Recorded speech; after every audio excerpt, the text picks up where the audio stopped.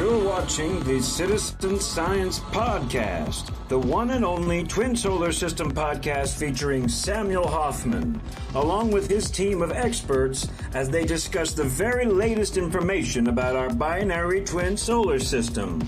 Welcome to the show.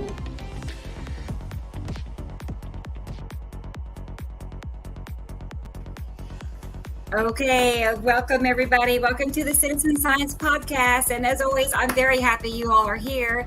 And guess who else I'm happy is here? Let's go ahead and get Sam added to the stage. Hi, Samuel Hofman. Hello. Montana Skywatcher. How are you?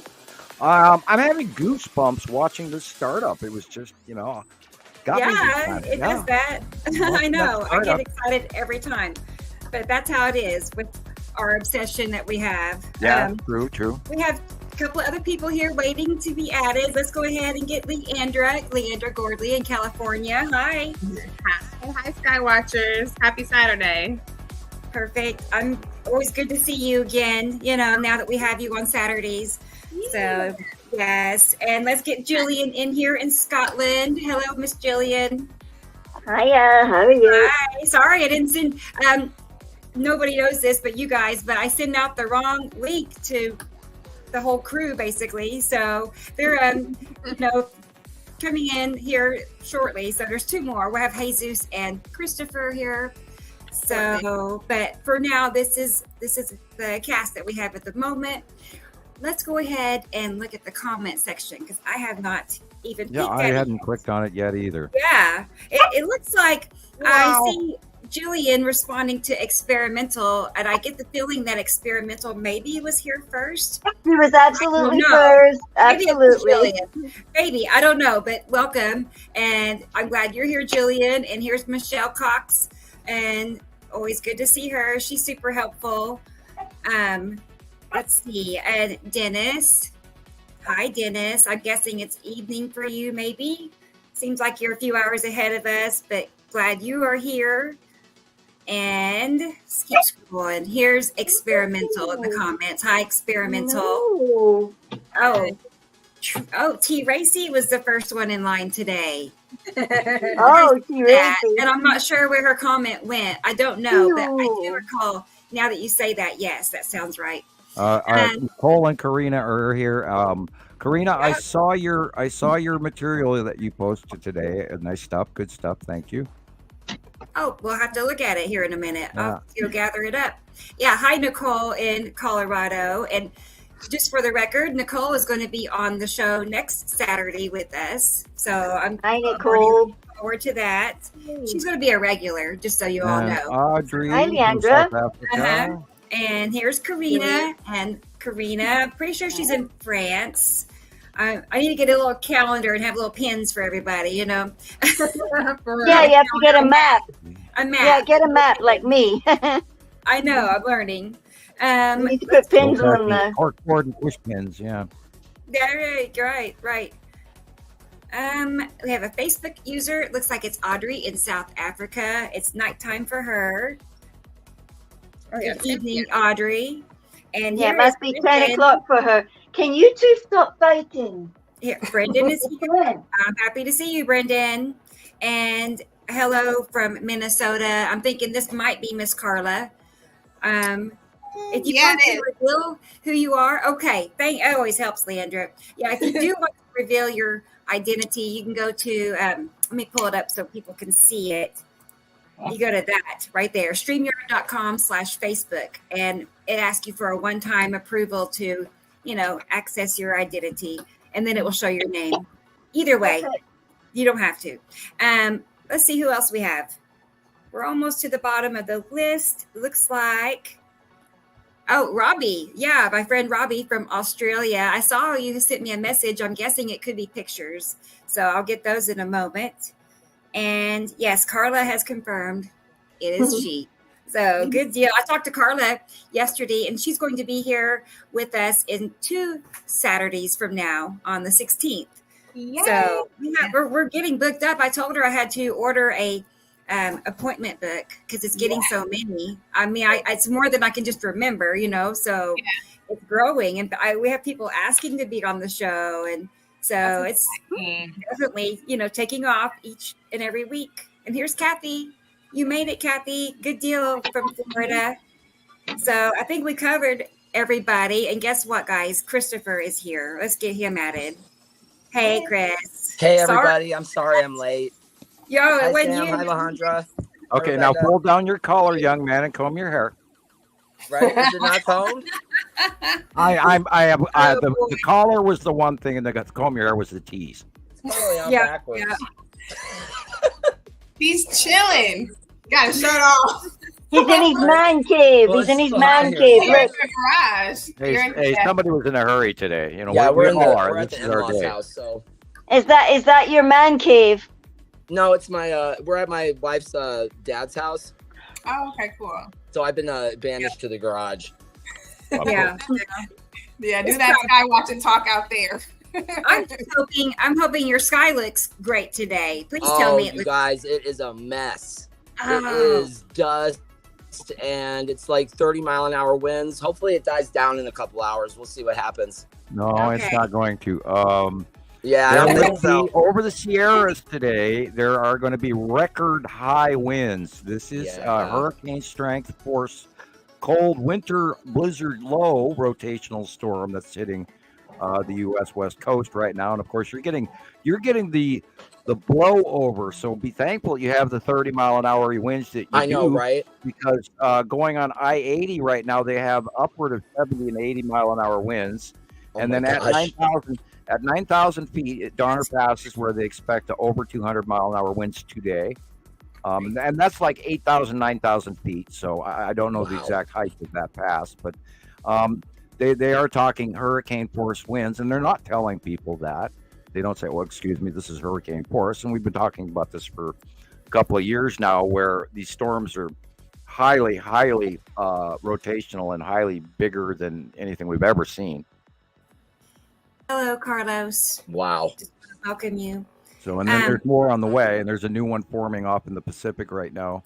That's coming in for the next week, and then Rebecca. Oh, by the way, the fires, fires that erupted, and what's amazing is they're not linking it to one event. They're talking about it happening in Arkansas.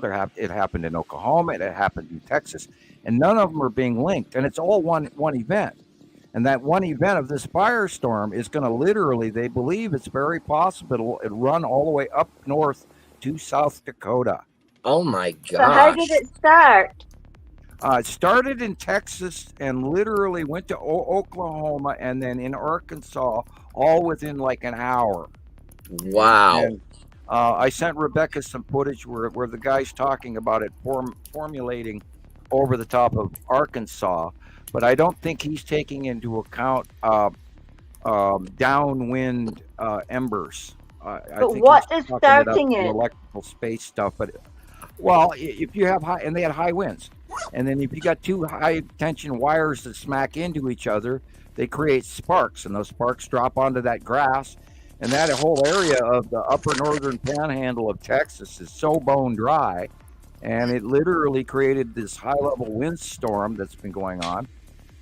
And then, of course, it skipped a whole huge part of Oklahoma and then dropped into northeast Oklahoma and then into northwestern Arkansas, all within like an hour and a half of each other. I haven't seen correlating evidence to prove that time factor, but I knew it was pretty much all at the same time because you could see the fire start up in Texas as well as in Arkansas at the same time, so on radar.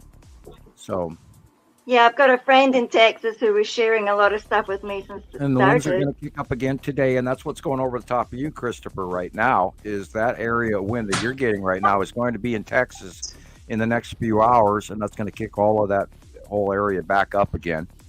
This is incredible. I mean, I can't imagine this fire going all the way up to South Dakota, and what you just said, that it's claiming all of this land within just an hour or two. This is incredible. That is It's basically a firestorm, and anything that gets terrifying. in the way that can burn will burn.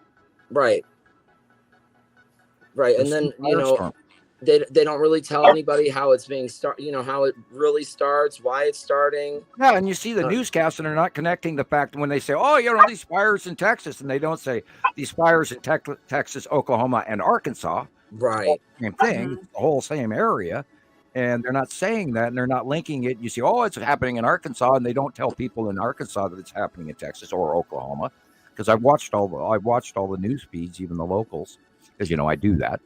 I think it's easier for them to prevent the whole fear thing if they make it seem like it's isolated incidents instead of all. Yeah, right. Or that they started to burn themselves, Yeah.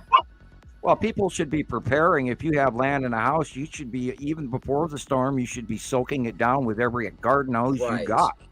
And if the side of your house is wet and your roof is wet and your grassland is wet, well, that firestorm isn't going to as easily ignite what you own. Wow. And I would have sprinklers upwind, blowing as high into the air as I possibly could to create your own hydration zone. Because they have, the humidity with that wind pickup, it drains the humidity levels even deeper. And they have unseasonably warm temperatures all winter long, and of course it's bone dry. I just want to say hi to ABCD and Maria in Brazil. So welcome, Maria. Hi, everybody. Yeah, our sky was absolutely mental today after we had the rain bomb in the night. Oh, yeah? One picture you posted, Gillian, was so strange. What was that? There was flooding in the UK this week as well. Oh. Yeah, look at these pictures. I sent them to Rebecca now. It's like, it's still ongoing. I mean, I had my shopping as well. I had to do. It's crazy. I'll go check the jet stream real fast while you're doing that over your area. Still got the startup song. We were chatting for a little bit before you guys came on and before we went live, and I was telling them about. There you go, Rebecca. Sorry. In my area, and it's kind of similar to yours, Christoper, because we're not that far off. And have you been getting like the rain bursts where it's not steadily? Yeah, rain? like it'll just come for a couple, maybe less than a minute. Yeah. And then everything will clear. Yeah. And then it'll come back. Yeah. And like for the last 45 minutes, it's just, all the dust is picked up. It's like orange outside. Oh, no. When Sam started talking about the fires, I thought, well, maybe, Southern California was on fire, but it's dust. Yeah. It's just all dust. And so my allergies, I don't get allergies, but I'm all stuffed up today. Yeah, we're a little bit. There's a major rotational low over the top of the UK and Ireland right now, and all of that weather is circulating back in from Greenland, Iceland, and then around in a circle, and then going north to south all the way to Spain, and then back up north all the way up to Norway, and that's all coming off the east coast of the United States. And in your area, I'll zoom in. Literally, the main jet stream is extending from San Francisco all the way to the Baja. Wow. And it is just unbelievable. And there's a rotational low over Canada and Seattle now. Okay. Wow. And that's the center. And it's just doing this big, huge bank turn.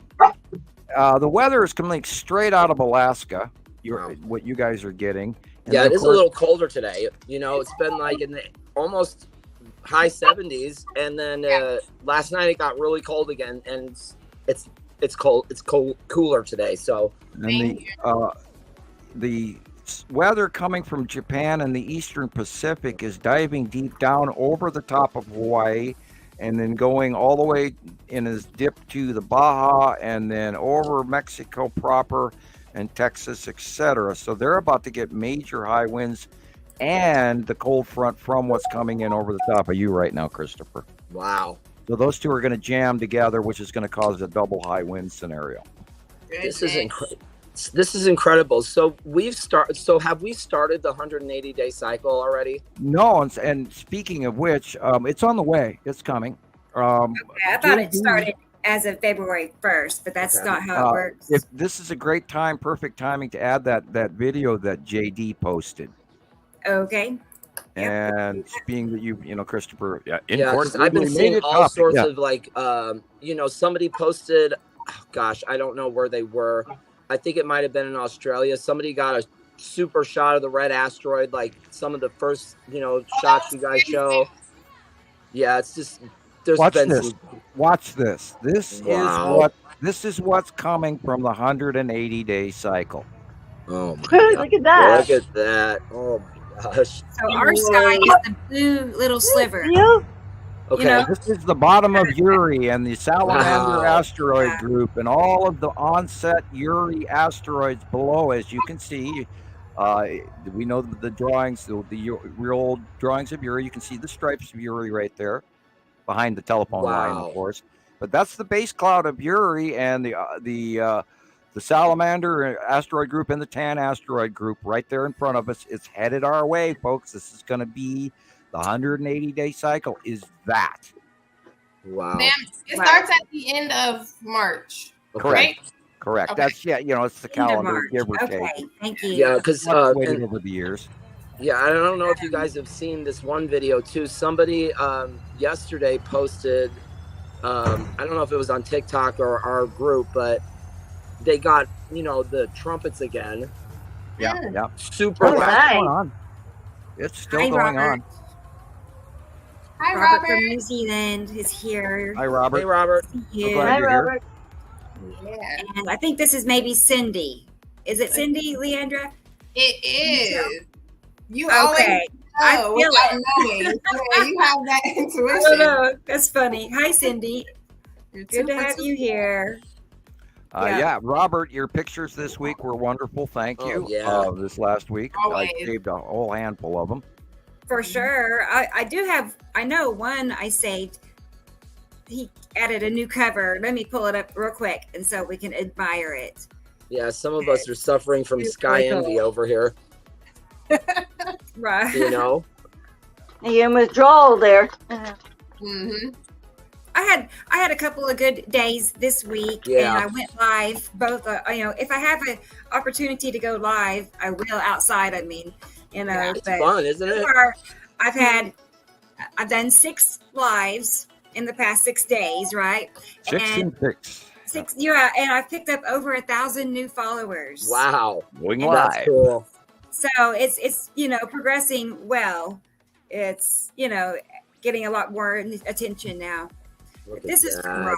Look at those ripples in the sky. And this, of course, is a cutoff halo. This is not an ice crystals in the sky halo. This is a cutoff halo because there is an object cutting into the sun, creating the segmented halo, refractive halo in the sky. It's not a sundog. Otherwise, it would go down below the horizon line to the photographer, which is the camera anomaly of a sundog. Okay. That helps because it does. I did not know that for a long time. So that I try to include the information. Maybe Sam, you could send me some examples of the Navarro halo. So I could. Yeah, that's a different scenario, and that has to do with if you can see inside. Now this is kind of actually darker. Actually, I didn't even think about that. This is a little bit darker on the inside, usually with a refractive halo. Of course, I have to blow this up. Let me look a little bit bigger here. But it does look like there's a hint of Navarro and Uri coming in on each side. Right. Boy, that is so big. Saturn's yellow moon on the right-hand side is cutting in, and in this shot, lead asteroid is above the sun, just to the right of the sun. Oh, wow. And then just to the left of the sun, above about an inch, is the red asteroid. And spiral asteroid is just beside the halo to the left, about an inch, inch and a half, depending on the size of the picture you're looking at. And Atu's moon is cutting into the side left. Let's pull up your drawing so everybody can get a better idea of what you're talking about. And you'd have, compared to this drawing, you'd have to drop Atu's moon down and lead asteroid up. I could probably in their view, lead asteroid is actually up and above the yellow moon, and the yellow moon is cutting in at a steeper angle than this drawing. Right. But anyway, generically. Yeah.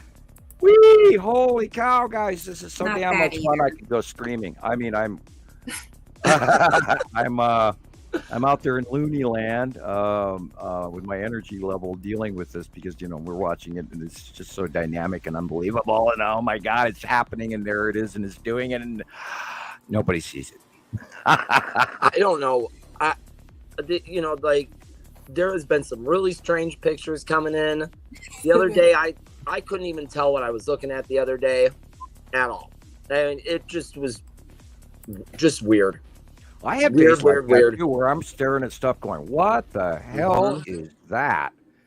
Yeah. And what really absolutely blows me away is I don't understand the mass populace's point of view. I just don't. I don't think they're looking for it. I just don't think they think it's possible. Well, to me, it's important to know what the hell's going on above me. This is so important. I mean, we're here now for this event that happens every few millennia. This is a big deal. Can you imagine the disappointment if you had not seen it? Yes. I've been thinking about that a lot. I'll tell you later, well, this went by. Didn't you see it? I would be depressed too. They talk about. They don't look up because I watched today coming home in the car. I thought just every single person that we drove past was like this. Yeah. Or they're on their phone driving. Yeah, like this. Fun. Well, they're not supposed to. No. Yeah. I can't believe that sometimes. Oh, and that blows me away why they got all these little monitors in all the new cars. So you're literally looking at the phone in your car and your damn dashboard rather than paying attention to driving. I know. I saw that and I went, I wouldn't even use that while driving. You turn right. Like, no way. I'm sorry. I read a map. I use my brain. I think, okay, I've got to go here. I got to look for the road sign that says I-85 or whatever, or I-90 or, I-78 or whatever. And, then I'll turn because, I'm paying attention to what's going on in front of me. But if you follow blindly what a machine tells you, you're going to turn the segment of your brain off. And I don't think I'll ever allow a self-driving car to drive. God, no. I just want to say hi to Alex or Alexander. Yep. Hi, Alexander. In Germany. I mean, hi, I don't, Alexander. If I get on Northwest Airlines or Alaska Air or whatever, and I get on the plane, I'm looking to the damn pilot door to see if I get a glimpse to see who the hell's driving. I don't. If I don't get to see the pilots, I'm twice as nervous as if I didn't. Yeah. I need to look in your eyes. Let me check who you are. Okay, hi, I'm a passenger. My ass is on the line. I hope you can drive today. Thank you. Yeah. Hey, Katie Joe. Man. Saying hi to Katie and Facebook user. Hi, Facebook user. Just fly a third world country plane, airliner. I flew. What was? Hi, Anthony. That was Anthony. La California or something like that. Okay. You may have heard of that down in Nevada or. But anyway, it's a Mexican-based company, and I flew their airlines once back to LA, and oh my God, that guy laid in really very, very fast Spanish, so I caught maybe every other fifth word, and. We're coming into LAX basically, and this guy just lays it over on the side, nose down. I've told this story before, and I'll never forget it as long as I live. There are plastic bags and pop cans and beer cans and cigar butts and cigarette butts. I mean, it's the old Indiana Jones and the chicken feathers flying everywhere. On the planes? Yeah, and the guy, cigar butts especially coming flying, and I'm sitting next to the bulkhead on the right hand side, right between the bathrooms and the pilots. I'm all the way up in the front seat, which is the safest place on the plane, because I know that. Anyway, so I'm sitting up there, and because they didn't even have assigned seating, you just sat wherever. Right. And everybody's in there and their people actually are holding pets and animals, and they did have chickens on this flight, and I am not kidding you. I am not. That's like something out of a movie, Sam. Come on. Yeah, I said Indiana Jones and the chicken feathers flying are all around in Lao Chi Airlines in China. Anyway, and they laid this plane over, and just you feel this hard bank to the left, and then the nose goes down, and you're literally your feet lift up and you're being held in place by your seatbelt. That's the G-force change that this third world country pilot went through. Where our American pilots, they do this little minor bank turn, lower down, nestle down. You can start to feel them descending in your butt. Yeah. You can feel the progress. No, this guy barrel rolls it over to the side and then noses down. It's like, holy shit, are we dusting crops? What? Right. And that experience between American serious pilots versus other third world country pilots. I'm sure there's far worse. You may get lucky with Southwest, though. Yeah, right. Well, I was in the Baja. I was in La Paz in the Baja. Okay. And it was just around Cinco de Mayo, and I had to leave because I was sick. So I booked a plane. I just booked the only plane I could get back to L.A. And even though I had returned tickets already for Alaska Airlines, and so I couldn't wait for the additional 3 days to go by when my tickets. Right. So I just I spent the money because I was sick and I wasn't going to do well, and I couldn't see paying hotel fees night after night, laying there being ill. So anyway, so I booked a flight, paid a bunch of money to get home back to LA, and then I took forever to get back. But at least I was in LA and I could actually buy real Imodium AD or Pepto-Bismol, because the shit you buy in Mexico isn't even Pepto-Bismol, even though the bottle says it is. You have to always bring your own medicines, man, because you can't buy them in the Baja or in Mexico. What you think you're buying is not what you think you're buying. I was supposed to say hi to Judy. Judy is Christopher's mother. And my recommendation is for the people who think it's the water. People who think Mexican water is bad for you. It's not the water, it's the dust. The dust has bacteria as well. And if you breathe in the dust, you can get the bacteria. So, if you're an M95 user in Mexico, you're probably wiser. Go ahead. And, most people don't know that, twice a year, they actually go through an antibiotic regimen as a regular thing for the Mexican people.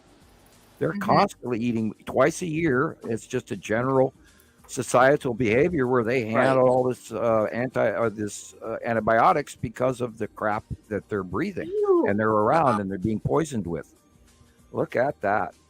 What is that? Woo-hoo. I would bet money. Okay. That is the side orb and the long box cube. Yeah, cool. Look at that. Oh, boy. Wow. Okay. Let's see. Let's get that picture you sent me the other day. Let's see if it lines up here. Just pass it. Look at the structure of it, and it's incredible when it comes in like that, and it leaves the drag trail. Hey, Sam. Yeah. I think it is. I don't know who. Maybe Leandra can tell me who it is. But someone is asking about why is the sky blue when there are no clouds? It has to do with the light spectrum through our atmosphere, and our atmosphere being water and air mix. It is a blue spectrum hue through the prismatic effect color band ratio. That question was from Steven Shoemate on Facebook. If we had different gases in our atmosphere, it would be different. But being that we have mostly water, there's all kinds of stuff. People don't take into account that we're actually. We breathe in with every breath. We breathe in all kinds of other gases, methane, CO2, other across the spectrum. You could look it up. You can actually Google this. And only 25% of what we breathe in is actually oxygen, and that's what we use. And the rest of it we just exhale without even knowing it. And it's actually a liquid. It's a subatomic flowing liquid. Air is thin water and water is thick air, although there's a chemistry difference between the two, but in general they're parts of each other. If you go to the bottom of the ocean, there's something called thick water, and if you go to the upper extremes of our atmosphere 3,000 plus miles away, there's a very thin stuff that is also oxygen 7, 8, 9, 10, 11, etc. atomic structures. But we breathe in all these gases, and only 25% of what we breathe in is actually what we use. Wow. And there's like a less abundant amount of oxygen in our atmosphere as opposed to our previous, history, right? I mean, At one point in time, the oxygen level of Earth was much, much higher, and this, of course, is why we had the great giant woolly mammoth, which were much larger creatures, and centipedes that were 6 to 12 to 20 feet long, and snakes wow. the size of small houses, and all, et cetera, et cetera. All these animals that were huge, including the giant sloth and the buffalo era, and how they got smaller. Now, as the transition of the ice age melt off, roughly 25,000, 30,000 years ago, the oxygen levels changed, and that had to do with sequestration of plant life and all of this and the stuff that was bubbling up out of the ocean, because there were plant bases, creatures that were living off of the other gases within the water and within our atmosphere, and their life creation actually created oxygen, as well as followed by the onset of the plants and the tree growth and all of the, and as all of these transitions in planetary plant life grew, we had a very high oxygen level, and then of course the concept of man and normal natural fires and et cetera, and then man's up that we did change the CO2 levels over millennia. Yeah, I was seeing this today as well, this feature. That, of course, is the rib area of the, this is Jesus' picture, isn't it? No, not that I know of. This is the side edge of the onset with that storm that we just saw in the earlier video, where all the lightning was coming from. Mm-hmm. Yeah. This is the bottom of Uri. Wow. Yeah, the sky's been crazy. I mean, I sent Rebecca pictures.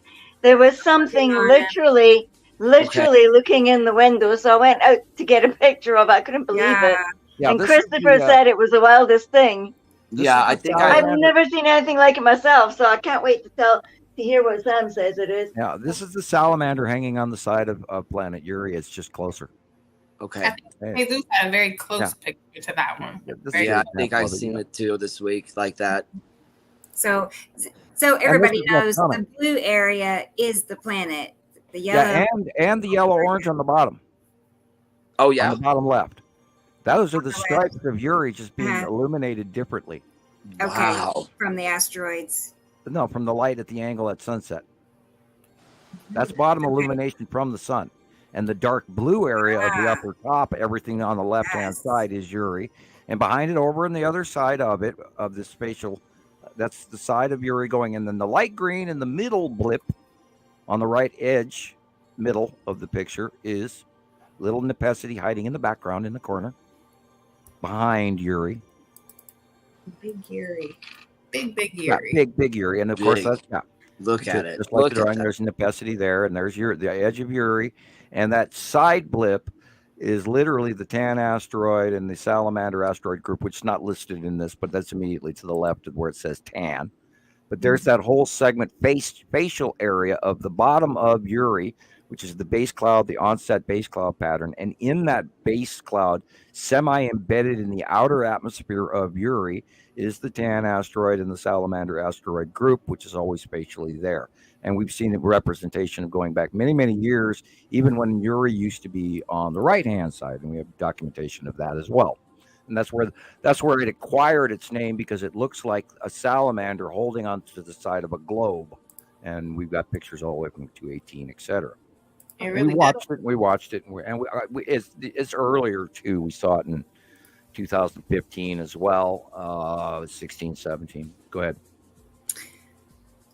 I'm going to pull up a few comparisons I had put into a different folder, but it's a lot of the Tan asteroid. Let's see, images. And what's amazing to me is that we have gone back over the years knowing all of this and trying to scream it to everyone we could get to listen to us. And here we go again into another startup of the 180-day cycle and another run of the close pass of the planets. And Robert was talking about how they're going to have their first winter storms. We're going into an early transition around the planet of the seasonal change. He's observing it in New Zealand as well. And they're supposed to be just going into fall. So he's getting a winter storm in fall. That's important to know. Well, I'll get to those in a moment because I can't find them. I don't know where they are, but they're so. Oh, I didn't title it. Okay. Okay. Well, Sun behind. Wow. Look at that. Yeah. I see triangles. Yeah. Well, you know, talking about it's just a mess. that's Atu's moon. Okay. And asteroids are on the upper left. And you probably, if we see triangles, then we know that the middle blip above the gas station sign, between the gas station sign and the light pole in the middle right, is the Texas cube. Mm-hmm. Look how big it is. And the side orb is the white blip in front facing us to the left side of the cube, which is rare. We usually see it on the right, but it's over here. And yeah, those triangles and those blips are Star Destroyers. Oh my gosh, look at them. Mm-hmm. Big triangular Star Wars Star Destroyers. We are not going to look exactly like from the movie Star Wars. Right there in your face. Right there. They're not hiding in this picture. And yeah, there's one in front, and there's one sitting next to the side orb, parked next to the cube itself, and that's why the ion trail bleed off that's going to the upper right center. In the dark area, dead center, between that big V of blue, is Atu's moon. Wow. Okay, cool. I just wanted to answer, hi, Hidden Master. They're asking about the new website that is in the process of being created, and it is running. I'm looking at it now, but I just wanted to show you the link. Like, that's not it. Rocketman said it was important to add the HTTPS // okay, for right now, and then eventually we're going to be dropping the MUVI. We're just going to be citizenscienceproject.com. Oh, that's cool. So you can look at it. It's not, we're definitely making some more changes. I made a call with him this morning, and we're going to change the appearance from what it is now. It's going to be formatted to more usable. Yeah, it's still in the progress. I tried, registering and everything, and one day I wasn't able to put my name in, and then the second day, my you computer won't picture let and me just open it. Yeah, so don't think you got blocked or something like that. It's just I'm sticking to just what's going on YouTube currently is my source information, and I haven't really even gone there yet. I'm waiting for it to debut, and we thought we were going to be up and running sooner, but it's obviously there's been some it's because we're asking for things that have to be custom created from the movie UVI. We actually want things that they're going to custom. Well, and we don't want to launch something and have it flub. Yeah, it might be another month. It's going to be a little bit longer than we originally thought. I still can't wait. I want to see it. But we're adding things that we didn't think about at first. So it's going to be, and even when we start it, there's going to be several things coming soon. We're starting off, and then coming soon we'll add this, and then a little bit later we'll add something else. It's going to be it's going to be constantly under development, truly. And in the meantime, like and subscribe, and you can register set for notifications when and all of that. More functional, you'll be notified. When things are up and ready. I'm trying to think what else we talked about. Let's see. One of the things we talked about was, because he's loading movies that you can access. There's movies you can watch right now that are ready to go. But later, we're going to have probably a monthly movie night where we can all watch a movie in unison together. And then it comes to a point where somebody wants to interject and, say something. We can pause the movie. Oh, cool. Okay. I'll talk about. So we're going to do a monthly movie night for the subscribers, which what that means is $2.99 a month is the subscription fee. Hi, welcome to Movie Night with Sam. Welcome to another weekly show. Right. It's well worth it for you, so you know what the hell we're talking about. Right. And guess what else, Sam? We're going to be setting up a Sam Cam. We want to install cam on top of your house that you can remote control, and it's going to have the wind and the temperature and, you know, all of the goodies. But that's on my list here of things we're going to be working on. God, you know, I hope we have the upload speed that'll actually handle that. We might actually have. I might actually have to start looking into Starlink, because the local company here, and this is what, by the way, for all you new folks, this is why you see my picture and you don't see my talking face, because my download, I have the highest paid high-speed wireless you can get in my area. But our download speed is great, but our upload speed sucks. Oh, I mean, it's fiber optic cables from the 90s, and it just doesn't go out. I mean, I'm getting like 0.08 megabytes per second upload speed. So it takes me like, well, it used to be like 4 hours just to upload a 15-minute video. Oh, no, that's like going back to 1995 or right. 97. And I don't know what the hell it is, and I think it's just this company. And because I'm going through my telephone wires. I'm not, going up through the local tower or anything around me. And I know there's a couple here in Lolo, God forbid. I'm going to have to upgrade in technology, and I've been avoiding asking for anything. And if Rocket Man is prepared to provide, frankly, I would love to even go to a dash cam. And even try to learn how to touch these darn cameras with rubber gloves. The other day I picked up a freshly charged phone up off the countertop in front of me because the phone was ringing. I grabbed the thing and I turned it on. I looked at the battery power. It was all the way to the top and freshly charged. I stuck it to my head and it went and I killed it. I killed it the moment I stuck it next to my head. That battery drained instantly. Bling. Weird. Sam, is there a way possibly that you could put something on the phone or on the electronic that would ground it? I really wish I had the money to actually make myself a nice Faraday cage. Right. And to keep all the. I'm very electrical. I have this electrical body thing.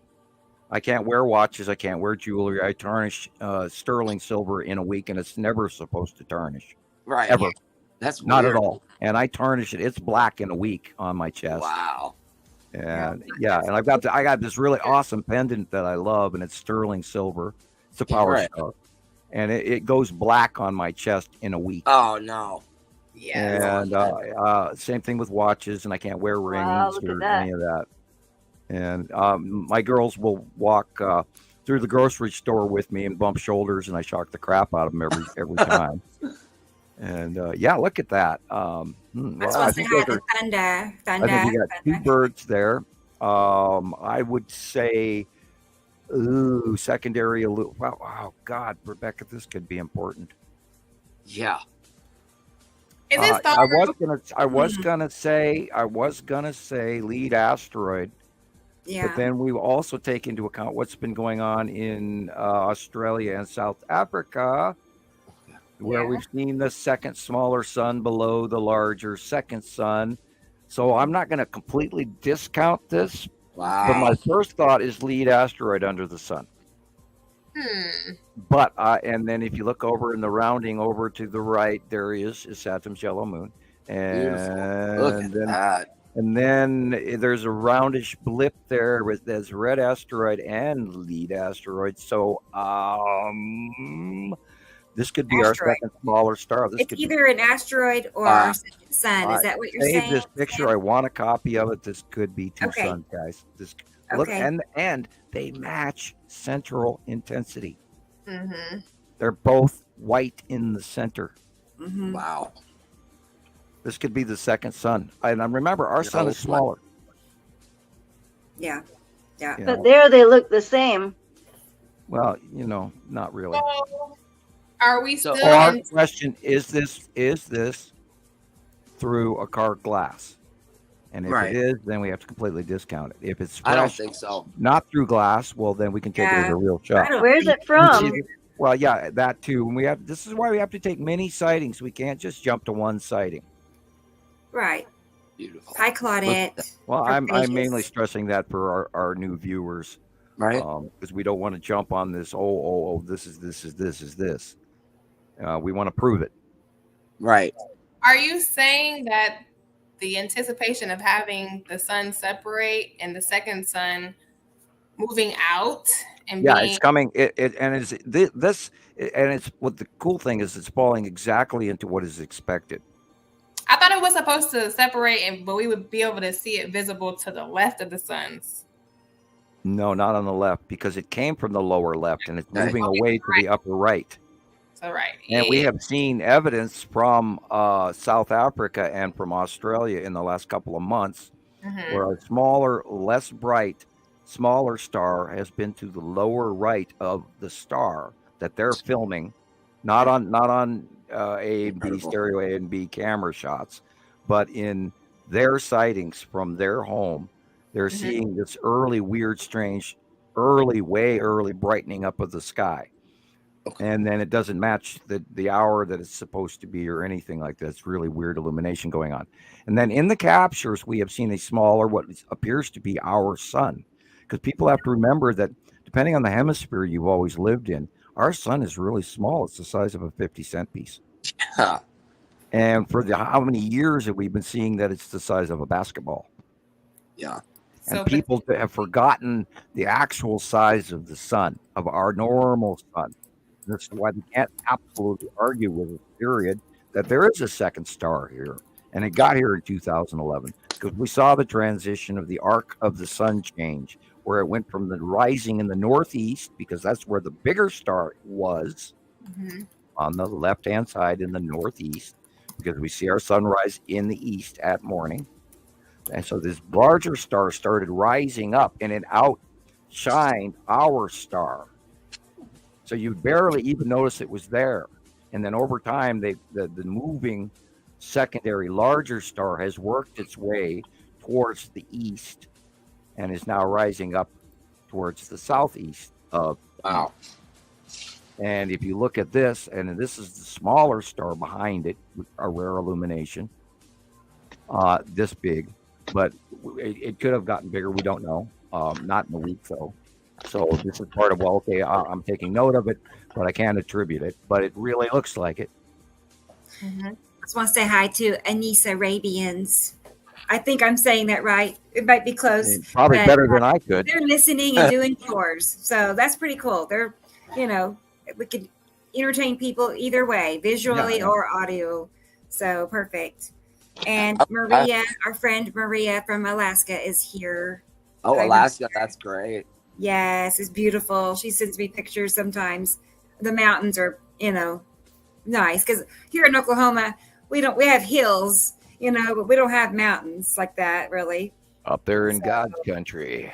And Gina, hi Gina, good to have you here. And okay, I think we got everybody checked in. So keep going, guys. Oh, wait, I do have a question from a listener over on TikTok. It's Michelle, and they let's see, go back here. She says, I'm concerned that the eclipse and comet is a cover for a possible destruction from a close pass. Don't worry about it. Your thoughts on that? Yeah, don't jump into the fear department. The eclipse is the eclipse. Question is, which body is actually doing the eclipse? And you make sure. I'm pretty sure it's the moon going in front of the sun again, an annual thing. I wouldn't worry about it. But what we do tell everybody to do is when you do see the eclipse occur, look everywhere else. Right. Yeah. Look the opposite side. Look to the north, south, east, west. Look all around except for the eclipse. Take a couple of shots if you get the opportunity. And God only knows what we're going to see, because then the light change is going to occur. What blows me away about this, the moon is going to eclipse the sun. Okay. All right. And it's going to go from literally Texas up to Maine. Or somewhere, or Texas to Pennsylvania is the angle. And we're only going to see a partial eclipse up here in Montana. Wow. So She's talking about we're all getting to see something. There's going to be a comet visible. There's a couple of comets out there right now. Okay. There's 2 of them, I believe. I haven't done a comet checkup in about a month. I guess the one that's we're going to be able to see on the 8th with the eclipse. I wrote down the name of it. Of course, I don't know if I brought the notebook with me. I wrote it in, but The last time we saw a comet the last one I saw was Hale-Bopp. That was really cool. I remember being able to see that for like 2 months. Oh, we've had many since Hale-Bopp. Right? I was like 17 or something like that. Yeah, but we've had. I remember it. It was really awesome. Tons of comets. Comets aren't really that big of a deal depending on how close they are.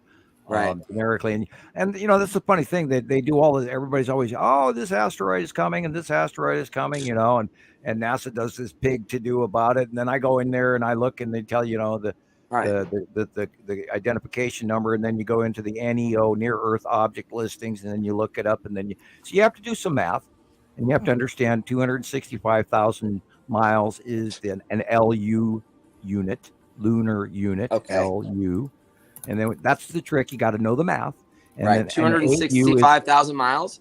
Right. An AU is an angstrom unit, which is 93 million miles to the sun. An angstrom, one distance from Earth to the sun. That's an AU.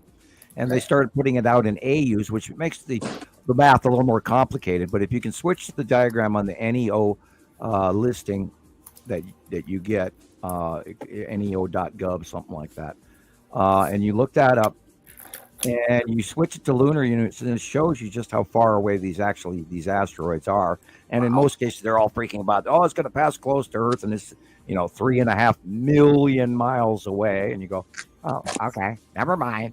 Right. And if you see like an article from NASA saying we're getting an asteroid coming close, go outside and see what's going on. Forget the article. Oh yeah, well they announced here's the trick with NASA. And this isn't a common knowledge. Anything 3,000 miles or closer to Earth is considered classified. Oh, I'm sure. So everything NASA reports is well over 3,000 miles away. And our atmosphere, our outer banding atmosphere goes, like anywhere up to 4,000 miles outside of Earth. Wow. I mean, our exterior, way, way, way out there, even where we have other stuff. That's ours. That's directly connected to us, and so you don't get the whole story. I saw. Yeah, this is the stuff I saw earlier. Yeah, I sent this to you, didn't I? You did. Yeah. Okay, I remember now. Yeah, I'm not sure whose video this is. I think it's is it Alexander Waltz or is that Jesus? Oh, you're right. It is Alexander's. Okay. Yeah, it sure is. Go back a little bit if you can on this video, and then pause it. Yeah, too. At the corner. Or pause it. Okay. Look. Here? Okay, keep it right there. Okay. Look at the little object below it on the right-hand side. Okay. See that blip? Yeah. Is that our star being blinded by a the second 4 or star? 5 o'clock position is what you're talking about. Yeah. Right. Oh, remember, look at that. We just saw it. See that? It's secondary illumination. Last show. Mm-hmm. There's a small round illumination below this, in between the major cutoff illumination. There's a secondary light source right there. And then, of course, everything in the clouded area on the upper right is Saturn's yellow moon. Wow. Lead asteroid is the rounded rainbow illumination in that cloud. Cool. Nice. Right. Now remember, our star is smaller, and it can actually be outshined by the larger secondary star. Wow. Golly, whose video is that? Now that rainbow illumination right there, dead center, is lead asteroid. Okay. And above it, right there, beautiful. And we're looking at that's the Saturn's yellow moon. That's incredible. And you can see the color and the shadowing separation, and that's the side bottom. And there's the shield plate. See the straight line? Yeah. That's the shield plate of the Saturn's yellow moon. Oh my gosh. I've gotten since we saw it on the podcast, what was it, 2 weekends ago? Yeah. Green asteroid. I haven't seen it a lot. That's the green asteroid. See cool. Look at it. See all the blobs? Yeah. That's the green asteroid. Looks like an everlasting gobstopper. Where's this from? Germany. Wow. It's kind of like what I saw as well. There's just these are probably micro asteroids. This asteroids everywhere. Yeah. the stuff, the little stuff following that we've never been able to catalog because now they're getting bigger, and of course maybe we can this year.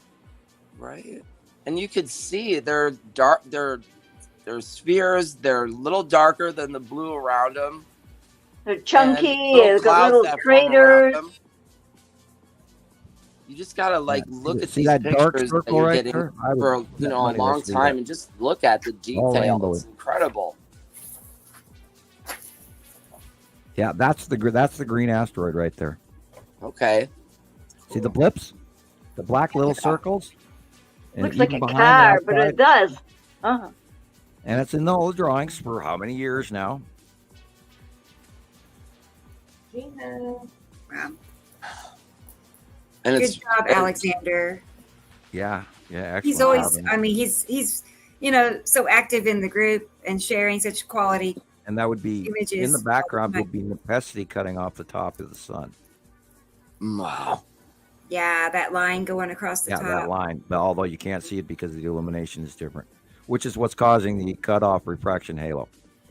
Oh, I got weird shit moving in my wall next to me here. Oh no. It's we're having a storm. We're having a blizzard, so it's probably grapple smacking against the side of the house. Now we also got to remember that in this whole mix is the long box cube as well. We haven't even talked about that, and that should be somewhere right behind the green asteroid. And that could be. We have to look for the side orb first, and then the dark shadow. Right in there, someplace should be the long. Oh, see the purple square underneath the green? That is where the long box cube is. See the purple square? Thanks, Lee. Yep, just to the right. We're right there in the dark area above the AW. Look at that. All right in there, and we see it, and we see it, and we see it, and we see it, and we see it, and we've documented it for many years, and it's really time. And as Jesus says, get on board. Get on board. I love that. Because this information has been proven and proven and proven and proven. Right. And if you're not getting pictures of these things, take your camera and just take a picture or two when you can during the day of the right of the sun and the left of the sun, where these objects, that we've proven in these pictures that are there, just take these pictures and go back and look at them and see what you actually capture. That's what I tell people. I've gotten so many pictures myself where I had no clue that there was something there when I was outside taking the pictures. Even look at pictures 3 and 4. You go back and you're just shocked at it. Gonna find. Yeah, you can't just see it, and especially when the sun is so bright, you can't see a lot of things. Oh yeah. You got to take pictures so you can go back and really study and zoom in and filter, and then it all starts to come clear. Christoper, when on your walkabouts while you're on the show with us, have you looked back at some of those shows? Yeah. Yeah. Did you see how easily, I've been cutting them up a little bit and trying to post them? Did you see how easily you could see the bodies behind you while you were walking? I'm sorry, say that again. Did you see how easily you could see on the video the bodies behind you while you were walking and talking? Yeah, definitely. And I was watching that and I was going, "Oh, stop, turn around." I know, right? It's like, wait, turn it, right behind I you. did that to poor Rebecca when she was doing her live. Go back, left, no, the other left. Yeah. I know, Rebecca's got the perfect spot too, I got to walk down the block to the church. I got the parking lot there because, and then walking there, I got to deal with the sound of the traffic so I can hear you guys, but I made sure to turn the microphone off. Yeah, Walmart's always a good parking lot for me. They're building a Chick-fil-A restaurant. They're building a fast food restaurant in my field where I go. No. I have to relocate. It's going to be tricky. Don't know where I'm going to go, really. That's close by. That's open in all directions like that. It's kind of heartbreaking. Mm-hmm. So anyway, but I do go out there, even with the guys out there working in their big trucks. I still go out there and stand around and film. So they're going to run me off, I guess. We need to, write to the state and tell them, look, this is unacceptable. We don't need another building. I know. Right. How many Chick-fil-A's do we need? Mm-hmm. I know. I've never had a Chick-fil-A before. I've never had it. Yeah. I've never had it. I don't know. Just a chicken sandwich. Yeah, fried chicken sandwich. I know. It's in fact a block away from my house. It's very close. No. Yeah, I know. I don't like it. I live on the east side of Las Vegas, so there's there's a smaller mountain, Sunrise Mountain, and they built all the way up that hill, so it's a little bit more elevated than where I'm at. I'm like right at the base of the mountain, but it's probably like a 2.5 mile walk. I need to, get on the bus and go up there and check it out, see if I can get some better pictures from just a little bit more of the elevation. I think it would be pretty neat. Yeah, I used to get pretty good pictures just walking outside and going up a very, very small hill. But I feel like they've moved so much and there's so much more overhead now that I have to go to definitely location to be able to see them straight on. Right. And I hate getting pictures with power lines in the way. Me too. If you have to, do what you gotta do. But I don't even notice power lines anymore. Right? I've learned to look past them. Yeah, it's a neat thing. Boy, look at that. What do we have here? What the heck is that? That could be the spiral asteroid, or I would have thought, or it's a bunch of star destroyers parked next to each other. Yeah, I'm thinking it's either one big object or many. What were you thinking, Rebecca? Well, I know. I was thinking that band from Atu. Yeah. We've never seen it really up close. That could easily be Atu's ring. Asteroid band. I feel like if you turn the picture and you have the side part on the bottom. Yeah. Well, the sun is directly above. Well, I'm gonna try to find more pictures of that. What's the object behind them? Oh, Atu's moon. Is it? I mean, is that a cube there, or? Well, it would be if that was Atu's moon. Yeah. Yeah. I mean, this is it why looks I like said there's star right destroyers angles there. I in a just line. can't tell. Well, better way to hide them. Right. And then look at this goofy effect happening at the bottom left. What if it's an interstellar ring that they've laid out that we're now trapped into this? I'm not even going to go into sci-fi detail to scare anyone, but it's like Starlink. Oh yeah, or hey, is this Starlink? No, who knows? That's kind of what Starlink looks like, but it's usually it's more spread out. It's weird. To see all those up there it's like a captive that. ring module of an armor band for space technology. Wow. I'm joking. I am joking. For another picture of that ring. Really cool picture, though.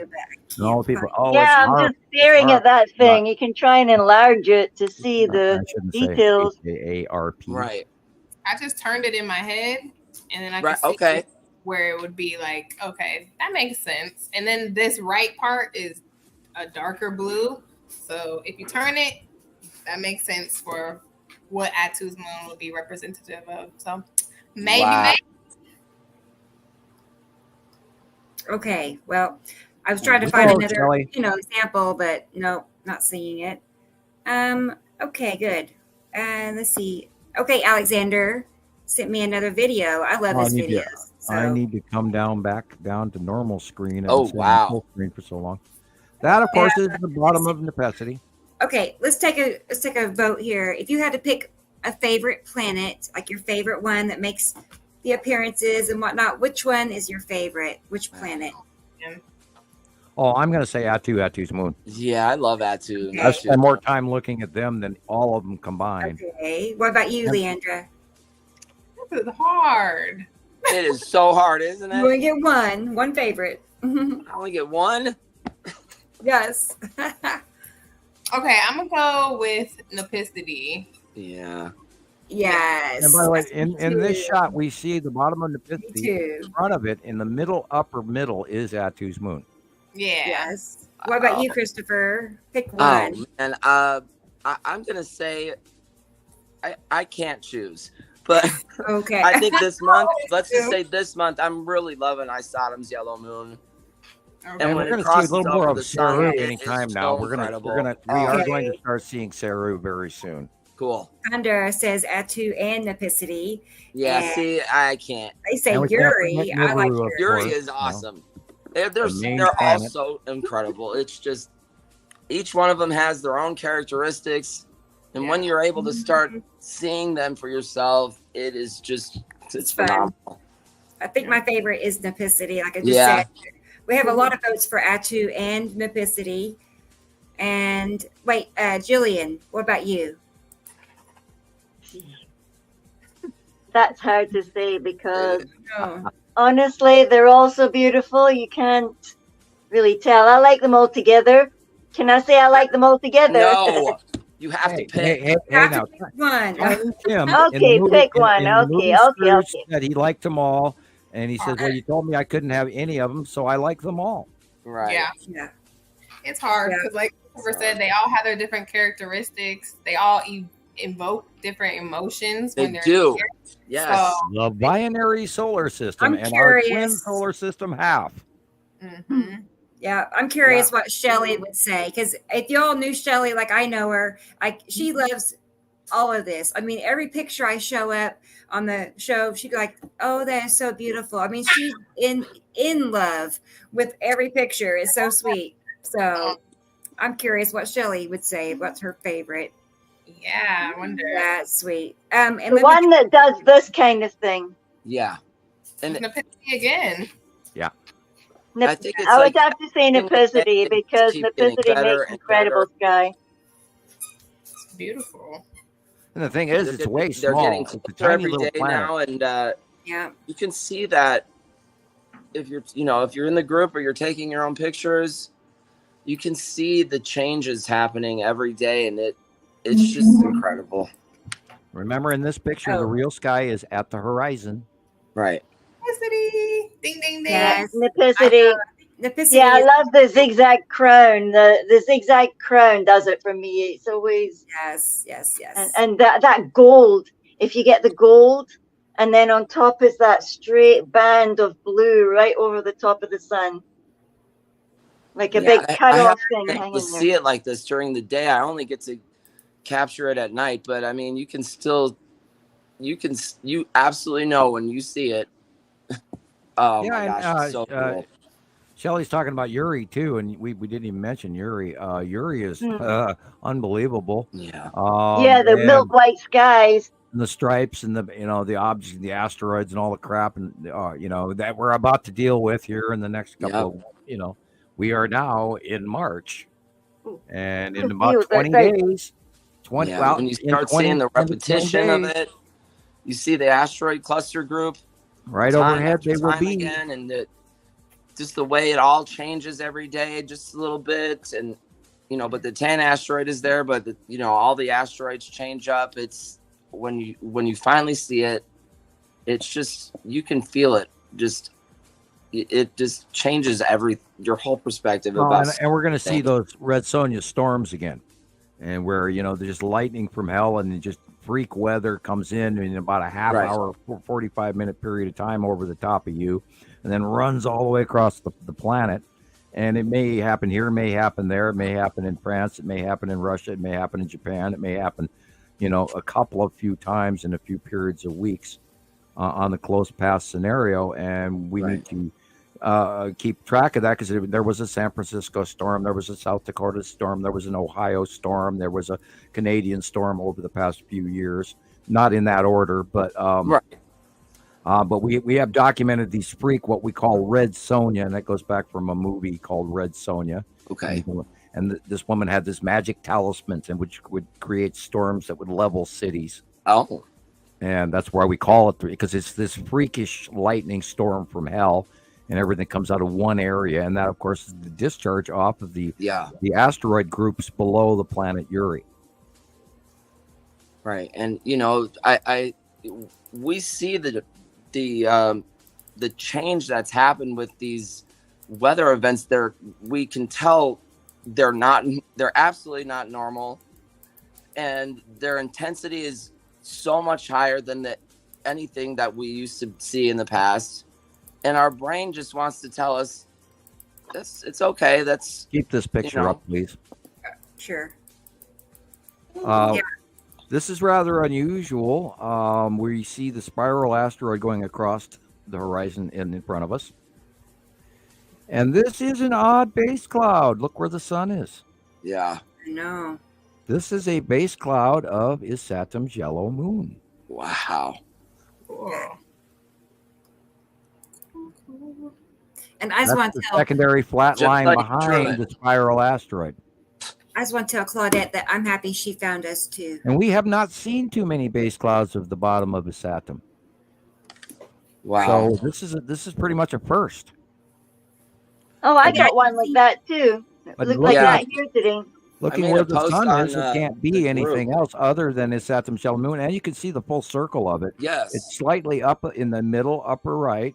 And then the push flat is changing vertical axis. Because remember, when they're farther away from us on the right-hand side, they have a superior axis tip. And then when they get close to over the sun, they horizontally plane out flat. And then when they go over to the left side, that axis tip changes. This push cloud with these white lines on the bottom of this drawing here are the axis tip. Are you talking about the horizontal lines? Yeah, the little straight lines at the bottom of Saturn's yellow moon has this push face, and it creates these flat clouds, these flat lines. It's incredible. And we watched it come in since it was really small, and that's how we were able to. Do you see a little bit of like a winged effect happening above the push line too? Yeah, see all these lines that are going around Saturn's yellow moon. So that's all part of the creation of and of course it too is a smaller planet. It is of course larger than Nepesi, but drastically smaller than Nibiru. In the early years, it was just a dot underneath Saru when we first saw it. We saw the red. We saw the larger red, and I have pictures going back. I'll grab you one if you'd like, Rebecca. I'll do that while I talk. We had captures of it going back, all the way to 2014 when they were a red blip, a green blip, and a very light, bright blue blip, which was, of course, Saturn, Nepesi, and Matim back when we were first still seeing Matim. It's going to take a little bit of searching to find these older pictures, so bear with me. Rebecca, do you remember our almost twin capture of Saturn's yellow moon and Saturn last year? And it was to the right. Yes, I do remember. I picture those in my head, and I see how Saturn's yellow moon has moved over to the sun, and our picture was kind of like angled, but it was the same pattern. It's the exact same pattern. Just incredible, isn't it? Yes, because every time I see that repetitive action happening, it's just too much to handle sometimes. Okay, I've sent you the picture, Rebecca. It's great. Okay. And this is a reference point going all the way back to probably about 2013, 14. I don't know if there's a date on this picture or not. But it's from Neumayer Station, and it has Uri on one side, Saru on the other, and tiny little Isatum and Nepesi and Matim showing up. And that was when we were facing Saru straight on to the left, and then Uri was just for the first time getting bigger and bigger and bigger and coming in from the right-hand side. And this, of course, is from Antarctica. Why it was as big as it was prior to the northern hemisphere, where it was much smaller when we first saw Uri come up into the northern hemisphere, 2012. So, and then 2013 it got bigger and bigger, and then went over to the left, and then back over to the right, and then that was about 2018, and then in 19 it came back over to the left again. So Uri moved right, left, and when we first originally started seeing them, they were spiraling towards us. And then over time, they went right, left, right, left, right. It was the oddest, coolest thing. But it really threw me for a loop when I had to actually see crop circles to understand it. And I went, oh, okay, yeah, that crop circle explains that. And I've gotten to the point where I can sort of kind of read some crop circles. Okay, I don't know how far you are there. I got it. Well, check your it's message. making me have to back out. I'm going to have to back out and come back in because it's not loaded. Sorry. Bear with me. It's an interesting photograph, and it's a reference to new folks who have not seen this information, because we don't share a lot of the early years, 2011, 12, 13, 14, 15 photos very often. And I'm trying to always go back to people's points of understanding how we learned all of this stuff. Hi, Freezy Peach. There's so much information that is behind us that it's absolutely impossible to share in a cognizant pattern that how we got here and why we know what we know, and how we learned what the base clouds of the planets looked like, and how we learned that the names of the planets and all of this other information going back for all of the archaeological studies that we've done together as groups. Many people sent stuff, all these members, which is why we call it citizen science, because everybody's contributed to this pile of information. And like we've told everybody for the longest time, we've been doing this. Next month it will be 14 years. Wow.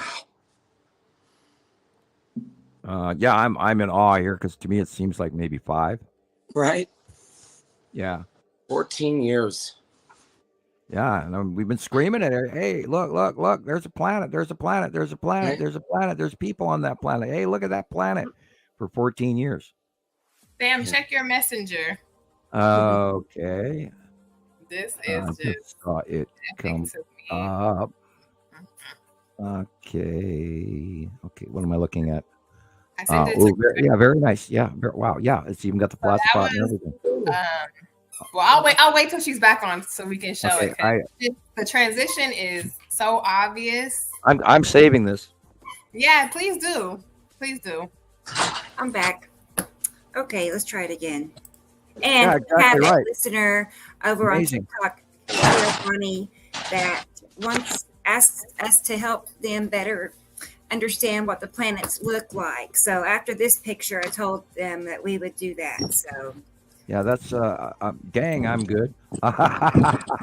Very extremely accurate. I said, wait a minute. As soon as I saw that picture, I said, wait a minute. That one picture came back to mind. I'm like, that's that. Yeah, transition.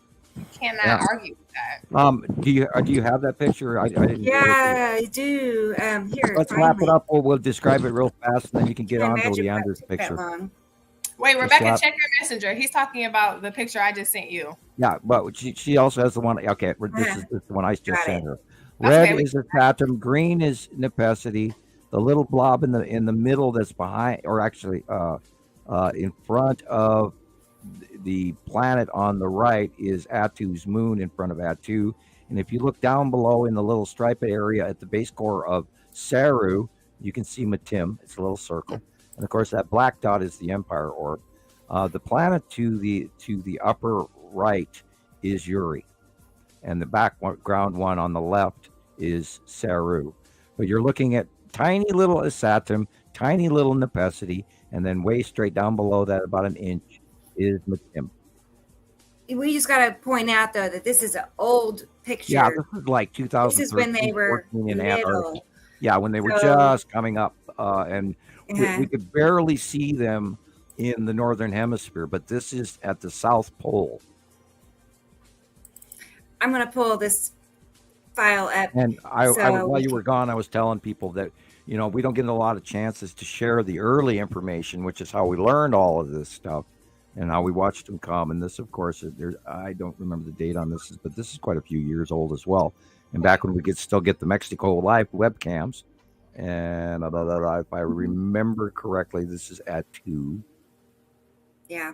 So for the people on TikTok, some of them are a little bit newer at this. What we're seeing is the planets are between Earth and our sun. So what we mostly see are their shadows and their atmospheres and their clouds, because they're passing that close by Earth. So, and they block the sun like this. They'll cut into our sunlight. And then we always tell everybody, look at the water. The water shows you there is no light from behind that planet. That planet is shadowing everything. I have it right through the exit. So Sophie is asking, so what happens? Like, what's the outcome? Well, this is a cyclic occurrence. It happens over and over and over and over again. And each time we go through a planetary climate change. We go through a mass population change. We go through tectonic plate change. We go through weather changes. We go through geologic, volcanic, everything. The whole ball game is reset, and when the dust settles, we start all over again. Right. Is this like a Noah's Ark flood event? Oh, that was 2 cycles ago. Of course, that that depends on point of view of how catastrophic Noah's Ark was. I chuckle about that because nobody ever asked where the water comes from. Right. Now, just assume it's this if the planet, 8,000 years ago, if the planet rolled and the oceans came out of their basins and slid across, entire tectonic regions, well, yeah, okay, that's where the water came from.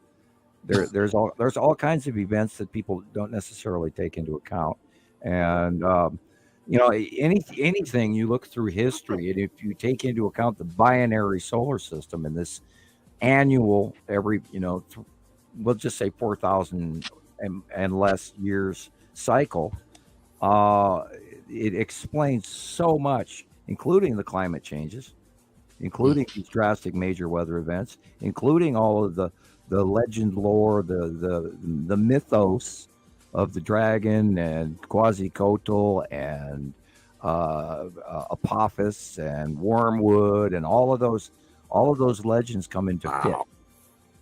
And so, and it's an annual thing every just under 4,000 years. So 1700, 1650, 1700.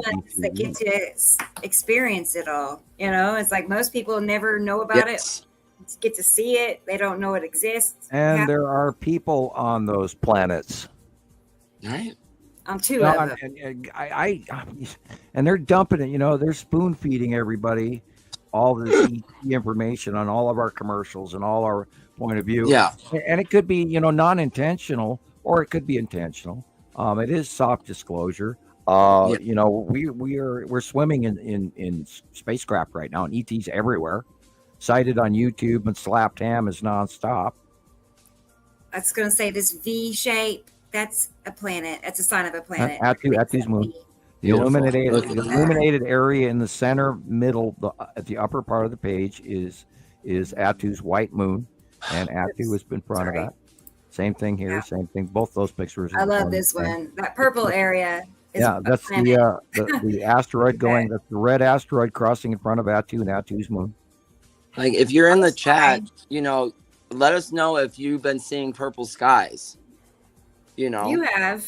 Yes, that's direct reflective color off of Attu, which is a very. It started happening for me about the beginning of February. The one picture I got of Attu's moon and Attu, when I went back and looked at the pictures, I couldn't see it when I was outside, but looking at the pictures, it was really cool. And then after about a couple of weeks, it's just purple skies. Okay, remember that we're talking about the 180-day cycle. That's right. Okay, Attu is now over our heads generally. That's where we're getting the refractive purple color from. Because the onset, because Attu is connected directly to Uri, and the asteroid field and the OCGs, plural groups of objects and asteroids underneath both of them, which is connected in sort of a base cloud.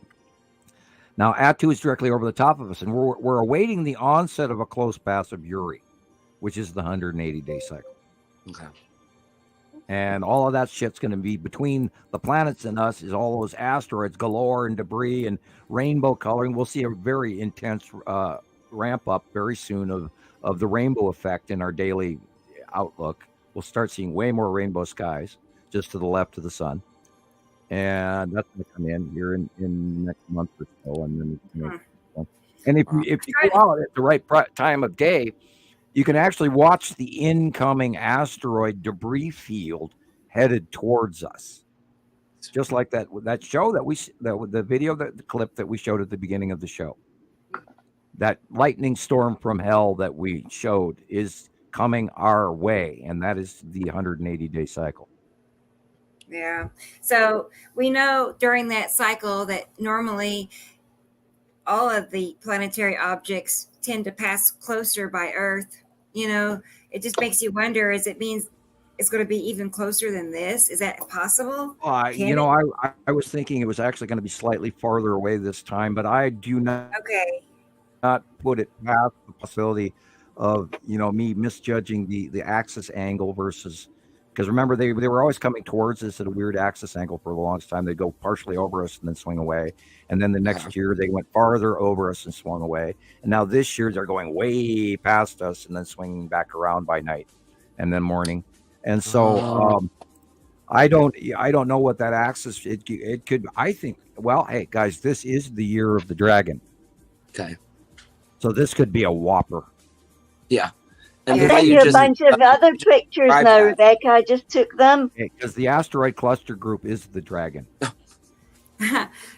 It's a good picture, Chris, but look how purple even the air looks. You know how the phone has that on his switch face to turn it around? I didn't even know I did that. But yeah, the sky was totally purple. Everything's purple. It's on time, gray, totally gray blue, purple. and then light cut off. If you just turn your eyes just a little bit, the sky will completely change colors. It's the most. Right. It's very strange. Yeah, and just go back to any movie from 1980 and look at the normal sky. It's purple. I mean, royal side purple. Of Uri. This is so unnormal. This is so not normal. See all those bands, all those light bands coming off the side of that planet Uri there? Those are asteroid debris fields. That's the onset of Uri. All of that is coming our way in the next 20 days. Giovanni, now that we've explained it, says that this makes so much more sense now. It actually makes sense. Giovanni. So it's nice when you get like a piece of the puzzle, that fits other things together, and then it all starts to make sense. Like, this is why this is happening, and that. Look at the color. This is our sky. The yellow part is our sky. The rest of it's planet. Look how close nobody gets that part because they're all looking. And look at the definition in it. It's just so cool if you just sit down and just have some patience and look at your images and the images in the group. The definition is just so. It's just so fascinating to look at.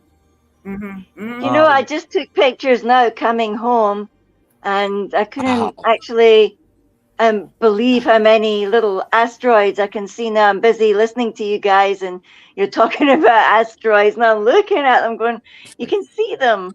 Craters and like hazy mist coming off them, so that it looks like little. John 226 types. Is Nibiru system on its way in or on its way out? We are just a little bit past the halfway point, and they're rising over the top of us further than they ever have. And we do believe we are seeing evidence of the sun separation. We can't fully document it yet and say so, but we're past the halfway point. So you could actually say they are on their way out, but just started. Just barely.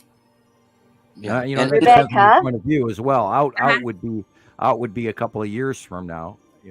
Okay. You see that little twirly guy picture? That's sort of one image. Can you show them that? I'm dying to know what that is. I know. I'm sorry, Gillian. It's I okay. keep getting just so different directions. Cool. And just above it, you can see that I've seen that thing that you were showing, like the faceplate picture of Saturn's yellow moon, obviously, as well, because it's the same thing. Wow. So those are asteroids. Wow, look at that. So you sent They're me amazing. In front of Atu's moon. They look like pop blisters, don't they? Yeah, the pictures are of Atu's moon with asteroids racing across in front of it. Okay. Craters.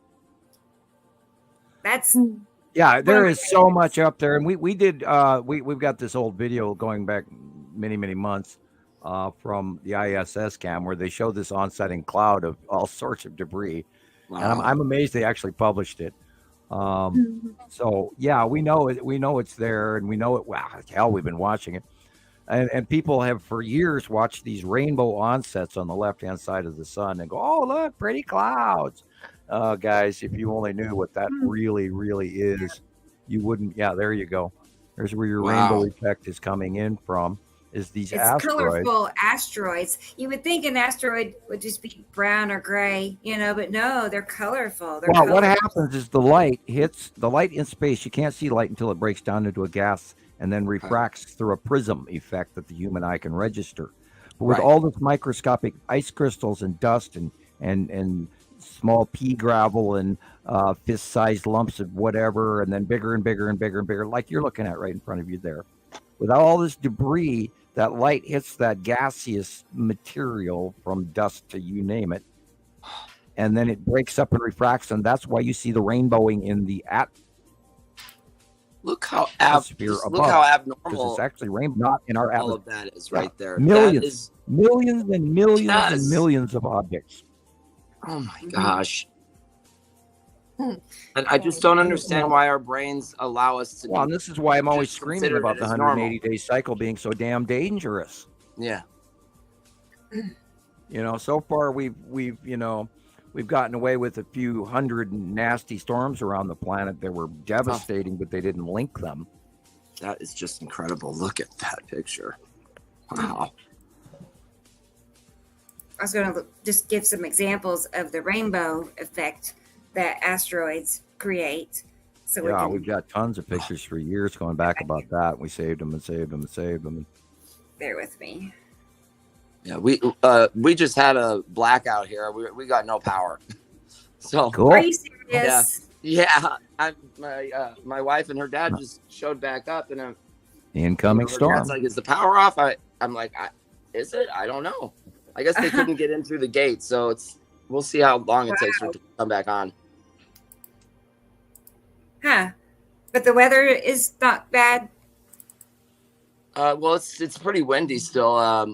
Watch the sun's back out, so we'll see what happens. You lost your power. Yeah. Okay. It's hopefully it turns back on.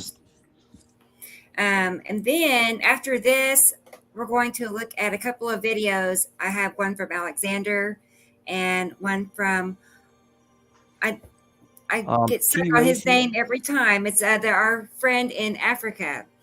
So so let me pull this up first. T. Racy, to answer your question, your average meteorologist and weatherman does not know this stuff. So this is from asteroids, just so everybody understands. Right. Mm-hmm. This is light reflecting off of asteroids. And the debris around them and the gases and everything. And the one in the middle top is the red asteroid with a little sister in front of it. And the other stuff on the bottom is Nepenthe related. Big 3 is the orange blob in the center left. Wow. And below that is probably the lead asteroid along with other stuff. Okay. We literally have to add a couple of more names to some other prominent other asteroids that are now large enough to actually tag. Okay, that is the tan asteroid group right there. Wow. And that is a backlit crescent illumination of the tan asteroid. If you look to the right, there's a rounded circular object right there that's a little bit more gray-brown than the rest of the picture. And that's the light shining behind the tan asteroid and focaling out the back end. So that is a backlit crescent flare of the tan asteroid on the side of the salamander asteroid group. Here's another. And we have that documented going back over 10 years. Wow. Yeah. I love this one too. This is older. That almost looks okay. That's 2020. That is the big 3. That's way back when in the big 3. But they're so well defined. It's just incredible. It looks like somebody just took a handful of gravel, and just they rolled marbles. Marbles. There's marbles Right. in it. Marbles. There you go. It's perfectly round. They are perfectly round. Some of them.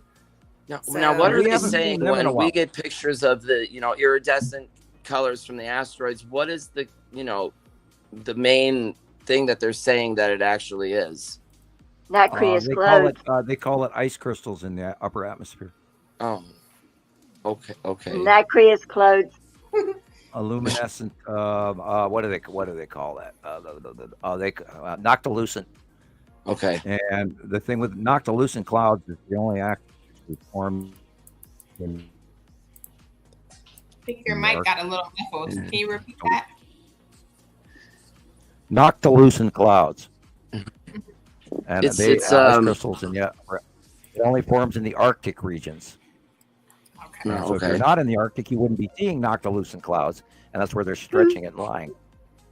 Right. When they have all the noctilucent clouds that are over the United States.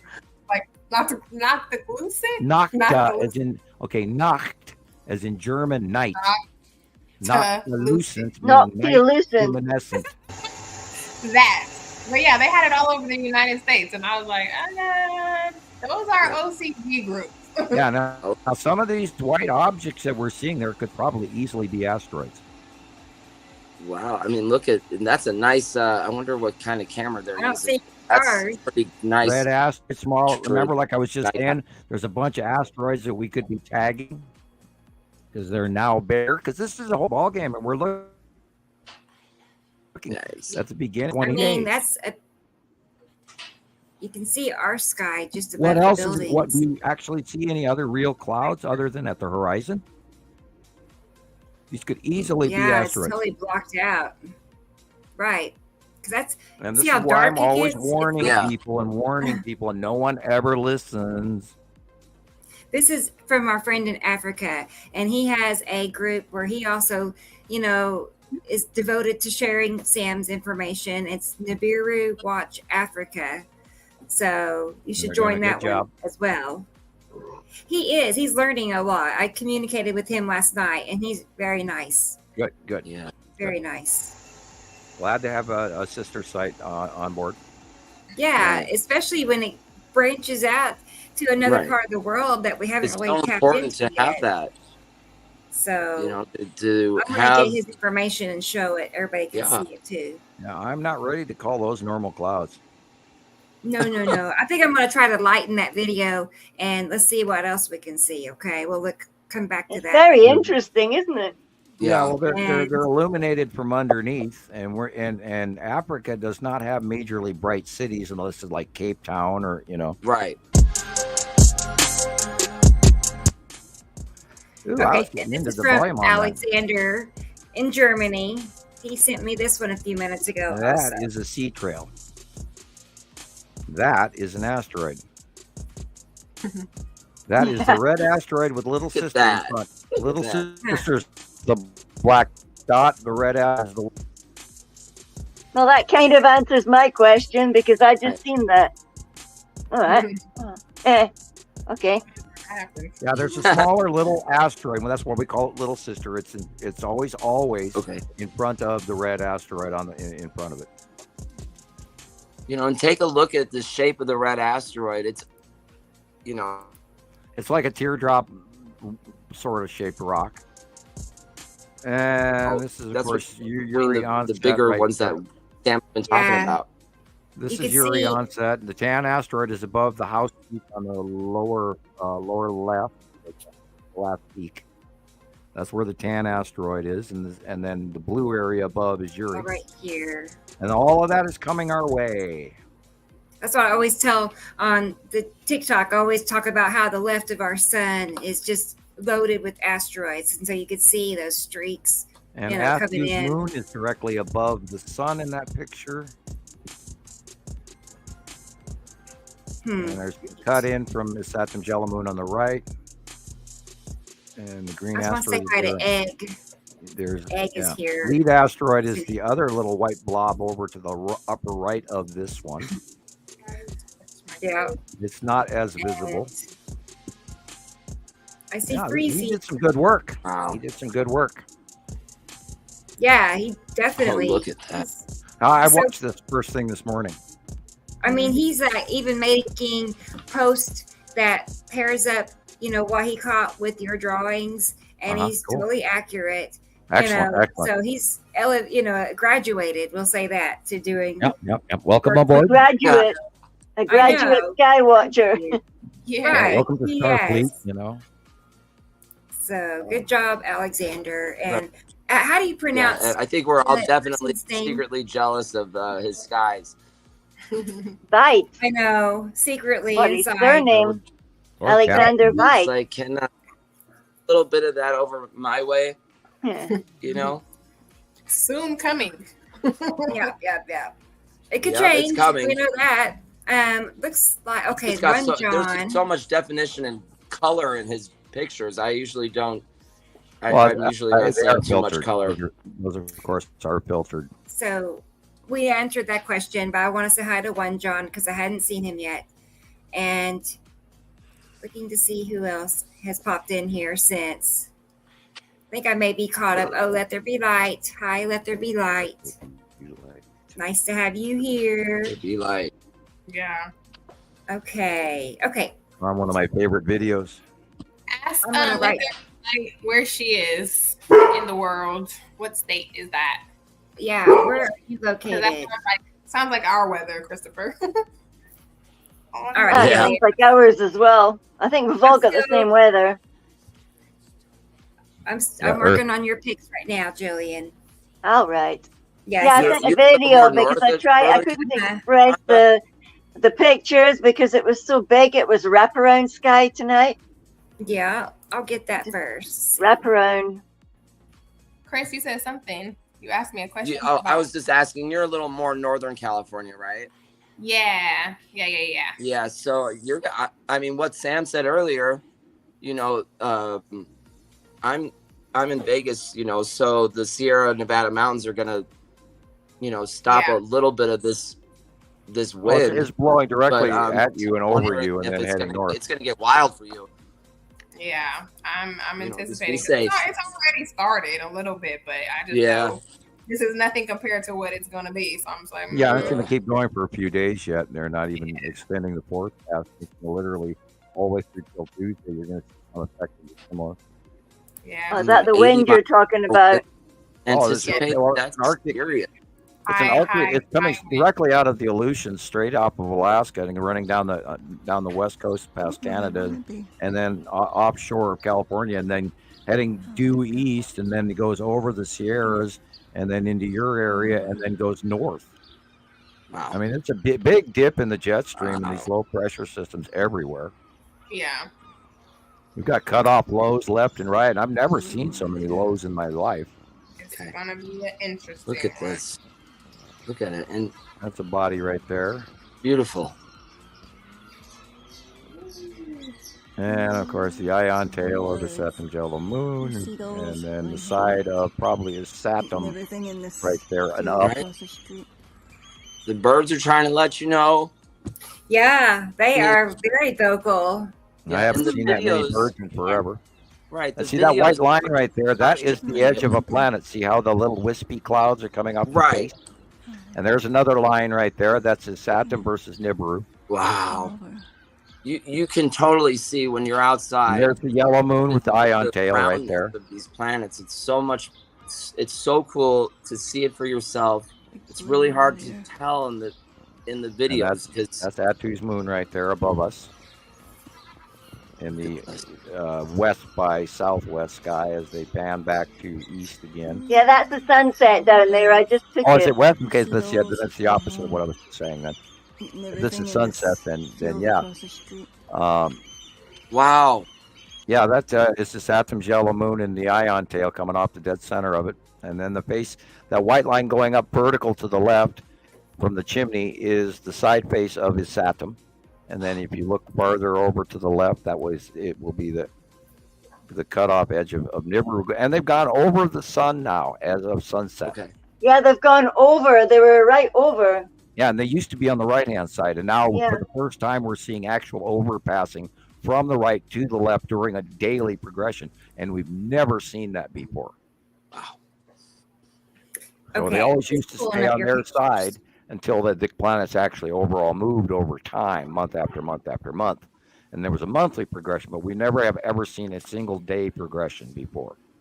Yeah, you could see a side focal as well. There was a little object down there just as well. I'm sitting here smiling my face off, and my nose is about to fall in because it's so intense to know all of this shit. I'm chuckling to myself, going, Right. "Yeah, I know all of this stuff too." And sometimes we just can't handle. We do try to, compose ourselves when we're here on the podcast, but sometimes you just get so overwhelmed and excited. Yeah, look at that. What Well, that's why side we have focaling? the science, because we're constantly chasing after the information Yeah. because it's so exciting. Absolutely. What focaling there? Look at that. Oh, I wish I knew where the sun was. Yeah, that's Could easily be the red asteroid. It's to the right. The sun was to the right. The sun was It's to safe to then, say yeah. it's asteroids. Well, yeah, it's asteroids underneath, probably Atu's moon. Mhm. I love the birds in your photos. No, they don't Look at stop. that one. I mean, he's just hanging out. We don't. We actually saw a crow the other day. It was like one. Okay. Yeah, we barely have any birds here at all. I haven't even They're all seen the here eagles. sitting in my field. I haven't seen the eagles in weeks. Yeah. Oh, I see birds a lot here. They're all hiding from us, man. They're elsewhere. We have a flock of parrots where I live. Yes, in the city. There's a flock of A flock of parrots? Yes. That's yes. cool. What is that? That is the red asteroid underneath Attu's moon, and somewhere in there is the Texas cube. Okay, yeah, and see the side orb. Yeah, Attu's moon on the left-hand side of the sun. Who's that man? Yep. Gillian. The poor dude didn't realize the big rocks above his head. What did his shoes look like? I'm joking. Right. Tell us more. Reporter on the scene. Right. That's how people are seem to be, seeing all this stuff. It's like you've got this beautiful sky in front of you, but people want to know about the brand of, jacket you're wearing or something. It's just, it just blows my mind. Mm-hmm. That to me looks just like that drawing in front of, what's behind it. All that, I see that right here and really well. Yeah, it's obviously rock. You could sit and hours and things. And of course, behind it is Attu's moon, and these objects, these asteroids, are always there. And we watched them for years get bigger and bigger and bigger and bigger and bigger and scary big, and then they kind of went away for a while. And then they got scary big. See, that's the picture there. And they're going to get really scary big again the moment we hit the 180 you day wouldn't cycle. think much of it. Sorry, Sam. Oh, go ahead. You just, these are about to get really big, and we're going to go, holy crap, and then we're all going to be going, duck. So. Yeah, and then there's this one, this twirly That's one. What I was talking about. What is that, Gillian? What's going on? Ion drop tail. Yeah. Of Attu. Red asteroid in front of Attu's moon, and lead asteroid is above it in that hook tail. Cool. So is Attu the only one that has an ion drop tail? I think I asked you that before. Yeah, it's the only one that does that really regular hair curly wispy based cloud. And that has to do because of the reach between Attu and Attu's moon. And then that will also, depending on where the asteroids are and depending on close pass, that's all part of what envelops into the snail foot. And that's what that curve is all about. Yeah, I'm going to get that example. This is the straight line of the bottom of Saturn's yellow moon, a base cloud. That's what I said. Yeah, exactly. It was incredible. So big. Yeah. Now that I look at it again, it's absolutely a Saturn's yellow moon, and it's huge. Beautiful. Look at that. Okay, here's the snail foot. Effect. Yeah. Oh, wow. Look at that. So that thing. It really is a boot. The snail foot envelops, in this case, the first ridge in the middle of it is red asteroid. And then that snorkel comes down and envelops the spiral asteroid, which is the base of the snail foot. And then the reach up into Attu's moon is the white area, and the bluish area behind it is Attu. So that is, this is the beginnings. Sometimes. Yeah, and it's getting bigger and going to head toward, right, that's the beginnings of before it drops the snail foot. Mm-hmm. You can see the reach of the one area going into the iron drop tail at the bottom, and then before you know it, as it gets closer to us, that reach will drop down into a cloud base and create a snail foot. This is a Saturn. Well, no, take it back. This is Attu's moon again, and the asteroids. You threw me there on where the sun was for a second. It's like kind of like the sun's to the right. Mm-hmm. I'm sorry, guys. So the power's still off, and I got like 1% left on my phone. So it's oh no! I'll be back. It should come out soon. Okay, come back when you can. Okay, Chris. Bye. Bye. Bye. Bye. Hope he gets power soon. Shame. Right. I wonder what's going on. It's just unusual, to lose power. Yeah, look at this one. Okay. Yeah, it's probably the winds. Yeah.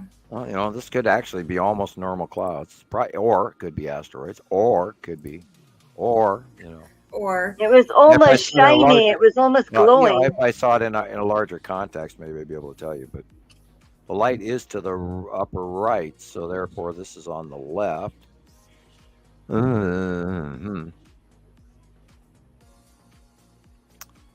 Yeah. Yeah, didn't I send a picture of it being small as well? Well, no, it kind of looks semi-normal. There's no real dark objects behind it or in it, so there's no way for me to, Hang on, I've got pictures of there was other weird colors all over the place as well. It could be the asteroids, because on the left-hand lower is the onset of the Uri onset that we are watching happen.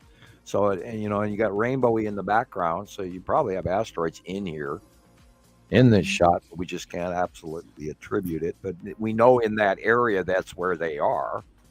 Yeah, it was there. I just caught it on the edge. It's that thing. okay, that was the last one of those. This picture is Nepacity Core. Okay. Yeah. Beautiful. Now I'm getting a couple, and then on my list I saw Thunda ask about a video, and I'm wondering where she sent it. If she's here listening, maybe you could tell me if you emailed it or not, because I'm not sure I'm finding it. So, and I have Michelle on the list too. I think that's who I have right now, waiting to be seen. Oh. But in the meantime, while shows she's got the same similar colors. Cool.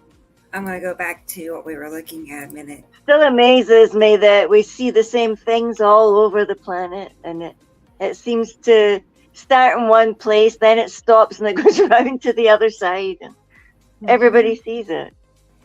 And the price of gold has drastically shot up this week. Interesting. Thank you. Let's see. Evening Rose is here. All computer products, Dow Jones Industrial up another 23%, or 0.23%. Sorry, I was just doing background shit. Yeah, I was saying make sure everybody gets their welcome. Yeah. This is Nepacity. Green.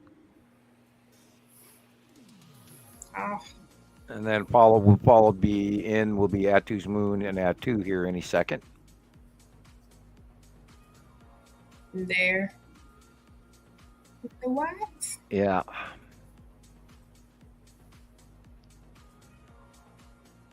Yeah, that's Atu's moon right there.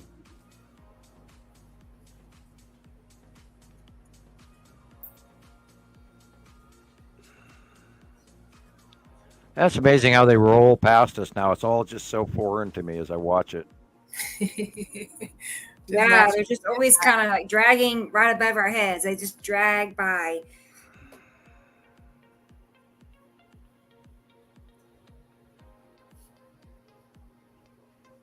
And Saturn's ion tail is on the right. It's that dark grayish blue line. Did you guys see that? What was that? What was the sun doing? Oh, I know. What is that? You see that? Let's go back. That's the cutoff of the Saturn's yellow moon cutting in over the top. Oh my goodness. It started right about there. Yeah, just as the monthly drawing shows that the Saturn's yellow moon, after we still have the two center planets going in front of us in our view. And then they sort of turning from the right side towards us and yet away from us. And yet they're Saturn's yellow moon. This is still Atu, the purple of Atu. And then green, then you're going to see the green in Nepacity, and then it'll go slightly purple, and then it'll go Atu's moon above. Man, asteroid. Sorry. And then the other planets are also cutting off the sun. But the cut in from the right of the Saturn's yellow moon at the horizon line here in a moment. Just keep your eye on the see the forming dark gray cloud, which is the Saturn's yellow moon tail. That's the Saturn's yellow moon. Now look directly. It's sort of behind Atu's moon at this line. See that blue line of Atu's moon above? And then there's an asteroid dead center in the middle. And there's the Texas cube in the middle, directly above the sun, with red asteroid. But at the horizon on the right is Nibiru and Saturn, and Saturn's ion tail is this dark grayish cloud at the horizon. Watch how it changes. And then it cuts into over the top of the sun, and there's that flaring. That's the Saturn's yellow moon cutting into the sun and being illuminated. Okay, so here comes that small orb that we're talking about. Here in a moment, it's going to just separate, and there's an individual orb.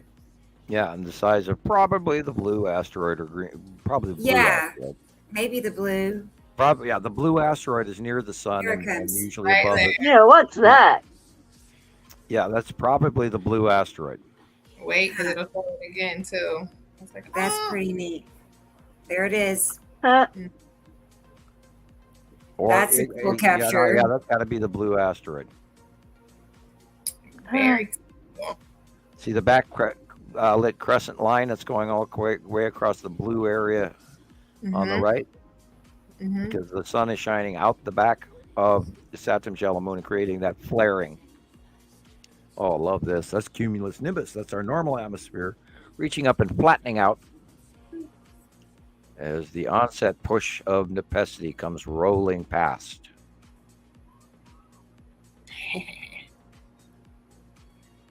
See how dark everything is under the planet? Yes. I like that. Reverse, and the planet is that white area in the upper right. I mean left. In the upper left, that is the planet, and this is the push-in base cloud it creates underneath. Yeah, Nepacity is very close. Very small, too, and I think that's why it has such a rotational, circular effect, is because it's smaller planet and it spins faster. And that's why it creates this big round effect. She's so dramatic. Oh, rain bombs, snorkeling, sucking up our atmosphere and then pulling away and dumping it back down on us. Very bossy. Well, that rotational causes a lot of. I think it's sort of like sticking a blender or an oar in the water next to the canoe, and when you pull the oar out, there's all these spinning eddies that are left behind. Ooh, look at that purple. Purple. Atu's moon is the purple. Yeah, beautiful. And then gray. See, now this is how I see it in my head: is them coming towards us. Oh wow, really? Yeah. Always? Most of the time, in how the onset, and then I spin the whole planetary group in my head as well. Yeah. See the axis illumination line. You got to look in the upper atmosphere above all of this stuff, and you can see the illuminated areas of the actual bodies. That's probably white Uri. And then wow, that's cool. I wonder where this is. It looks sort of southern hemisphere-ish. The mountain range, jungle, Australia maybe. I don't know. New Zealand maybe. No clue. I don't recognize those mountains. It's beautiful. Whew. That was quite a ride.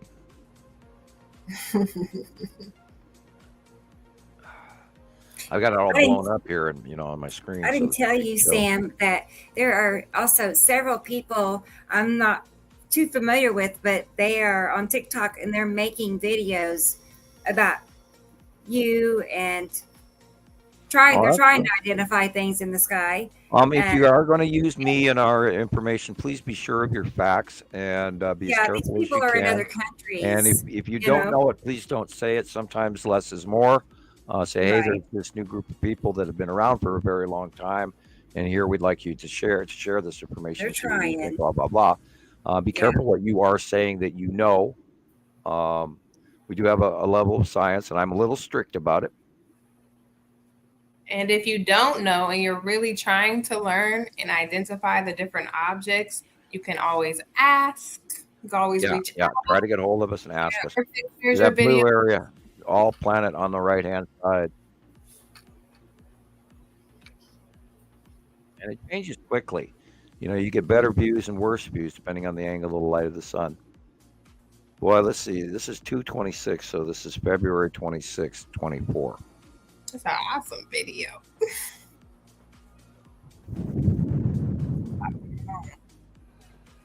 Yeah, and if this is North Dakota, they should have a whole bunch of snow on the ground, and they don't. And it's 45 degrees there, and it shouldn't be. There goes the moon.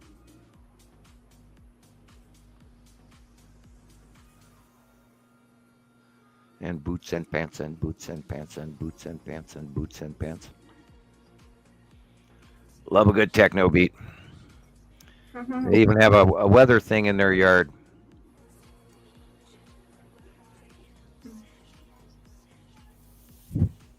That's to detect the wind, yeah? Yeah. Wind speed and direction. What is that? Oh, look at that weird color of the sky. The Look lighting. at the size of how big that was. It meant it was refractive of some sort, or be that big. Got to see that. Whose time lapse is this?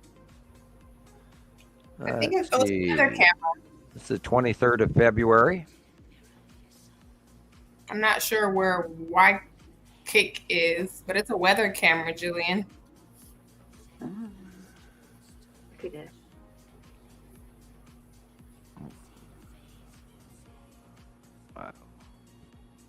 Woikik? Can't even pronounce that. Yeah. Not sure. I gave it my best go. Well, I'm sure you did better than me. I mean, I got stuck on that whoa part right there. Woikik. I'm still trying to pronounce noctilucent. Look, I got There it you go. now. There you go. Noctilucent. Yeah. Try nacreous. There's nacreous as well. Nacreous. Yeah. Here they go on about it being nacreous clouds. Those rainbow ones are nacreous clouds. I've never heard that description. Yeah, these are. This is informative, but not majorly. Okay. Next.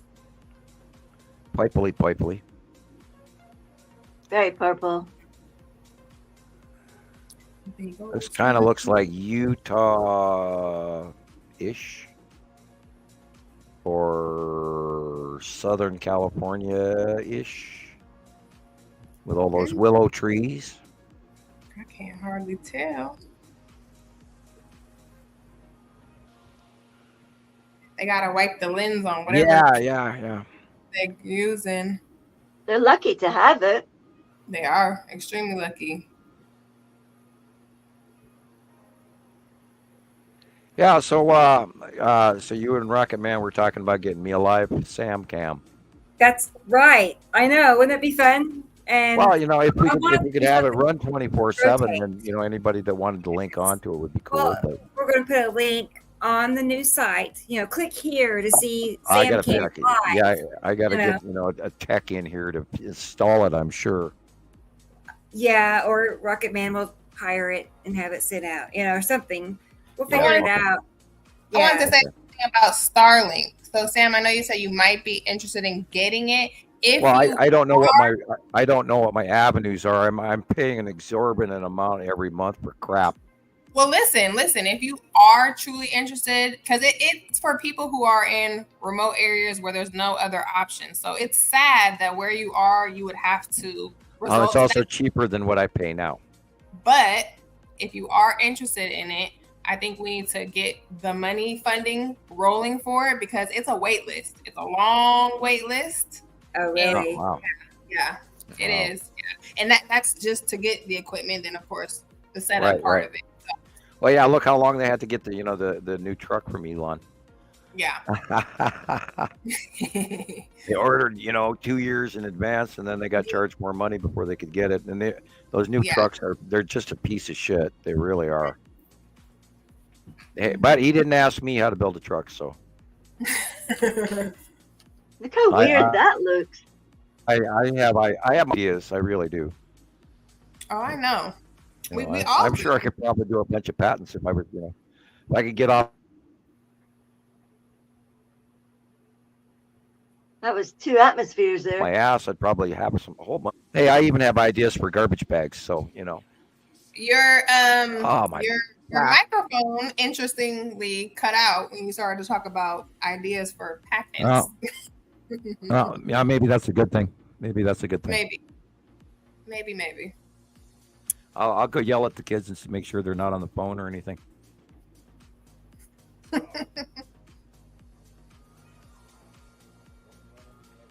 Rebecca, can we replay this one? Oh. What's that? Sorry. Can we replay the last one? The last one, yes. Right here, this one? Yeah. Start here. Wait. One of them had 2 atmospheres going. I think. One's going one way and one's going the other way. Oh, that was weird. Yeah, we know that Saturn's yellow moon is on the right-hand side there, and that's what you're seeing. Oh, my gosh. Yeah, that's what's making the sunlight go up. Yeah. Right, and that big round blue ball right there is Saturn's yellow moon, and it's big. It's like all the way from the top down to the bottom. And you can see the rounding end of the light here. It's cutting in from the right. Yeah, from the sun all the way over. There you see the ion tail formation around, very large Saturn's yellow moon. Look at that. And watch the flare on the right-hand side because it's telling us too. And look at the size of the sun. Rising. It's huge. It shouldn't be that big. It's being rising cut off flare. It gets illuminated that big because it's being cut into. Amazing. And then it goes down to small. Now you're seeing ion formation over the top of right in front of us. This is the ion tail of a Saturn right in front of us. The little cloud-like flame-like clouds. And now Saturn's moon is going over the top of Earth. Mm-hmm. I gotta check something real quick about that. There goes the red. Now we're seeing them go away from it. Telling her to replay. It almost spins me out after a while watching these things. I know. Yeah, notice the light of something rolling up above. Mm-hmm. 2 atmospheres, one going one way, one the other. Yes, exactly.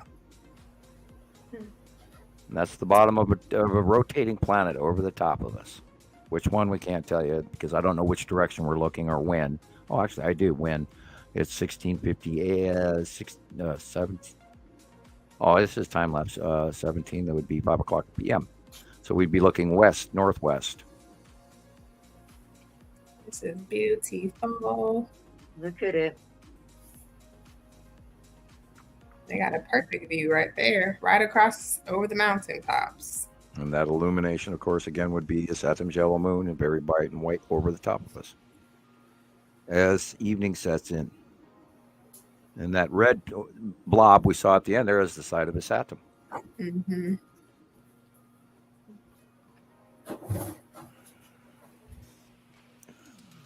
This is just past sunset. No, but yeah, 5:40 on 2/24. A couple weeks old. Yep, those are planets, folks. The real shit, the real sky is down at the horizon. I'm getting we can't. A lot of this, some of this is normal weather, but a lot of this, most of it is not. See that other thing moving there, where the weather's going one way, and that is Atu's moon right there. Yeah, going away from us. It's weird how it keeps changing. And illumination right there, that yellow illumination that's forming on the right is the Saturn's yellow moon. Cool. Perfect. Okay, so the left is our sun, Sam. The left is the sun, and that illumination on the right hand side, I believe, I'll have to watch it again. It actually could be more than that or less than that. Yeah, because the sun is over here next to the telephone pole, and that illumination there is the Saturn's yellow moon. Yep. See how it turns yellow? Mm-hmm.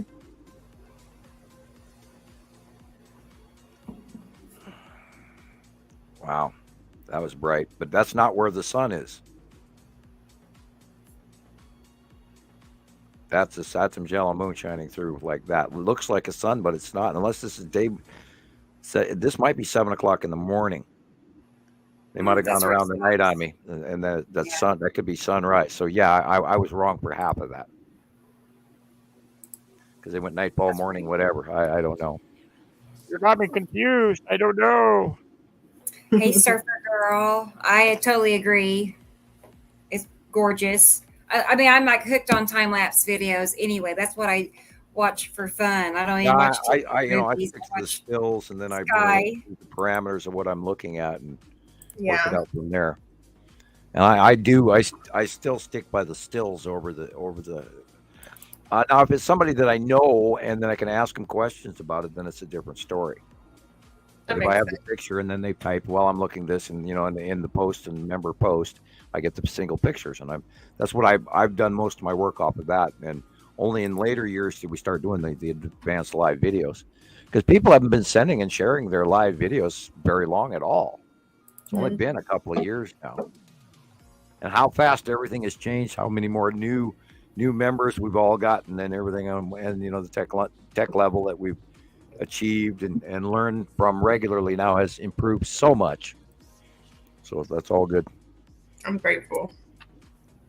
Okay, so now I have a video of current events, and while that's playing, I'm gonna go get Alan a sandwich real quick. So okay. Yeah, feed the hubby. I know he can't do it himself, or he would, but no, I'm not feeling good. I know. Cindy, I know it's failing. Everybody's failing. Right. I'm teasing. Hang on.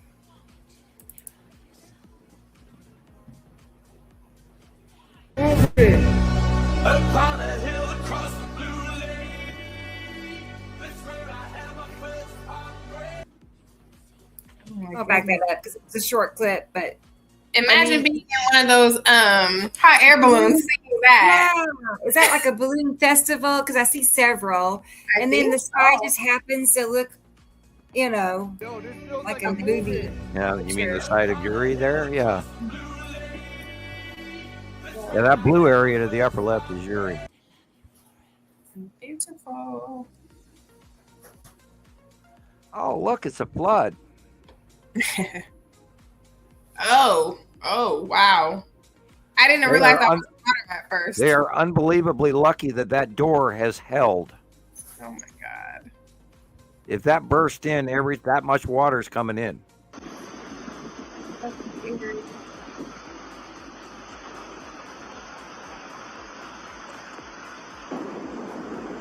Yeah, it was flooding in the UK this week. It was flooding all over the place. Iran in February. In the year 3024, look at that. I wonder how Andy's doing. I'm sure it's February 30th, 24. But...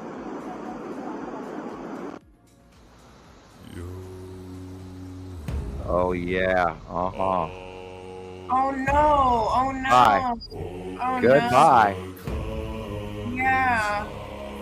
Oh, no. Every one of those people is swimming for their lives now. Where is that? Whoa.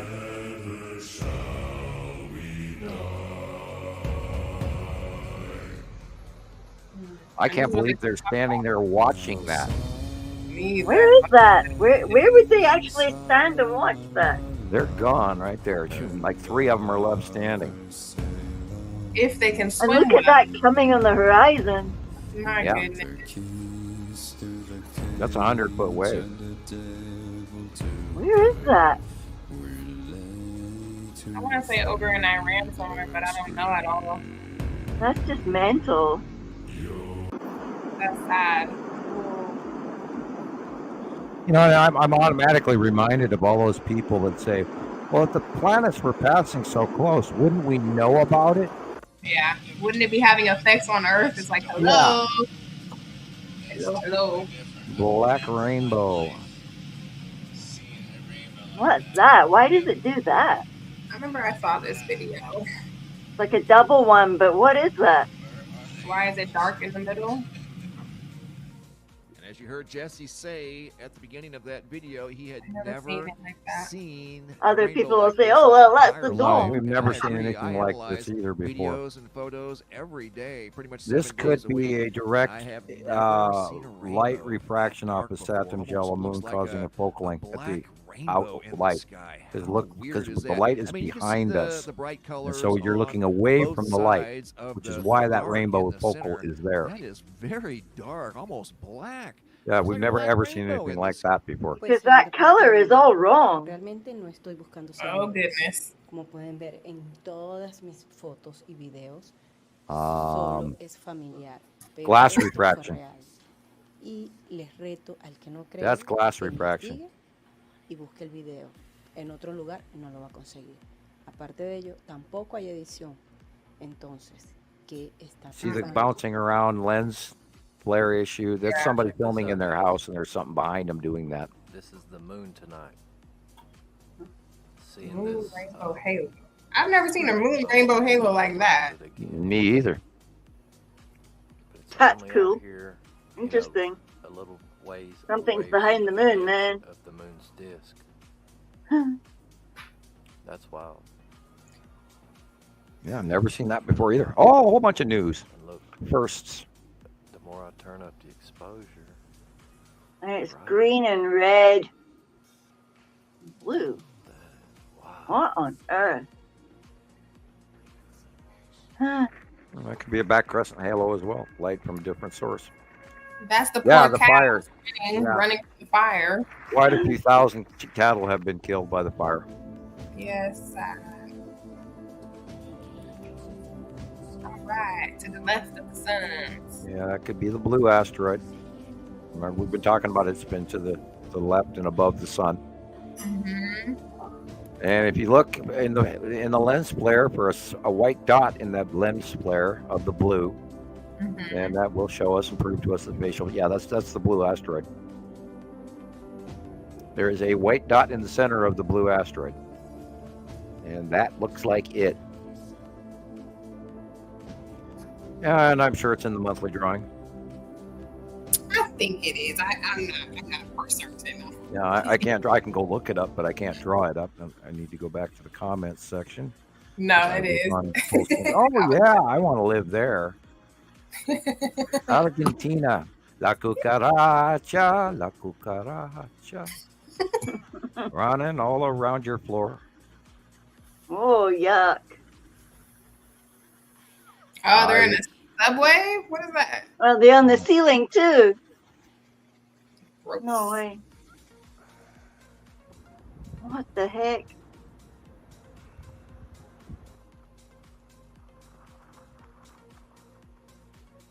Yeah, a little more water in the desert than they're used to. They don't even know what to do with it. That's a normal function of overflow.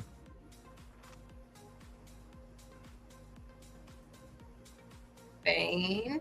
Yeah, they had a bunch of flooding and high waves, coastal waves, and this is all that freak jet stream occurrence where it's directly high winding the Atlantic and the Pacific. Arizona, Pushkis. And that again would be the blue asteroid. Yeah, Although not green and two yellow. suns. We know where it is. Yeah, not two suns because of the placement. Right. And there's flooding in Brazil. They have had forest fires in Brazil as well. I'm telling you, I'm not going to be in that water. I'm not. No, I'll no, try my best to be as high as Yes, possible. yeah, up.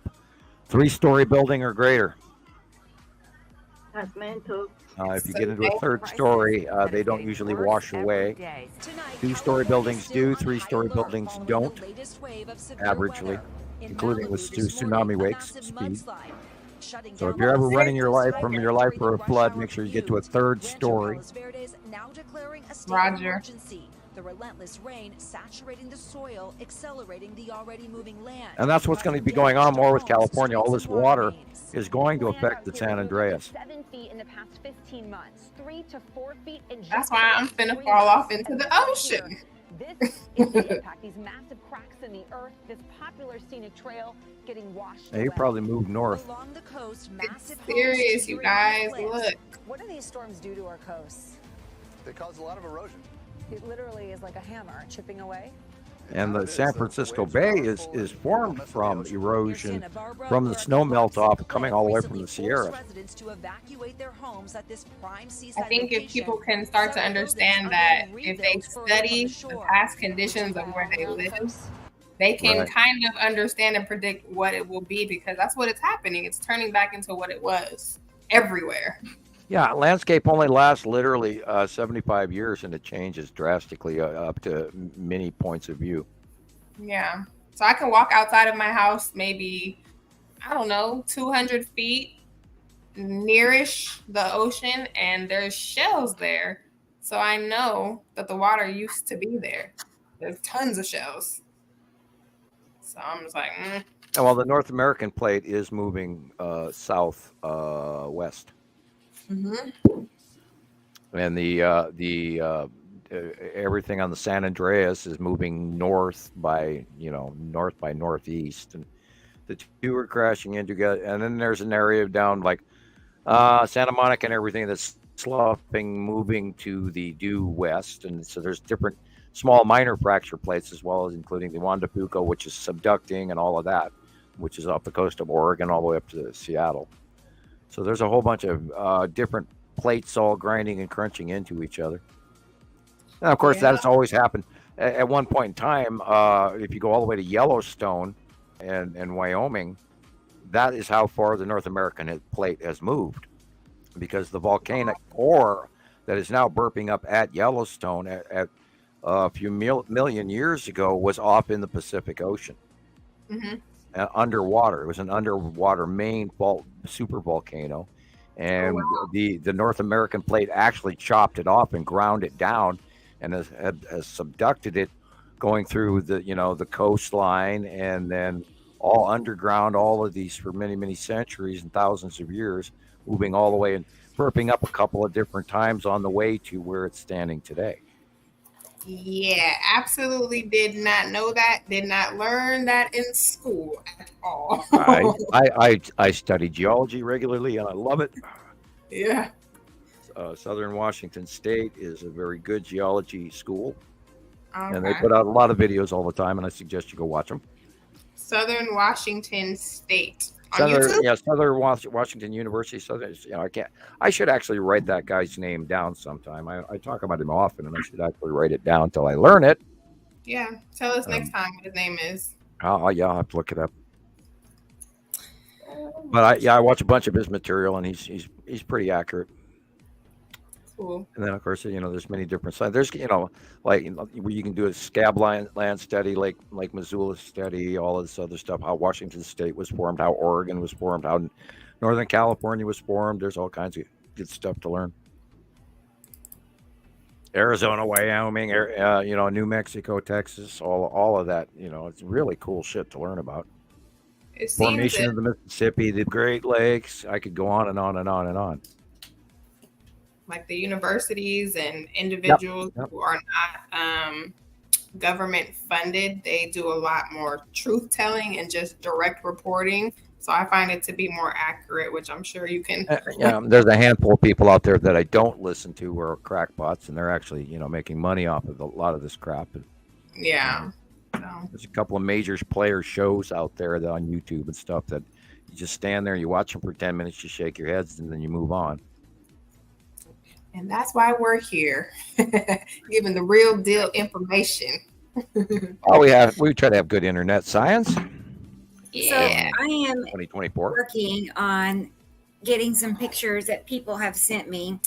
And in the meantime, I was going to pull up a folder that I have. It's called Sam's Picks. I have Sam Picks 1, 2, and 3 now. And these are pictures that Sam has sent me. I mean, they're just come from Sam to me to talk about on the shows. And this is his first one. So it's been a while since we've looked at it. Like our 39th or 40th show? I have to. Yes, Audrey. He was happy. I'm going to count Sam and make sure. But yes, he was pretty hungry So he was happy to see now me. you got me thinking sandwich. Yum. Yum. Don't tell us about food. I already stuffed my guts so much so that I would be comfy while I'm here. But the I have cats not have eaten discovered getting in and out the window now. So. Oh my. Okay. Oh, look, that's pretty. Oh yeah, 2015, the approach of Attu. Beautiful. And it almost looks like it's got a belly band on the bottom. Yeah, and that's the ring of Attu that we were talking about earlier. That we've never had any major close-ups. This is one of the largest close-ups of Attu's ring that we have. We've got tons of them going back. Almost as well. Look. Yeah. And this is, of course, right about the time we discovered and actually factually proved that Attu had a moon. And it is in this picture. Right there in the middle. That's in the middle, and it's actually inside the ring. I can see that. That's quite cool. Yeah. And I think that's a base connective ring that literally on the back side would lead all the way to Uri. I don't know for sure, but we know that the Attu and Uri are cloud-based connected on occasion. Oops, oh boy, this is an old one. Yeah, this is illuminated base core of planet Nepacity in the early years, and this is part of how we learned that Nepacity had an open core, and then she always had these three little asteroids, and those are of course on the left, and then that reach around, and that is the travel ion drop cloud that it leaves behind as it moves forward. So it shows us it's coming in from the right and hooking towards us. And the central circle in the middle is the open core of the base of planet Nepacity. Yeah. So the dark blue up there is where the planet is, and the light down here. Right. I think this is like 215, 216. The rainbow is in between.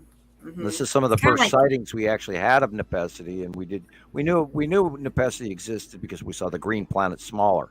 But once it started getting closer to us, it was a lot of wonder. Oh, okay, that's the base core. And on the next picture. Yeah.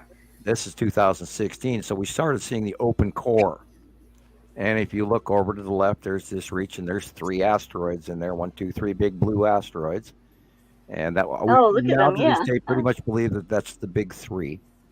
And this is the bottom open empty core, and axis tipped because it was wave bar onto the side. And that at this time, because of the axis tip, it would have meant that it was on the right-hand side of the sun, which is why the axis is tipped. And this is the open base core of planet Nepacity. Trying to suck something out of us. Yeah, and it was really cool in the early years watching it come in out in deep space because it was smaller and then got bigger and bigger and bigger. We've got bigger than Earth. All right, here's a nighttime illumination, and I think this is 2019. I was going to say 18, but no, 2019-ish, and this is the illuminated after dark base cloud open core of planet Nepacity. Is Nepacity bigger than us or smaller? I believe it is perhaps the same size or smaller than Earth. Yeah, I have no way. I have suppositions. I have no way to prove that, but I have suppositions that say so. Open core is like, the base cloud. When the base cloud comes in on the bottom of these planets, they have different types of base clouds. Each planet is individual. When I say open core, it has this centralized open area that is, like ice cold and empty, and this is where the snorkel develops out of and all of this other stuff. And two of the planets have these open cores. Nepacity has an illuminated open core, and then Saru has this really huge, massive, thick illuminated base core. And we have pictures going back when that was open as well, and it's much different and much bigger. But there are 2 of the planets that have. This is the secondary object behind our moon, which we've been seeing up here from Montana for many years. If this was a light refraction, it would be perfect. And it's not. You're seeing the light illumination of a body, a larger body behind it. Speaking of the moon, on that video, I wasn't here, but that video we just played for the current events, what was causing that rainbow by the moon? No clue. No way. We've never seen that before. Dark central I just band. wondered. It could be a very weird, oscillation of an open, a backlit crescent flare off of Earth, because we were staring away from, which is how some of these core rainbows occur. The double rainbow example. I see. This is probably a really good shot of the two suns, but we have to question when that was taken. So, because we think we're seeing separation, and we can't fully include that, but yeah, I don't know how. If this was a recent current picture, it would sort of say that maybe we're not seeing the separation. I don't know. I'm still in the air about it. I have to be very careful calling the star separation, because we don't know. I mean, it could last like this for 100 years. We don't know. This is an early picture of the base open core of Saru. See the green-blue Saru, and her weirdly different base side pattern is one solid ring all the way down, where Nepesity has this triple ring, and Saru has like one or two. But that's an open core, and then we believe that Saturn is the red object under this. We can't prove that. It could be just an asteroid. But we believe it's really hard to prove way back then, and this was like way like 215, 216. I'd say sooner 15, because Sarah wasn't here that close very long. There's Sarah in 2011 when she first started coming in bigger, and then over to the far right would be, it's off a picture, of course. To the far right would be Nibiru, but this is that very thick, very bright, illuminated open core of planet Saru, and it's the Saru is that whole blue area. It's like midnight blue, and then you see that green dot, and there's a little bit of a yellow blitch and everything. That is smaller is Saturn and Nepesity in front of Saru, way back when. And I'm going to run to the little scientist room. I'll be right back. Okay, Sam, go right ahead. All right, let's see. Early. Saru wasn't even, I've never seen it before. I think the last time it was more visible was like 2017, and that was when I first started Sam's group. So but all of these are like associated with Saru. Is that Saru? I'm pretty sure. Yeah, I'm pretty sure. With the two. Yeah. 1, 2 tears. Ooh, I haven't seen this one before. Okay, cool. Very nice. nice. These are things like that. Sam, you know how he'd say, I'm going to send you a pic real fast, Yeah. And so this is where those come from. Yeah. What is that? Oh, Asteroids. I've got plenty of those myself. I've got lots of those in December. Beautiful. I even put my name on it and said happy holidays. I want that really does look just like that, doesn't it? Yep. Man. Yeah, mine looked like that as well. So it must have been the same things doing it all over. Cool. Yo. He loves this one. Hopefully he comes back. Right. Oh, that's pretty. Very good. It's like that is the very early, we believe, capture of the solar system coming in, and that big orangish surround blob is Imaru behind all of that, and behind the solar system, and that's not our star. Our binary solar system. And I mean, you can see there's something behind it. Is that Imaru? Yeah, it's referred to as the Anno Domini pattern. Yeah. Okay. Who called it the Anno Domini pattern? Oh, that's some group of early scientists who talked about the Nibiru group and all of that. I can't even remember where that came from. Here. What does Anno Domini mean? Anno Domini means the year of our Lord. The year of our Lord, yeah. Interesting. Very It's a cross pattern. That's why they call it Anno Domini. Because it looks like a cross, like a cross with middle illuminations, not like the cross of Lorraine, but close. Blah blah blah. So this is the capture that we started getting in like, 2010-ish, And we kept getting all these captures when I first started talking of this bright object with this flaring thing that was going on in the upper left, and then it went away, and that's when it went underneath us. And this is some of the earliest pictures of what you just saw was the Anno Domini, and this is in reality.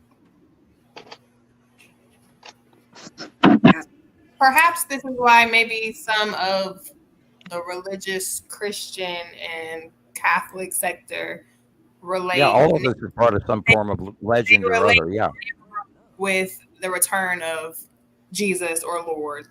That makes sense. Yeah, even that pictograph of King David pointing out the planets and the second star and all of that. This is what he's pointing to. This is coming, and here it is. And I think this is like 2010-ish, 11.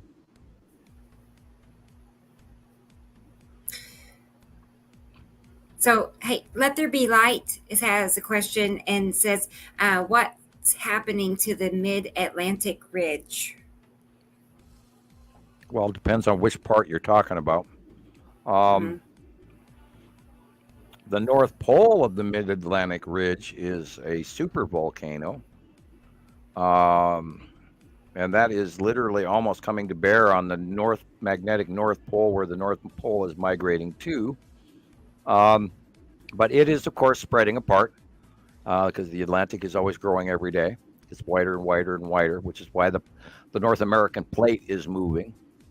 And if you go to Iceland, that's why the Grindavik volcanic activity is happening. Is the land underneath it is spreading apart, and then underneath the magma pool from the magma chamber underneath Iceland is being able to break free easier because that area is separating. And then there's the subduction islanding that goes on when things start cracking apart.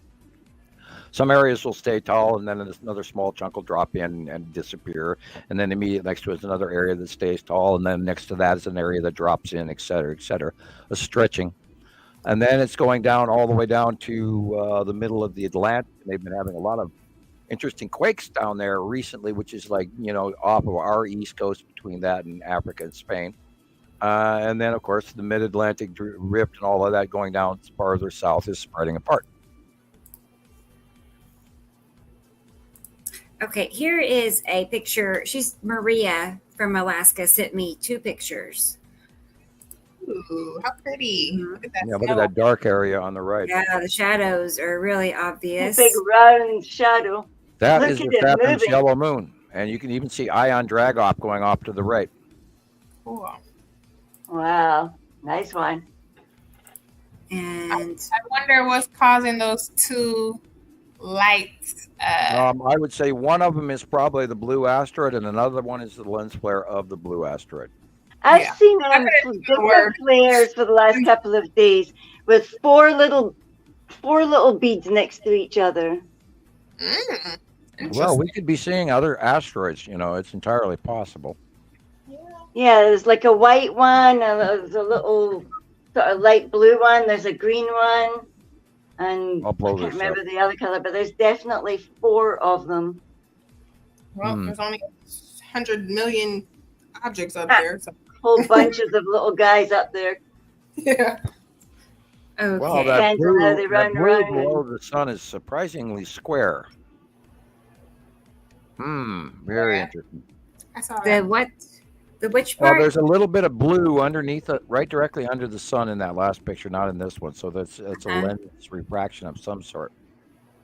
But it's remarkably square. I just, I don't recall seeing one that was square before. Now you're making me want to zoom in. Okay, yeah. See, now we're seeing 2 flares because they move in the next shot. So those are flares, lens flares of some sort. But what do you think's causing the dark blue on this shot alone is showing you a Saturn's yellow moon, and then the ion tail leading away.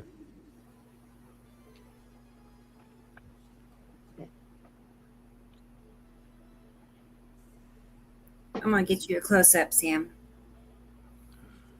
But in the moment, are you done with this one for now, Sam? Yeah, that's fine. I'm sorry, I was chewing. Yeah. I wasn't trying to talk with my mouth full, you know.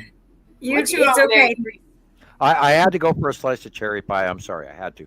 Oh my goodness, that sounds good. You're talking about sandwiches and everything. I had to find something fast and ran. After I went to the little scientist room, I ran back and grabbed a piece of pie really quick, trying to chew it down here. Yes. Okay. Now we're making our listeners hungry, you know. Mary Jean is asking a question here. Where can pictures be sent? Well, here's the email address. It's skypicsforsam@gmail.com. I wonder why I couldn't get my picture to go there. I tried, like, as an experiment to see if I could get one to go there, and it was just blank, you said. Yeah, that happens sometimes with people, especially weird. Oh boy. Well, you know how we're posting sky pictures now. We're horrible doing that, you know. I know. Gray Guy has trouble with that. So I don't know. Where's Gray Guy again? I don't know. Oh, I think Chicago, maybe. I'm not. I just thought it was a British thing because they were just stopping us doing lots of really bad boy and girl stuff. We'll have to ask him when he gets here. Oh, you horrible sharers. The show.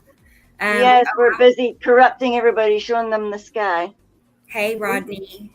We know that Gmail is heavily monitored and censored, so I'm sure.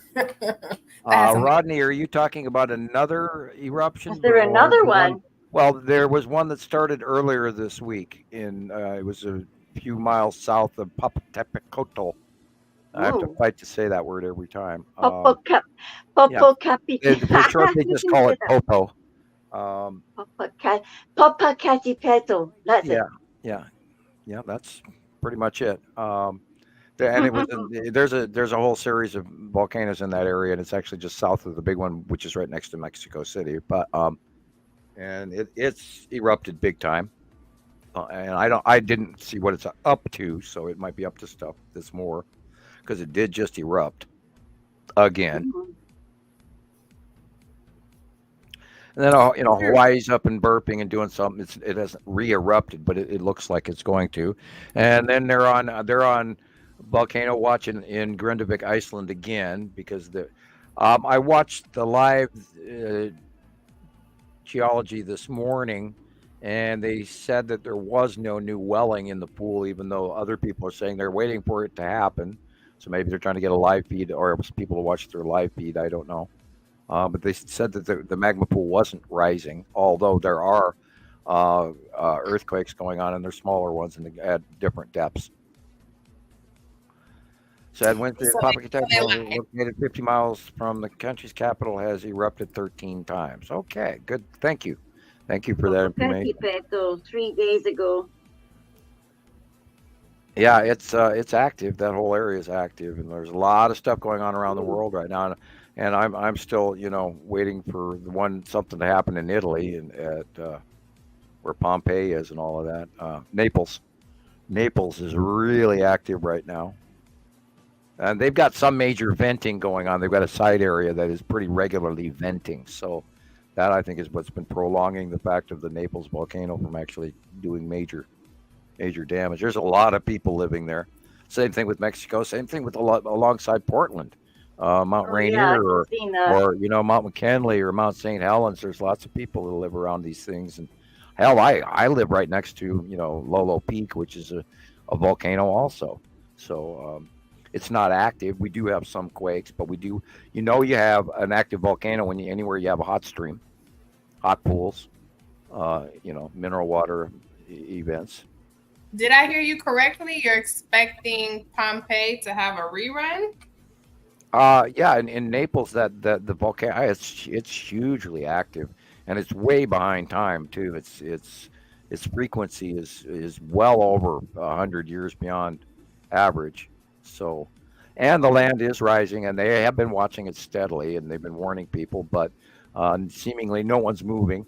Yeah. But yeah, Naples is in trouble. All right. Yeah. There's a lot of history there. I just wanted to add while I'm showing these pictures, they're from Michelle McEwen. and and of course, there's been Van Michelle is Apu from. down in, the Ring of Fire and all of that, and a week ago or so, what the one in Japan blew, and it started erupting, and so and then of course there's been the ongoing thing in the Malaysia area, Indonesia, and all of that, and they've been having regular burp ups over the last 10 years even, and of course Vanuatu went boom and changed the rotation of the Earth and all of that. And there's a new activity in New Zealand offshore and subduction, and then southern region of the subduction area in New Zealand. So there's always the possibility that they're going to have an eruption. This is how some of these islands were made. And then who knows what's going on. And I have not checked geology in Australia in quite a while. So I can't tell you. Oh, look at the shaft light in that one. Tasmania. Yeah, there's a cutoff. And several lens flares. One is super big and blue. Yeah, look at that. It's lovely. Quite a lovely blue, isn't Yeah, it? when you see that shaft lighting, it's important for you to notice that there's a progressive cutoff going on. Hey, Lauren. Happy to see you here. Cool. Hi, Lauren. And I see David and David. Hey, y'all. Glad you're here. And Village. How do you say that? But anyway, I'm happy you're here too. I just wanted to let you know I saw you. Village. Oh. Sam, was that Yuri in the picture before? Oh, I'm sorry, I was staring at the name. I didn't. What, the one before or this one? The one before, and possibly this. I'm I sorry. was talking about the one before. Trying to because I read the name, and I was lost in the comments section. Yeah. You're good. No worries. Kind of sitting here cross-eyed, trying to stare at three things at once. We're multitasking. Yeah, I've got three screens. I'm still a little disconnected from my day, sort of like walking around a zombie. I don't even know what's going on outside. We had a snowstorm, pretty good one when we first started. And I watched the onset. It was just, we had winds out of the southeast, and then all of a sudden this storm blew in, and it completely changed the whole wind direction. And then we got snow. Prior to that, there was a little bit on the ground, but not much. So I don't. Oh wow! Look at that. Beautiful. Wow. Hey, Andrea. Andrea Adams from New Zealand is here. And Andy Cole's here too. Yeah, that's a great picture, man. That's Whose picture is that? That's gorgeous. professional. That's Michelle. Where is Michelle? You know where she is. Michelle McEwen. Oh, she's down south in England. But it England. depends on if she got pictures of her family. Right. That's true. She may have said, I'll look back and see. But yeah, that's real nice. Look at the blue object there.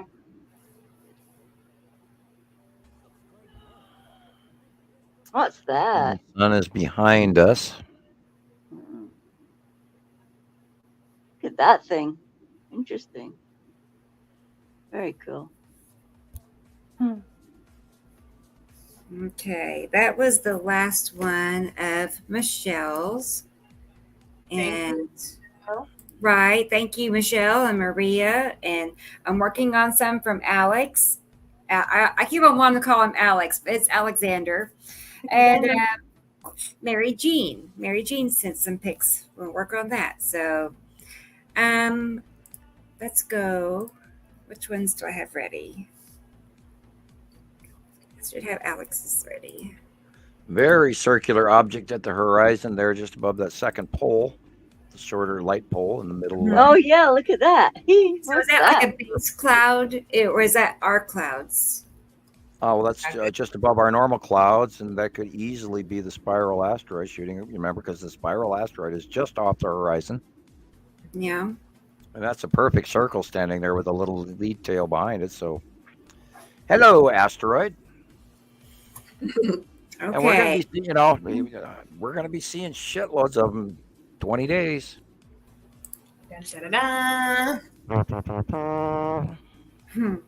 This is from Alexander in Germany. Okay. Yeah, we saw this earlier. We did. And the Saturn yellow moon is in the upper right. I like the detail of the, how And he's we filtered think it. Colors are gorgeous. We think that the long box cube is on the right lower bottom part of this cloud.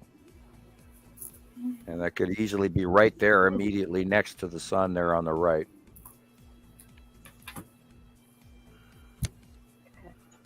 Neat. Now, I don't think we Oh, saw. wow. This is sort of a cutoff from above going on. And that's probably Atu's moon cutting into the sun above. Look at the different colors of it, though. Yeah, it's really hard to tell if you don't know where they're at and all of this and trying to figure all of this stuff in. But generically, all this shit matches over and over and over and over and over and over and over again. So That we know. I digress into. I actually got really warm all of a sudden. It's like, why is it suddenly warmer in the house? I'm gonna go look out the window. I'll be right back. Okay. What stands out right away to me is down at the horizon where it's kind of a coral peach color. That is our sky. Everything else above, and that band that's going across, I'm thinking Atu. Sam will know for sure, but Atu does create a band with a orange, rim underneath it on a horizon. So it's like blue and orange or purple and orange. Is that Atu? What, in this picture? From the blue area on the far left from halfway off the middle roof is literally Uri. And Atu and Atu's moon are above us. Okay. At sunset. So are you saying this is Uri? Probably Uri, yeah. That straight across?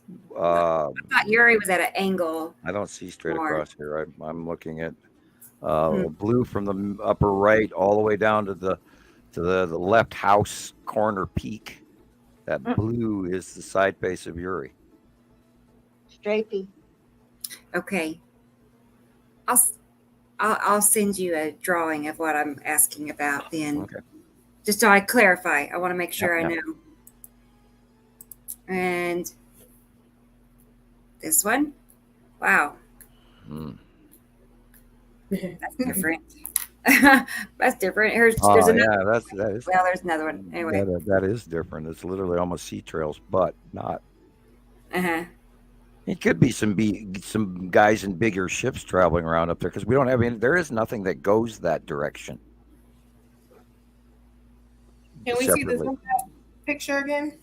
That is weird because there's nothing that on the. The sun is in middle in front of us, and so there's nothing that goes that direction, and that's small. I'm not sure why it's. I've never seen that X before. That was the zoomed out version, right? The one that's now coming at the X. Oh, that one. Okay, that's another one. Zoomed out. Interesting.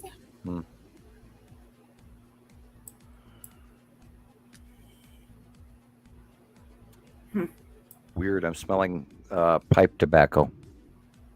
Very strange. Ghost. It's a ghost. Atu's moon above the sun. Atu's moon. That was the last one of Atu's moon above the sun. See the little dots? That one or this one? That one. Yeah, I got it. Yeah, you're right. That's Atu's moon above the sun. Right. I see. Because you're actually looking at craters. Like all right in there, pitted. You can actually see, almost little individual asteroids if you really look closely. That too, yeah. The point of view, how your brain talks to you, I see them as craters on the moon, but it's entirely possible they're asteroids. I see. Yeah. To me, it looks like they have a dark spot, and then like tiny tails behind them. Like it's showing movement. Let me blow it up. You can see.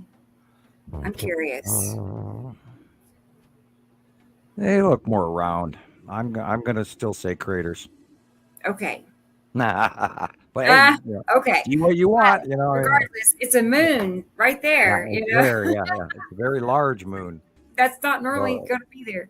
Yeah. And that's why it's weirdly gray looking too, because it is being cut off from above. So what's the bright illumination around the moon, the sun? What's that? That illumination is the cutoff halo. Oh, wow. Because the top of the moon is actually segmenting into just the top upper edge of the sun. So it creates this semi-egg shaped oval halo. Very being clipped into. Okay. Yeah, let there be lights, happy, because they took those pictures today, they said. So you're welcome. You're very welcome. Awesome. Yeah. Right. It's nice. Pretty. Okay, and it was a Gracie day here. Who is this, Leandra? Let's see. Let's reveal. Alexander Walls. Yes. Hello. He's still here. I'm glad. Nice. Very nice. That is eyes. Thank you for your material today. We really enjoyed it. Yes, thank you very much. Some of the first stuff I saw this morning on Facebook. Yeah. Okay, so I'm going to go back a minute to Sam's pictures, and while I work on Mary Jean's, okay? So he sent me this picture one day, one of his drawings, and then this is what followed afterwards. So that, you see the, you know what I'm saying? I mean, you see there's a cube and a long box cube, and... Yeah. So we don't usually see them illuminated like this. So what's going on? It's the angle of the sun. This is right at, it's the angle of the sun right at sunset. Okay. And then because they're below the planets, and in some cases even below the asteroids, that white blur in the upper left corner is the lead asteroid. And Texas Cube is, of course, in front of and next to Atu's moon. And then on the right-hand side, of course, we know the long box cube and side orb. And we see it over and over and over again. So when you see these similar patterns, they show up and you go, it's sunset, here it is. This is part of how we know they're there. Oh boy, that's the Phoenix pattern. If you look at the square head and the beak is the asteroid group. The square head is the Texas Cube. The little dot to the right side of the head is the side orb of the Texas Cube. The circle above the head is Atu's moon, and it is showing, it's a time marker showing us when the Texas Cube is going to move. And this was ahead of time by 4 years that it was coming. Wow, it's almost like they know. Yeah, and they are, and this is some of the communication of the crop circles is for our benefit, and there are a bunch of people out there that can read them. Yep, you got to challenge yourself. People who are supposed to know will. And here's the makeup of that. It's a time marker. And this went into effect as of just in April of 2019 was the time marker, but they warned us like 4 years ahead of time it was coming. Because when the Texas Cube moved right in front of Atu's moon, and in the out view, the lead asteroid was coming in front of the Texas Cube, right in front of Atu's moon, right at the horizon line. And we saw this happen, and we went, that matches exactly.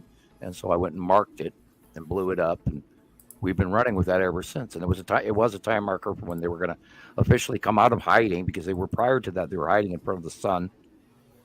And then they parked in front of Atu's moon, and then they started offloading all the Star Destroyers, which is what I watched by eye for hours.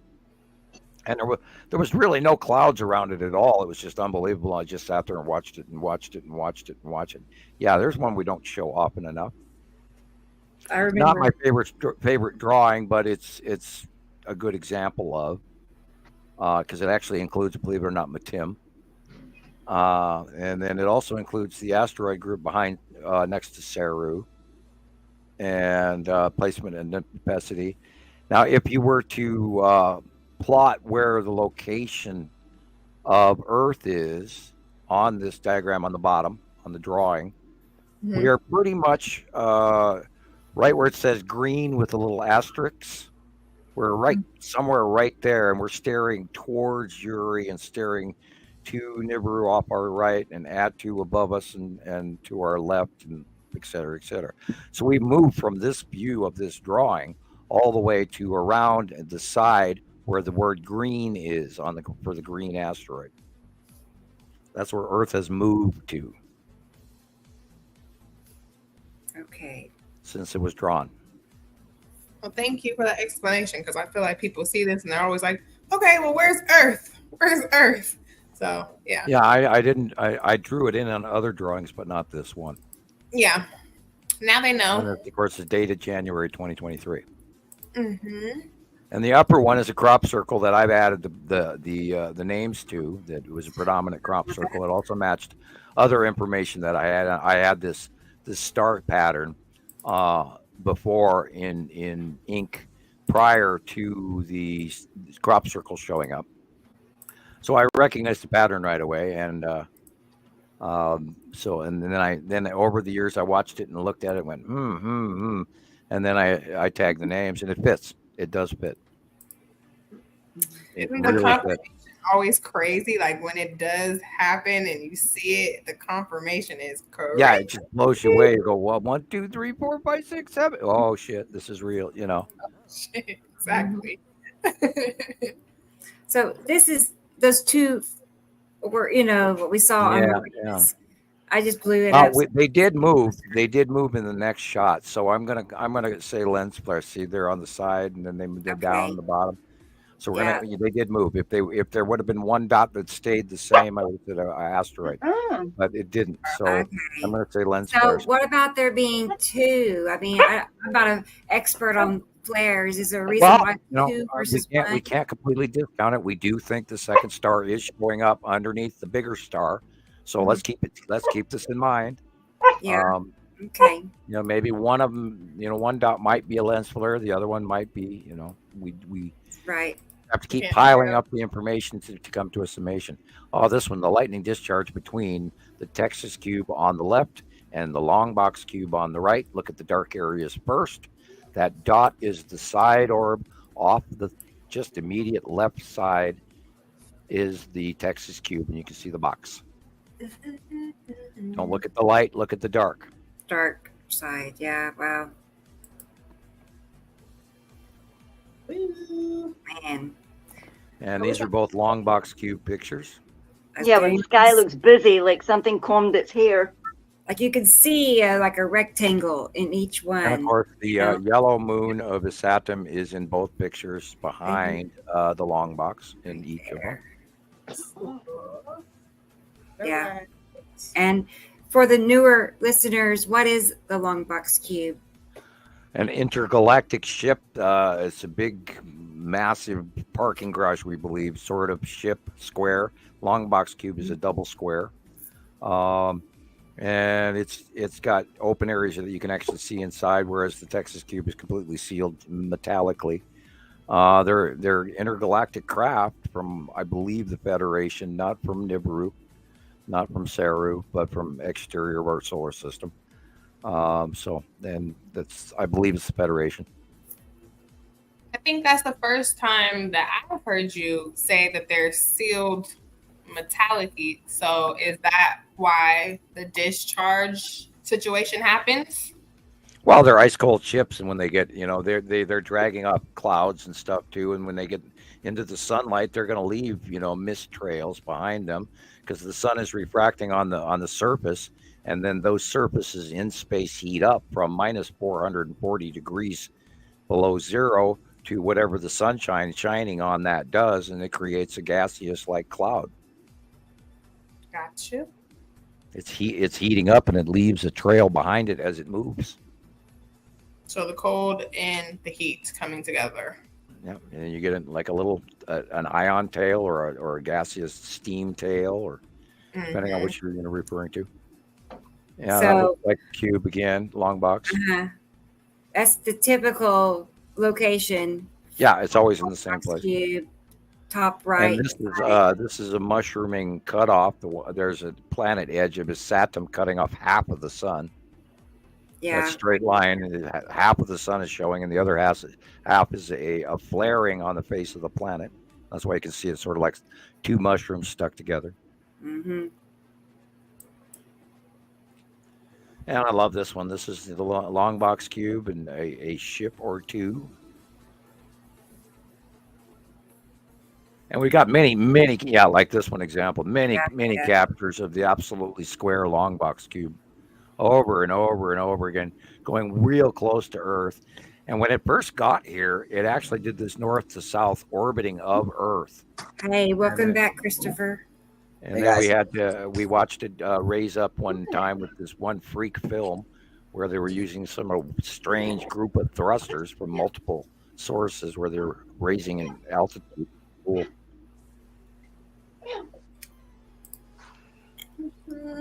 I'm going to wait.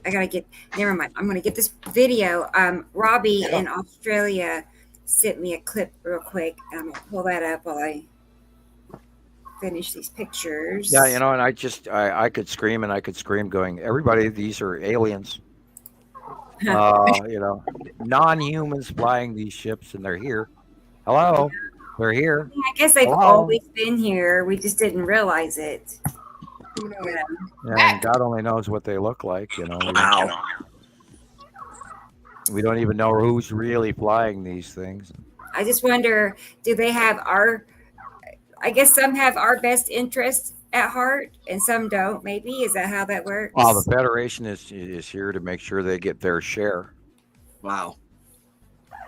So they have self-interest at heart, first and primarily. Yeah, it's not good or evil. It's always factional agenda, not good or evil, just what they want. Right. A pirate ship, indeed.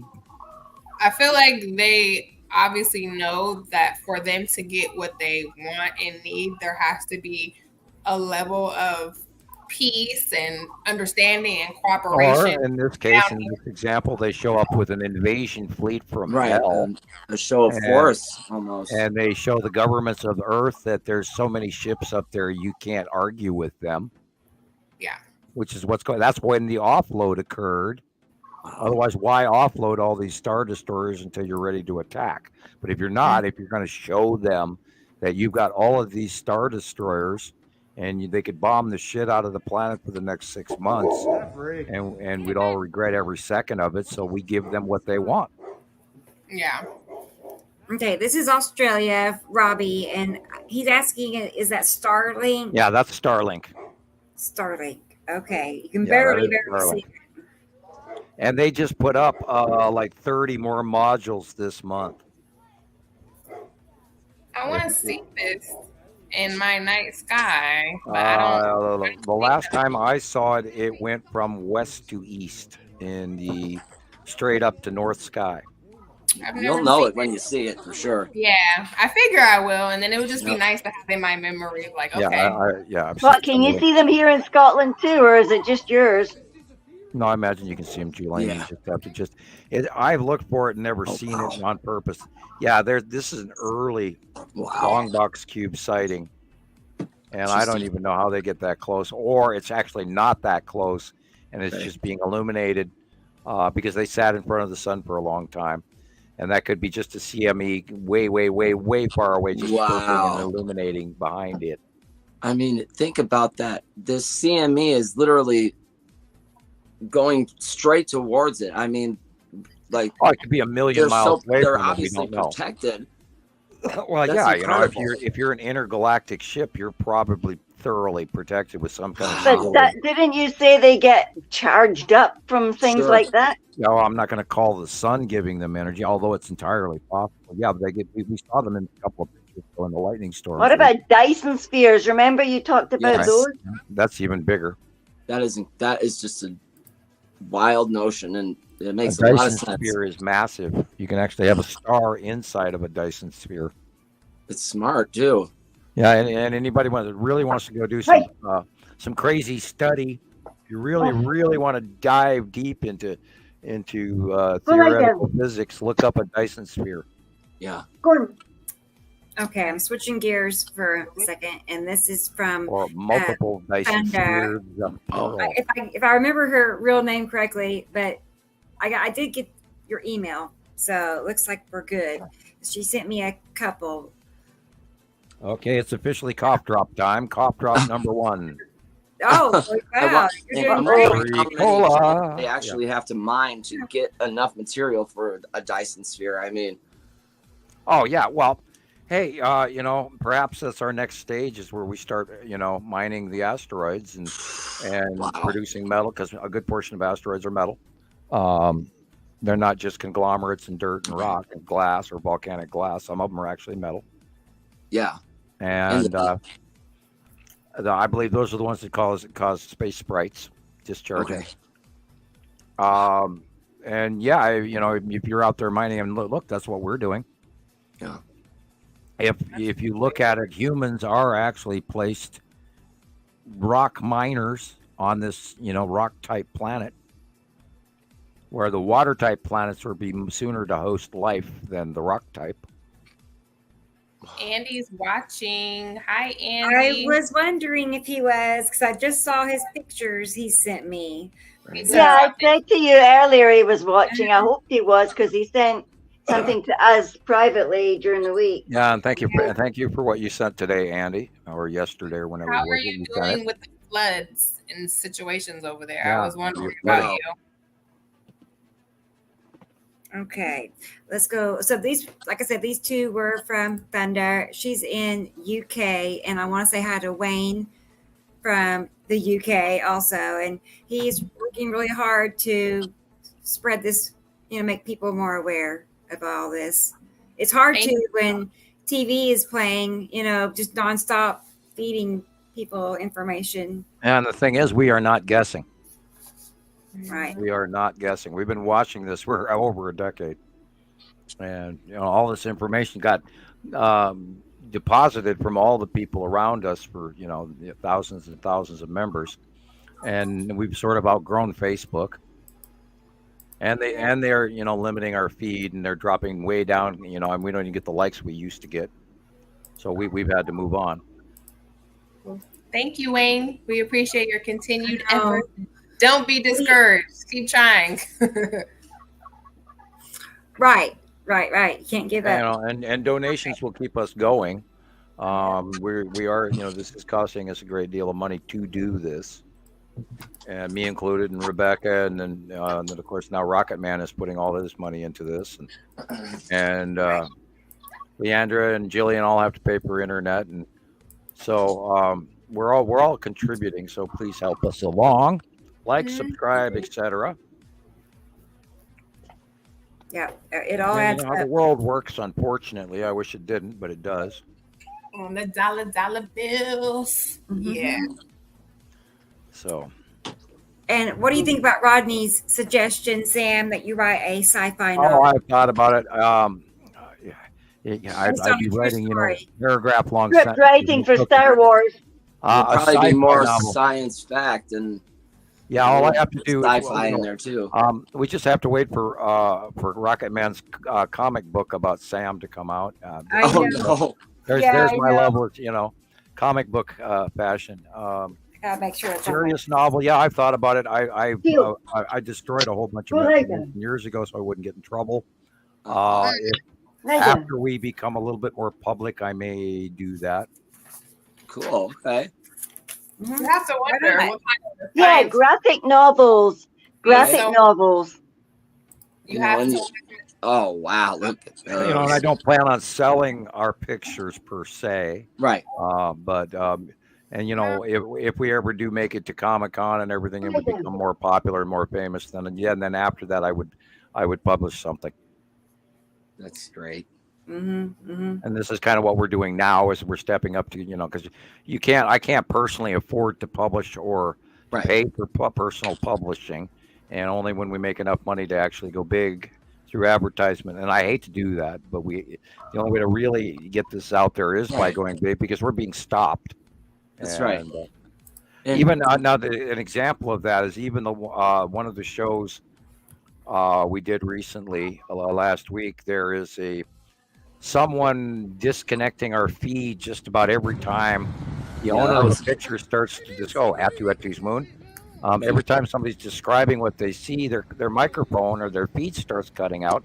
And I took a bunch of notes from last week's show that exactly that happened over and over again. right when somebody who owned, like Jesus was going to say something, I was going to say something. Right. Other people Right at the time you're about to say something important. Our feed gets punched out. And this is from Andy. Yeah, that's Attu's moon is the blue, light blue in the center, and that is Nepesity. Wow. Yeah, Attu's moon, dead center. Uri to the left. Nepesity is behind Attu's moon. And then over to the right would be Saturn's yellow moon right there.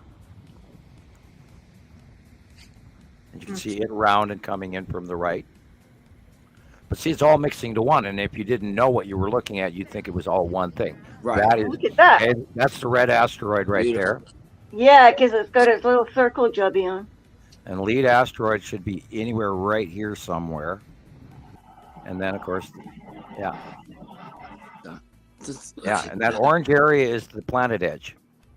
Beautiful. Wow. Okay. I'm getting this picture from Mary Jean next, and it's really cool. So it's an older look shot at that from about a month or two ago. Then that bluish area is the Saturn's yellow moon coming in over the top of the sun. Wow. Look at that and thing. It's huge. It's gotten very, very big. Mm-hmm. Yeah, that's a really good not one. yellow, but it's blue. But yes, that's the Saturn's yellow moon. Yeah, I just can't wait for the sunset to come every day now, you know? Yeah, it's it's a super show. Oh boy, this is a very, very early Isatum. Wow. This is Isatum, I think, 2014-15. Right. Before we had artificial intelligence. And I don't think any artificial intelligence is going to be able to make a picture like that. The discharge is around a Saturn's yellow moon. Man. This is the bottom of Attu about 2020. Wow. Pretty cool. Look at that thing. Yeah, there is no such thing as upside down rainbows. Right? Let's tell everybody that one. And you'll notice a little bit of central ion drop tail. This is the green asteroid crossing in front of the sun, I believe, in 2021.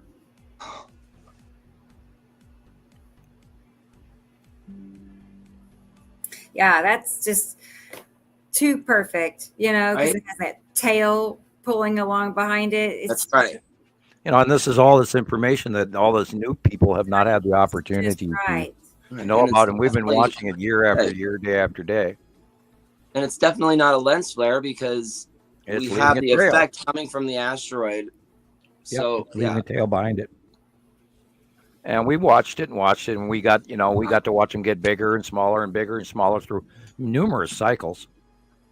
And that, that's what blows me away is that we've been doing this so long now, and it's like nobody else really got on board with this, and yet we've plodded along for going on 14 years now, and that's of course we have a lot of people that are up that are informed, but nobody that is out there like we are.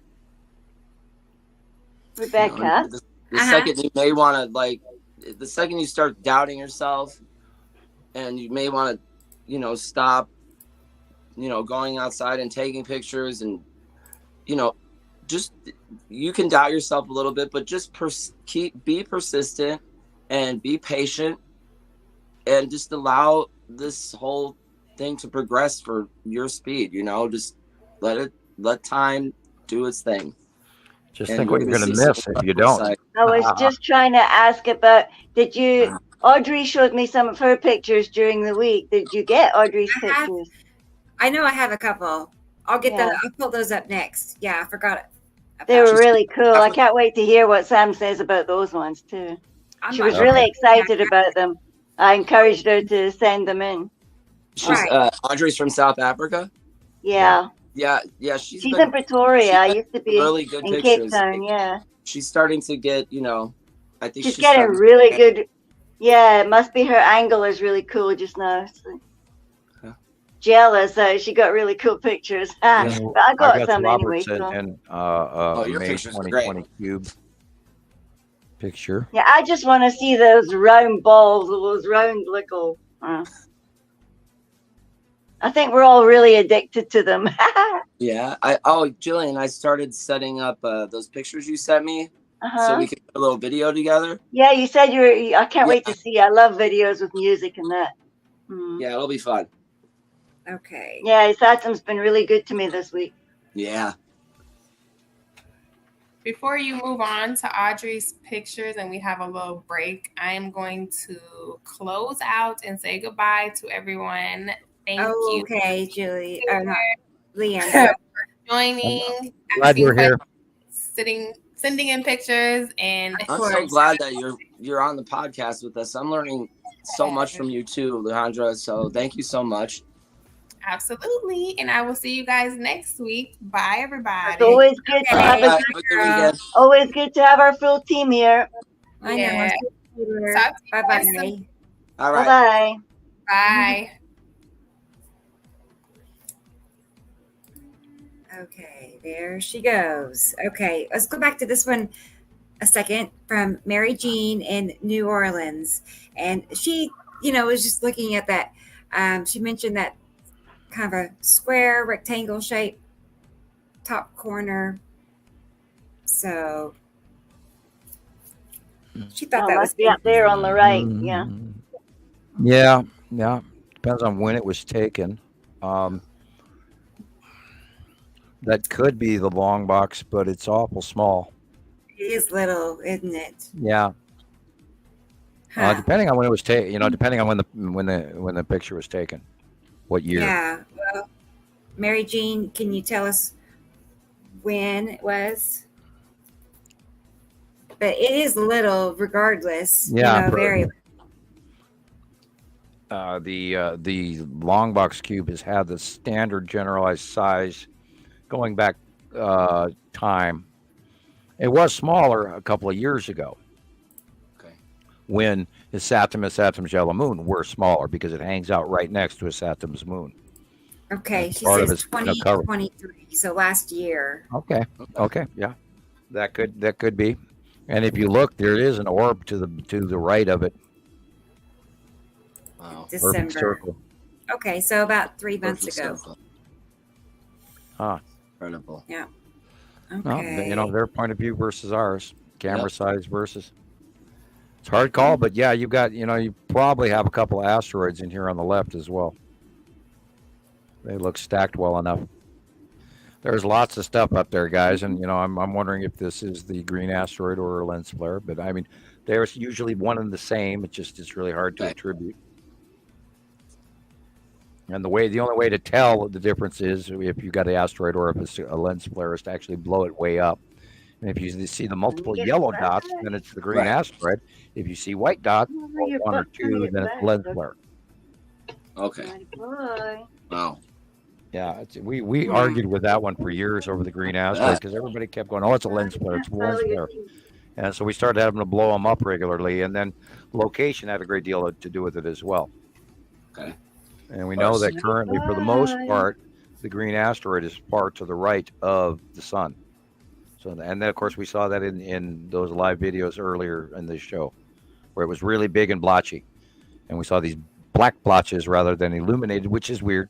I still don't know what the hell the green asteroid is. It's really weird compared to all the other asteroids. It is unique, all by itself with those weird little yellow dots all around it and in front of it. It's weird. I mean, it is just as strange as anything we've ever seen. Talk about the green asteroid. It's almost as crazy nutty as the skull asteroid, for example, or the red asteroid being unique, or lead asteroid being unique, or the blue asteroid. They're all unique, but when it comes to freaky, the green asteroid is freaky. Yeah, especially that picture you showed a couple of weeks ago. It is very, very neat, and that's kind of like the problem I had in the beginning was, I couldn't see him right away. And I just wasn't telling myself, look, this is going to take time. I miss stuff all the time. And then I look back about a fifth time and I go, hey, wait a minute. I missed that. Look at that. Right. All the time. Some time. And it's exactly what Sam is saying. It's, how can he be in another state drawing his monthly site drawings I call them Sam Sky Charts, or but he puts out our group picture, and then this month it was pretty much the same day I saw all the changes that you made. But in January, about a week later, I saw, just as Sam draws it. And I haven't met you personally yet. You live in another state. And I'm seeing what Sam is drawing on his picture a week later. It is I have no words for it. It's so cool. And you can't argue with this. It's, just give yourself some time if you're new at it, and just go for it. And you will start to see some incredible things. It's awesome. It's exciting. It really is when it starts to fit together and you actually see it, and it is just like the drawings, and it's kind of very surreal feeling, it almost becomes cosmic, like, oh shit, wow. It's like you get goosebumps because it's like magical at that point. It is. It's like something else is happening, because there's no way he could do that, but he's doing that. Year after year, I start tearing up too. It's exciting. And I was gonna say, our donation from Carol Ann is exciting too. Thank you, Carol Ann. Thank you, Carol Ann. That's cool. She's always so diligent to. I think we have to get a sign made that we post regularly. Thank you, Carol Ann. I didn't know you could do that on. Yeah, you can get stickers or something. Oh, okay. Something. So that was super nice. Always is. Thank you. And Carol Ann, I want to add also, I've been doing all these lives here lately. Whether I'm outside doing a live or at the computer at night, Carol Ann, Gillian, and Christoper have all joined into the comments. And Jesus was there last night for a while.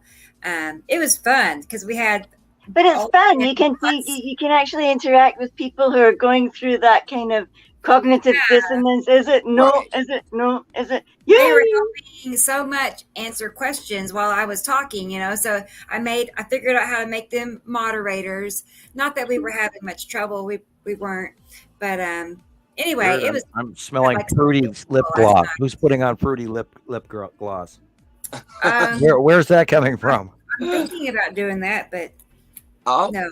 But yeah, that's what's going on there. Let's see. What are you smelling? What kind I of smell fruit? fruity lip gloss. Like strawberries or something? No, it's like tropical fruit. Who's got it? The tropical fruit. It's complete out of the blue smell. Is it this? Oh no! See, look at how is that? I'm smelling fruity flavored lip gloss. Oh my God! I only ate a bun. Anybody in the chat have a specific tropical lip gloss? Were you actually thinking about using lip gloss? That's all I got. It's right here all the time. Were you? Your lip gloss. I really was thinking about doing it. Yes, my lips are they're dry. So that's crazy. All right. What was it that Gillian was cooking? That's odd, but it's right here. No, I just ate a hot cross bun that has lots of raisins in. No, this was definitely lip gloss. No, I can't say I've got lip gloss. I was smelling tropical. Sam literally was able to tell what Gillian was eating for lunch. What was that? Yeah. That's happened. That happens all the time. If I'll be typing to somebody and I'll be talking to them when on private message on Facebook or something, and they'll have eaten, or I can actually smell what people have eaten in their home. I'm not always right, but I mean it's pretty average. I'm pretty good at it. That's pretty cool. I'll just have little things, little nuances, little things talk to me in the background that I couldn't possibly know, and this is what has led me hugely to learning that yes, I do have abilities that and this of course is what the government was recruiting me in the first place. So, of course. And I have a far seeing, a connective ability to see things, and this is of course where the drawings come from. Wow. This is from Audrey in South Africa. Oh. And you can tell there's a halo-ish thing. Well, the shape of there's a refraction going on here. Okay. And it's angled, and that tells us, the top is farther over to the left than the bottom is. So there's something coming in from the upper right. We know that his Saturn's yellow moon is actually cutting in and over the sun in the daytime. The hours progress after 3 o'clock, 4 o'clock in the afternoon. So if this is a fresh photo, this is exactly what's happening. And then another half hour or so, half of that sun will be missing, or double mushroom sided, or hourglass, or bell shaped. It's cutting in, and we've seen it around the world for weeks and months now. And actually, if just in the last few weeks, the yellow moon has been coming in. The yellow moon's not quite that big as drawn, but I debated back and forth, Sam. I really did. I was like, is it I'd cut that circle in half. I thought it might be too little for Isatum, but it's not the yellow moon. Yellow moon, no, about half that size. I'll fix it. I really did. I could not decide. Yeah, round it off. No, actually, you've got the lead asteroid is just to the right. Yeah, I saw that too. The circle. So behind, cut the yellow moon behind the lead asteroid. So to the bottom half of the draw, bottom half of the yellow line can go away. Is this outline okay? But are you saying that is the yellow moon? Yeah, it is there. We know it's there. The Saturn, this is literally what you've drawn is literally the size of a Saturn. But you could do, the yellow moon does come in at the upper part angle, is correct. Okay. And right behind is lead asteroid, you could round it and make it a smaller circle for yellow moon. I'll fix it. Okay. Although the rest of that yellow line is probably the edge of a Saturn. Right. Got it. Thank you.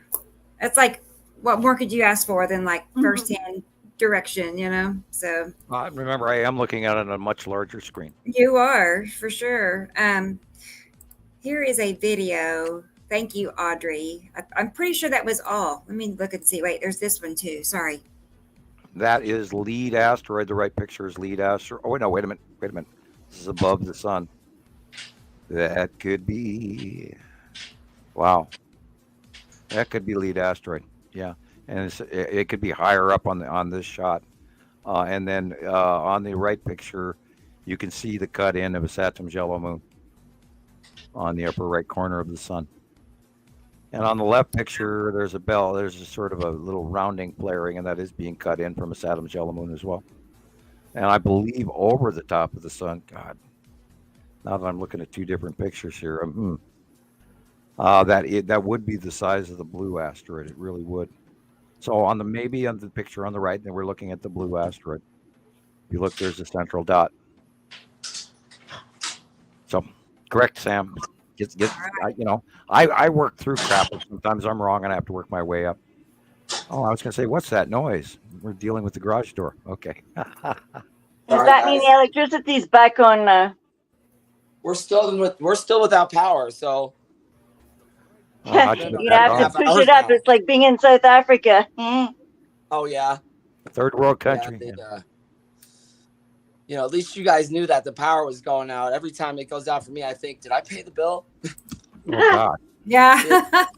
Yeah, mine went off for the first time when I came to stay here a while ago. It went off, and I thought, oh my God. They haven't sent me a bill yet. I've just got a new utility warehouse thing. Oddly, I never think about that because I pay my bills every month, period. That's the first thing. We live after the bills are paid. Yeah. So I just had to get I had to decide on a provider, and I still hadn't had one at that stage. Oh. And I was waiting for somebody to send me a bill because I thought, what? Yeah, we only have one. We have an electric co-op. Yep. Here's a video clip from our friend Third image is from Arizona. Now look, I've never seen anything. I'm gonna say it's from Patrice over in on TikTok, and they sent this to me asking. This one is wild. We talked about this one. This is wild. Yeah, and there's a few. It's still going around. Yeah, that one post. I have no idea what that even is. Let me show you a better view of that same situation. Look at this. There's like 3 rings of light, and the middle one appears to have some kind of beam going through it. And I'm going to say what I said the last time. Yep. Okay. See how sharp the word TikTok is? The great job, Gillespie. Do you notice how the rings are much sharper than the words? Yeah. And if it's off in the horizon distance, it should be the opposite. Okay. It should be more vague. They can't be that brilliant that far back. Right. Well, I'm just going to scream Photoshop. And the two images, well, the two effects happening on both sides of the ring, they're almost identical. Right. And it just doesn't fit with the desert. Right. See how blurry the cactus is? Right. So if the cactus this close to us is blurry, how can those three objects in the background be sharper? Right. They can't. They would be as equally blurry or less. Because when you look into the distance, it gets harder to see things, not easier. So I'm going to, and we talked about this last time. Actually be something. It could be an actual asteroid scenario, but that somebody grabbed and put shit on top of. Right? Yeah. Okay. Yeah, that's another thing too. You know, a lot of people are making posts and they go all out with the filter, and it looks really cool. Some people's pictures look really cool, but you don't have to, you know, get that extreme with it. It's better for us just to see the original picture first. Or if you're going to do a filter type thing with your photo, at least post the original picture too. Yeah, I can't even imagine intentionally photoshopping a picture to try and deceive people. To me, that just it seems like a whole lot of work for Y, and B, it's really dastardly and mean and shitty and deceptive if you do. And I'm not trying to down people, but I've pondered that probably 500 times in the last decade, going, who would take the time to do that, and what idiot would do that? And I apologize, I don't mean to be rude, but I mean, why? It is. You know, why it's just confusing for a lot of people. We're trying to learn this and we're trying to get the information to stick, and then something like that pops up. And can you imagine the damage that it would cause? And to the citizen science cause, it would cause to our cause. It blows me away that anyone would be intentionally trying to create something for attention. So Wayne is asking, is this leading up to a super micronova event like the swirly petroglyphs? I believe that the swirly pictographs are depicting movement, not supernova or destruction.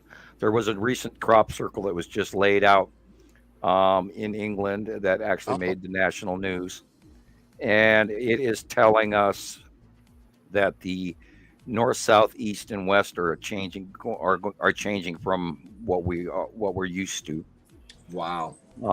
Which is excruciatingly evident from what's going on currently in the I can't remember exactly. In the 1800s, the North Pole was over Canada.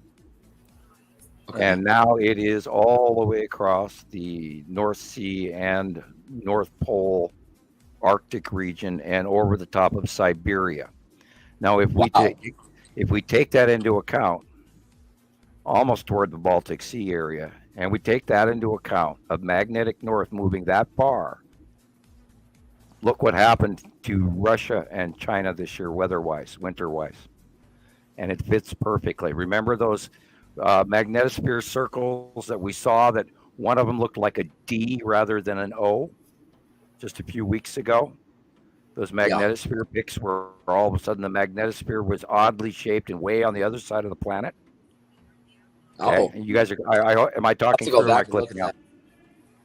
Yeah. So we're seeing evidence of planetary tip. The whole planet actually matched the axis alignment of where the magnetic north has moved, and I think that's showing in the magnetosphere pics where they're really freaking out and acting really weird and odd, and wake patterns from all the coronal mass ejections from the sun, the CMEs hitting Earth and everything.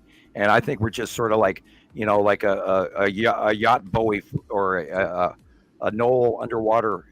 Sometimes they mark underwater rock areas with these little buoys. We're like a buoy in the water going boingy, boingy versus these big passing ships, which are the planets.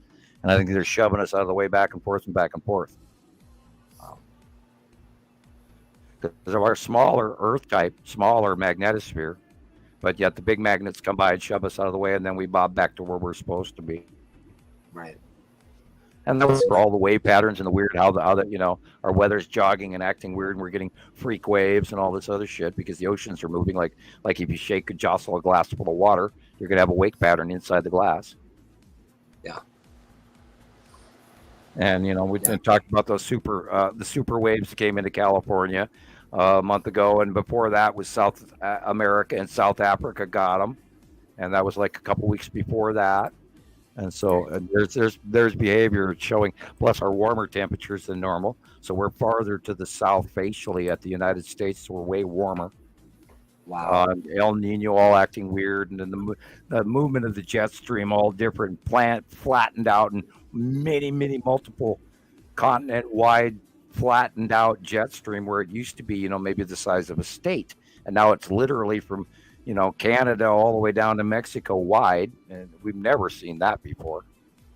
Now there's 2 and 3 of them. It's like, oh my, the weather is nowhere near anything I've ever seen, ever. Yeah, the waves that came into California, if you're from the West Coast, you know that was a serious event that we don't see. It's just crazy. I couldn't believe that, it wasn't like severe tsunamis like we saw in Japan in 2011, but these people were standing there watching these big waves, and they didn't even think to like run. They're just standing there waiting for it, and a lot of them got like injured and had to go to the hospital. I'm wondering if that's the Libya footage coming through, because that's what happened to Libya. All of a sudden, boom, they had 3 dams collapse over one night with the rain, and that was that freak tropical storm / micro hurricane that hit in the Mediterranean, which never happens. And they actually announced it briefly, and that went, it was gone. You never heard another word about it. I'm wondering, does anybody believe that we're looking at the sun here? No. So what do you think we're looking at, guys? Oh, I think flaring over a planet's atmosphere. Yeah. I'm going to say no. I'm going to hint with it's involved with the 180-day cycle. Yeah. Yeah, you could see. What do you think we're looking at? The left side of the illumination, what we think. Oh, Rebecca, I'm going to send you. Looks like the sun. I think that's the. Look at the blue areas. I'm going to send you a picture here, and I know exactly where it is. I'll send it, of course, on Facebook. Okay. And this is what I'm talking about with our sunsets. I love going outside during the sunset now, and it's just magnificent the way the sunlight illuminates on the front end of these moons and planets. It's incredible. I've gone past it, I'm sure. I got to go scrolling back. There it is. Yeah, hold that picture and then post this one afterwards. I just sent it to you. You haven't gotten it yet. And ask yourself, does the sun really has the sun looked that big in your area in the You have it now. past? Got it. Why is it getting so big all of a sudden? And more time, if it's once, maybe okay, but every day now, it's you got to start asking yourself. I still argue with my brain telling me that we have 2 suns, but we have to. You can't have all those rogue planets with people living on it without having that extra star. And we know that the light changed in 2011. We know that the arc of the sun changed in 2011 and 12. We know we've been watching it for all these years. We know that the planet's way too warm. We know that all the planets tipped when that second star got here. And of course, the other solar system has to have its own star. So, and we're 2 stars crossing paths and exchanging places in the, like 2 ships passing in the night. What are you doing? Mom, I'm chewing up the sofa. Yeah. Okay, do you got the picture yet? Okay, this is from T. Racy. I think I did say thunder, but it's T. Racy. I messed up on that. So it's sunrise in the Yeah, UK. but that's not the sun yet, is it? Okay. Oh no. There's Look the at that. picture you Wow. sent me, Sam. Yep. Yeah. Now, So is it switch an back, go back and asteroid? forth between these two if you can. Uh-huh. Yeah. It's the same. Okay. And does anybody know what that is? I'm going to say this. Hang on. Bingo. Yay. Ding, ding, ding, ding, ding. You win a cookie. Yay. I get a gold star. And we've seen it when it was much, much bigger. Now, this is also what's coming, guys. Hidden coming. That's the site of Uri. And these are the asteroid groups, the Salamander asteroid group. This is the illumination of the tan asteroid. And it's about to go right over the top of us next month or in 20 days. And all of this is coming. So what our are those way. two blue sort of sides? Blue. That's the bottom of Uri, the underneath of it. That's the normal sky. So is Atu's moon in effect here? No, it's above our heads and not in the shot. Not in that. Okay. Nice. All right. And it's neither in this. Uh-huh. That, you can see the side of Uri. You can actually see the stripes of Uri. They kind of look like sea trails, but they're actually the stripes of Uri. Mm-hmm. And this is the tan asteroid and the Salamander asteroid group. So is it the Sam? Is that illuminated bit? Is the tan asteroid? Is that what it's always going to look like? No, you're seeing a backlit crescent flare. So it's the dark area is actually the tan asteroid, right where it says X. Hey guys. Hi guys. We have it. We have it. A surprise. This Zeus pic is is here. 2019. Hello, sorry. Christopher, Gillian, Sam. Pictures 2000. Hi. Uri approximately 2013. Yeah, this one I don't understand. This is like This is the illuminated asteroid, and you're seeing a backlit crescent flare of the tan asteroid, which is the orange, brown, purpley thing in the center on the right. So that's what I've seen today. Then is it always going to look like that? Well, not always. It has different varying views of it, but that's a backlit crescent flare of the tan asteroid underneath the bottom of Uri, which is attached to and part of the Salamander asteroid group. You can see how the sunlight. 180-day cycles, which is coming towards us as we speak, which is what I've been warning about year after year. And oh my God, what's coming? We won't believe. Right. I just want to say hi to Jesus. He's Yeah. here. He made it. Glad He you're made here. Glad Hey, you're Rebecca. Yeah, I had a long night last night, and I overslept. So. Oh no. No worries. Lucky you. You got to get rest, so it's all right. Yeah. And now we're getting a hell of a snowstorm right now. It's pretty bad out. Really? Yeah. Yeah. Pretty bad out there. Hello, Carol. Pretty bad out there. I was going to go to work, but I'll probably just take the day off because it's pretty nasty out there. So, Yeah, that's the storm that's coming in over California, over the Sierras, dumping down, and then it's heading due north.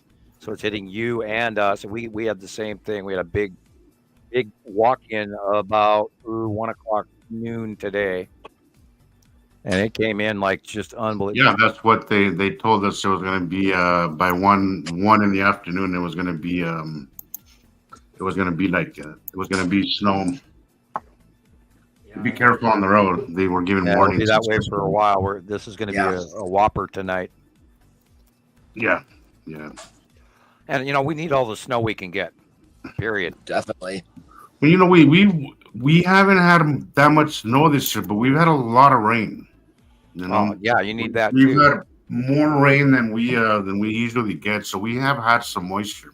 Well, let's pray that Utah comes out of its drought and that the Salt Lake rises and fills up again. Let's hope. It's very important. Keep Hopefully, but it is way past the tipping point, man. I was talking to environmentalist recently here. Very young lady. She was really passionate about the environment and stuff, and she was saying that it's not if it's gonna dry, it's when it's gonna dry. Well, So, they were majorly freaked out in 2020 because they did not have the moisture, and it was way past the tipping point. But last year did catch up a great deal of the basin issue. It may have prolonged it, but it did. You did get a valuation last year that they did not see back in 2021 or 2022. yeah. And Hi, that was T. part of Racy, the Audrey. Hello, guys. the Sierra Nevada, Utah, Montana. We're way low on snow this year, way low. But we've had a bunch of rain, which is also good for us because actually it sinks in rather than running off. A lot of times our snow will melt and our ground will be frozen, and the water goes elsewhere rather than sinking in. But this year it's actually sinking in, which is good for us. Bad for you guys. Yeah, well, yeah, but it's been weird. We were expecting an early spring, and then now they're talking about a second winter. So Yeah, there's another cold wave coming in from Alaska, and it's forming a new rotation, and it's mixing in with the jet stream effort coming in from the Pacific off of Japan, and there's a whole bunch of really freaky weather going on out there. yeah, there is. I mean, In ways we've never- look at the weather in beautiful Vegas right now. I mean, I couldn't even tell the difference. It's just 5 hours away from me, and it's super windy here, Jesus. It's been very windy. Yes, it's been very We've windy. had no power for 2.5 hours. Last night was super windy. I mean, I'm talking about 60-mile-an-hour winds. It was really bad. No. Yeah. Do the 360. Do the 360. Yeah. Okay. Let's Yeah, I look just around. I had to leave the garage because people started coming in there and making noise. So, but if it gets too windy, I'll just turn the microphone off. Okay, just let me know. Can you show us where the wind is coming from? Yeah. So okay. Here's the sun. That's north southwest, and the wind is coming from the southwest, going northeast. So. Yep. Yeah, so southwest to northeast, it's all over the place. I mean, it's literally like a bowl here. You know, we got the valley, we got the mountains all around the valley, and it's just like it's almost like it's churning wind. It's going all over the place. Yeah, there's a Right directional outside change. South- It's coming over the Sierras, it's dropping down, and then it's hooking from where you are, and it's going literally north. Wow. Here, is that a little clearer? Okay, so and that's the thing, and then the Arctic cold is in the north here, and that's our weather right there. If you look, you're looking now at the camera's looking now northward to Montana. Yeah. I see. Definitely. So northeast, and I'm just turning it so northeast, east to southeast. Interesting little dot there. Yeah. There's a bunch of them. There's 1, 2, 3, 4 big spheres. Are you expecting any weather, Chris? Yeah, it's going to get wild. It was really windy this morning.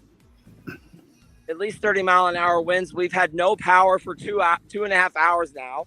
Oh wow! I know, right? Last time I had a power outage was 2 or 3 years ago. You know. And we have to take into account the reports that are the possibility that the Texas wildfires are going to run all the way up to South Dakota. Wow. It's going to be a year to pay attention, people. Yeah, and pay attention because they're not saying much. No. Well, the firestorms in Europe, the flooding in Europe, all of that happened. And we didn't get that information. We had to actually go out and look it up. And none of it was hitting the national news whatsoever. So remember, everybody, you can't take and I'm gonna say this because I have to, and you can hate me later if you want to, but do not listen to Fox News. Right there, that is the side of Uri that's cutting into the sun.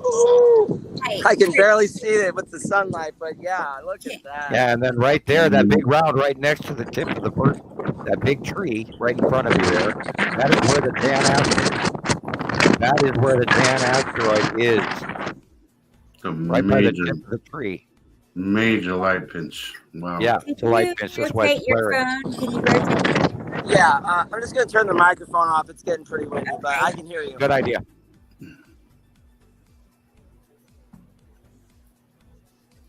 See, people, it's the same everywhere. That area that's banding right there.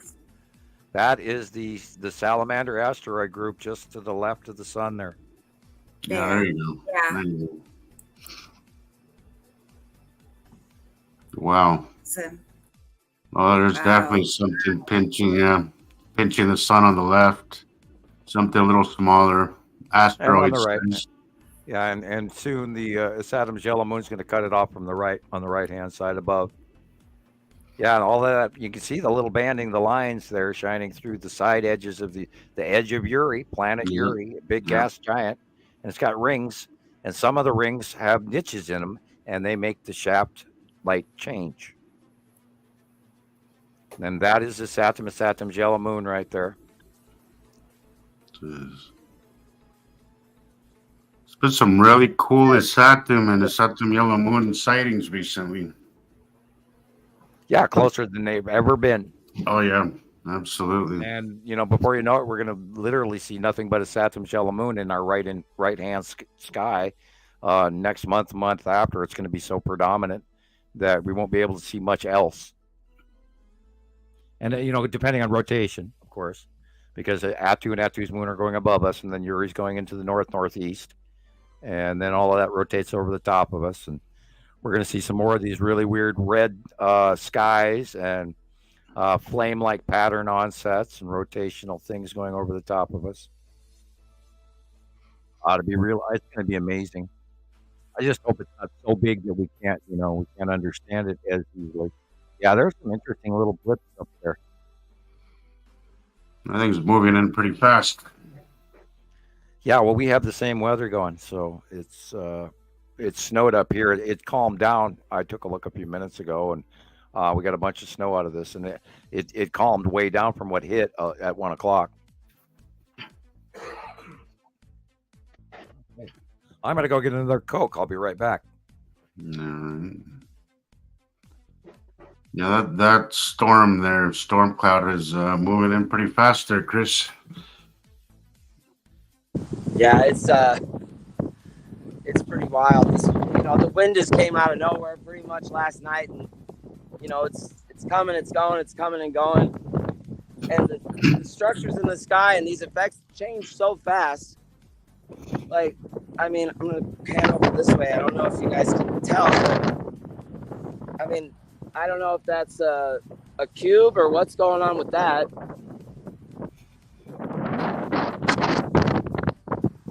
No, that's where it would be. Yeah. Yeah, I think in about another half hour, everything's gonna start showing itself. That's how it's been for me, at least the past week. Like, everything starts to come together right about 45 minutes before sunset, 30 minutes. Yeah, and the light angle starts to change. And then you can see the bottoms of the planets so much easier when the light angle changes and takes your refractive overall light away from you. And then you see the bottom illumination.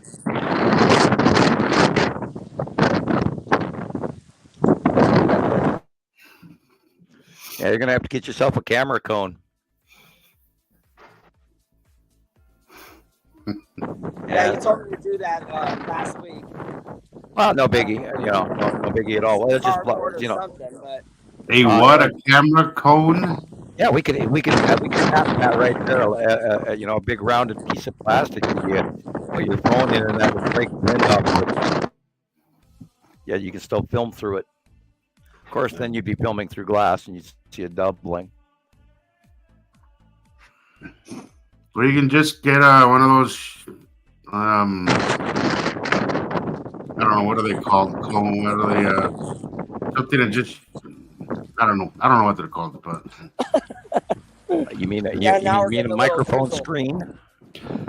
Yeah, I guess. Yeah, something like that. I don't know where I was going with Yeah, that. they put up those little flat, Train of and thought. I dub out on this microphone, and I actually should have one on it. There's a little flat screen that will actually block the microphone. That way you don't overdub. And he's back into his casa. Okay. Apparently, it's just No the three lights, of us. Ladies vanished on us. Yeah, I was gonna say Gillian and Rebecca are off doing their own thing right now. Yeah, they're probably sneaking lunch on us and didn't tell us. And Tracy says it's crazy in Las Vegas right now. Tracy's from Vegas, right? That's what it sounds like. Do you have power, Tracy?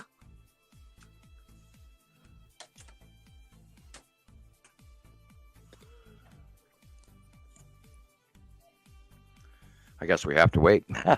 Yeah. Maybe she doesn't. You know, I guess it was what we just read 29,000 residences are without power right now. Wow. Yeah. Yeah, I blame the wind. It's probably knocked something out. Yep. She's in London. Oh, okay. I think we have another Tracy here that's in Vegas. Yeah, so we have I'm two sorry, Tracys in the chat. Okay. Yeah, Tracy and T. Racy. Okay. Yeah. Yeah. No light, no power. So, you know, I'm looking a little wild here. Kind of looking like a chia pet. Yeah, last I looked, there's a rotational low over the top of England and Ireland right now. I went outside. Weather. Looking did you good find out there, anything? Rebecca? Oh man, it's so good. I was just I wanted to be in two places at once. I know, basically. right? I know. I would If be anybody's in totally Tulsa, live Oklahoma, outside for sure. you know, maybe It does should just be tomorrow. Rebecca's camera person, you know? Hopefully it does. Are you? We need to get Are Rebecca you an gonna be? assistant. Are you gonna be getting any of the weather, Rebecca? Let me look You- and see what my forecast shows. I have no. I I can mean, take a look might real quick, rain too. Thursday and Friday. It's going to be in the 70s up until Thursday, and then it's going to drop to the 50s on Thursday. She's right in the no man's land where it's going to go around her. Well, we were The just high at wind. 55 degrees just a few days ago, and then the wind started Oh, I know, picking it's up. and down. Yeah, and then the wind started picking up something crazy, and then now we have a bunch of snow. So, how's your Yeah, it's weather, looking Gillian? cool here too. Is it cold out there, Gillian? It's been weird. People keep saying it's going to snow, but it's stayed up like between 5 and 7 degrees Celsius, and then the other night it just dropped down like a stone to -3. Well, currently your wind, Gillian, is from the south and it is rotating to the southwest and then plunging back down again deep south over the tip, the western tip of Ireland, and then rotating all the way back around the UK and Normandy and into Spain and all of that. And there's a big rotational low over the top of you. The center low is between... Looks like a unicorn's horn. the center low is over Wales right now. Yeah. Yes, your live weather report coming to you directly from Sam at Montana Skywatcher. That's I right would, now. I would love to see your skies. Damn, we really need to get you a camera or something up there because I really would love to see your skies. Oh, who, mine? Yeah. Yeah. I probably, off my house, it's not going to be as great as we'd like it to be, depending on how high up I go. I got trees along one side and another. I don't have a view. I will have a better northeastern view than anything else, so I'm going to probably end up shining it that way. And then I just got my content removed. and you'll be able to watch all the bird and the deers in my deer in my Why yard. do you and all get that. content removed? What'd you post?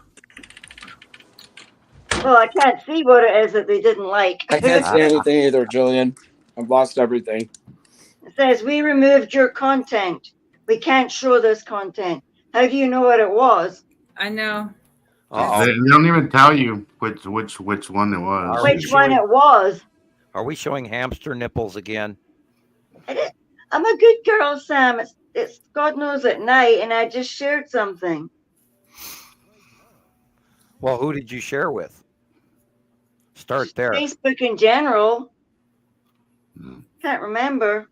Well, and I think it's a good time to remind people that our platform we will not be having these issues on our platform.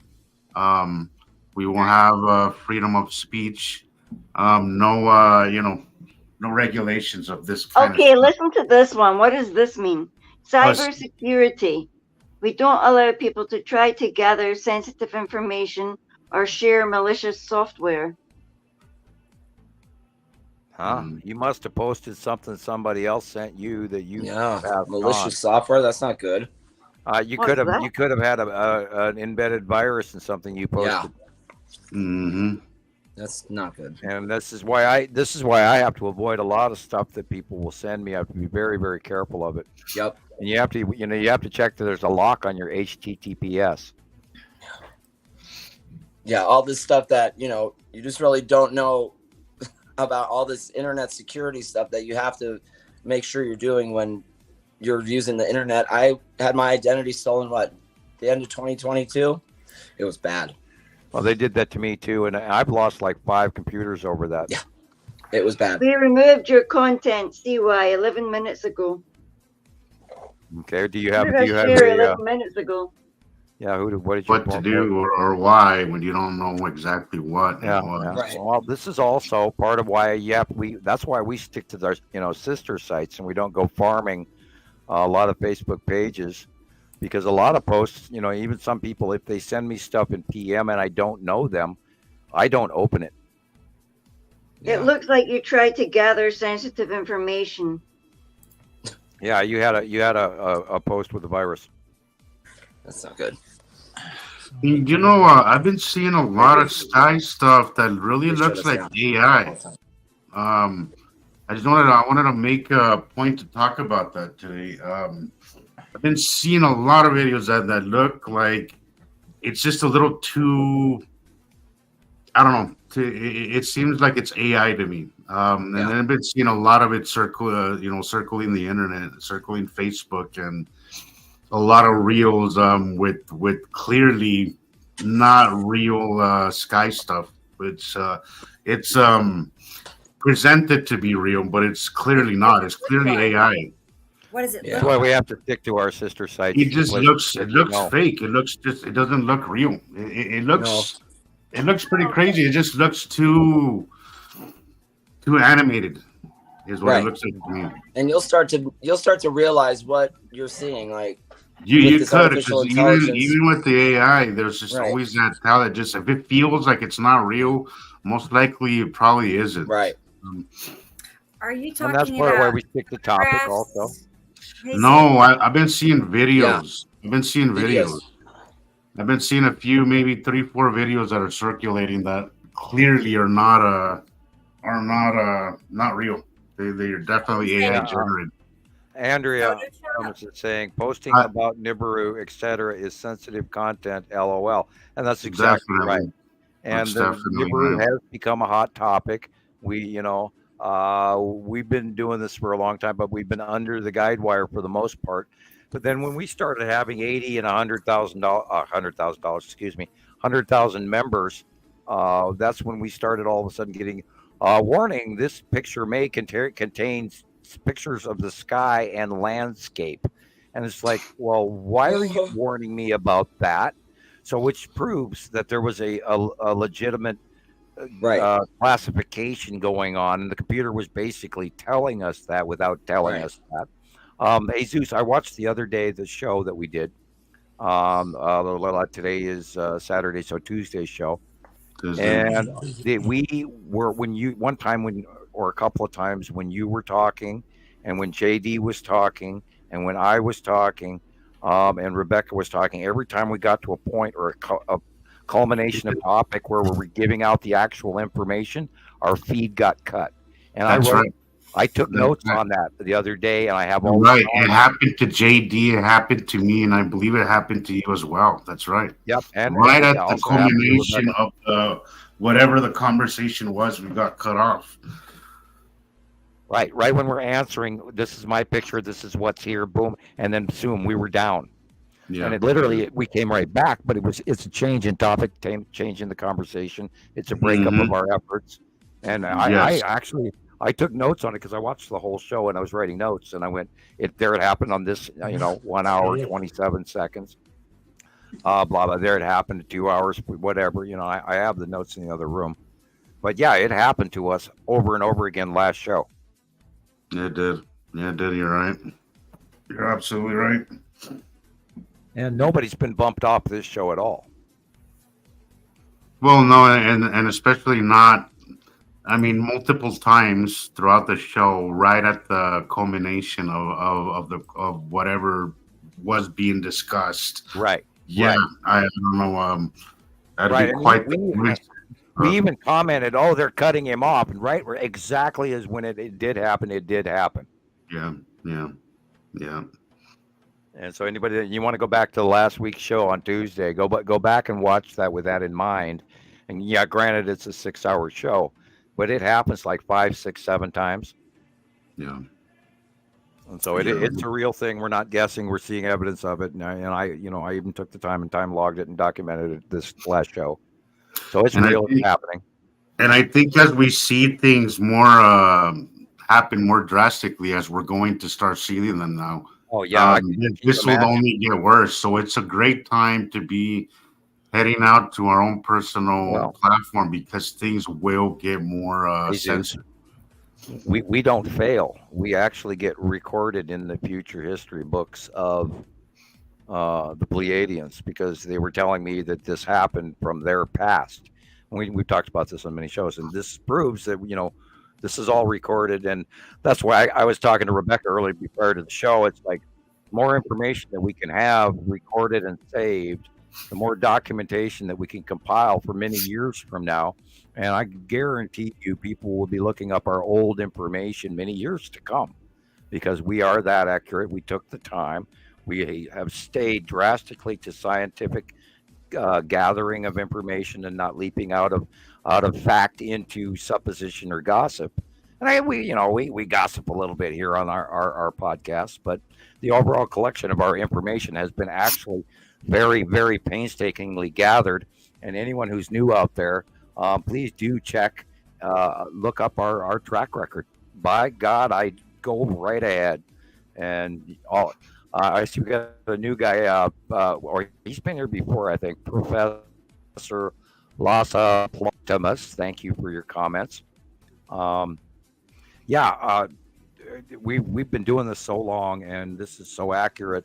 And you guys are missing the greatest show that ever was. And I'm so glad that everybody who is here, and everybody who's about to listen to this broadcast after the fact on YouTube. I think Christopher's trying to capture the long view. That's better. It would be right there, but that dark blue area is literally a Saturn's yellow moon, and where the long box cube would be, to the right of the sun. And we have not most of that cloud base is our normal weather below it, but it's entirely possible that the long box cube is standing right there in front of the Saturn's yellow moon. And if you imagine in your mind, you can see it. You going into some it crazy. Looks so different here versus there. Really, it's very different. My sky. That blob behind the home pole or the light pole could actually be green asteroid. See the dots? That'd be fun. You know what would be fun is if like a bunch of us went out at the same time and filmed. Oh yeah. At the same time. You know what I mean? We could afford to do that, where we could actually 6 of us outside at the same time, and we could compare. See, that's what I wanted to do with going live with you, Rebecca. I wanted to be. You got to figure out a way. Yeah, where I'm having a good day, and then you compare your sky, and then Chris as well, and whoever I don't know else if you can hear me, Chris. join us. But that's what I would like to do in the near future. Figure out how to do that. Okay. Oh, I do a think live when we're all doing a live together. Yeah, we can patch it up. Yeah, guys, Yes. I'm I shooting think for once all we of get us on standing on. Streamlabs, it should be easier to do on Streamlabs because I'm shooting what's for his the day name? we'll all be standing on the same stage and sharing this with more people, and then having a Oh, Yes, production team, exactly. using that's even computers, better. large screen TVs, and all of that, showing our information straight off of light or memory chips and all of that. Because I've got most of the older pictures. I don't have any of the newer ones on I need to upload, and I'm going to pay my neighborhood tech guy to do all that for me. But I hope we go big. I hope people actually put us forward into the market, and we all stand together with a microphone in hand, each one of us along sitting. Well, not stand. We'll have chairs. Hell, on the stage, trying to teach people at Comic-Con and by the masses instead of the 100 or so at a time. And let's hope we get to the millions. This is growing. I mean, just last night, Rebecca, when we went on TikTok, when you were on TikTok, I mean, I don't know how many followers you got just during that time, but I wasn't even on. You made just a quick mention of me and Chris, and I ended up with like 20, 30 more subscribers, followers on TikTok just from your mention. Just asking. Yeah, that's nice. Well, this is definitely growing, and I saw that there was a lot of comments that were really open to this information. So I do feel that there is definitely an audience for it, and I do feel that people are responding to it. And they're quite curious, a lot of people are genuinely curious. Yeah, well, they've noticed that the skies are weird, and they just don't have any context to put it together. And I think when they come across, I think the show was really great, Rebecca. You're live. That was so easy to follow. Yeah, it was so easy to follow with the examples. So I feel that it's really easy teaching tool to people that might come across it. And I realized last night that there's TikTok is a great tool to get this kind of we should also over 1,000 new followers. Wow. In 6 days. We should also That's do a couple great. of side commercials, Jesus, between you and Rebecca and myself, where her and I talk, and then you translate in Spanish, and then we break in between, and then Rebecca and myself and you talk, and then you translate into Spanish again, and that way we can do a bilingual micro short for people. Yeah. Okay, let me get that in my note here. That's a great idea.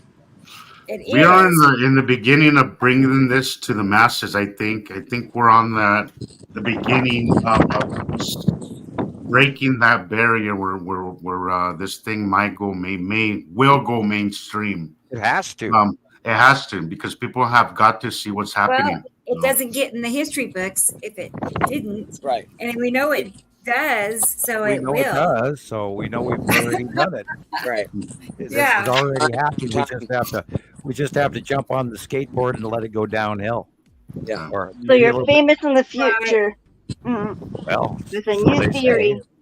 And I just don't understand why some people are so not willing to allow themselves to just go outside and have a different perspective and be a little bit more open to this.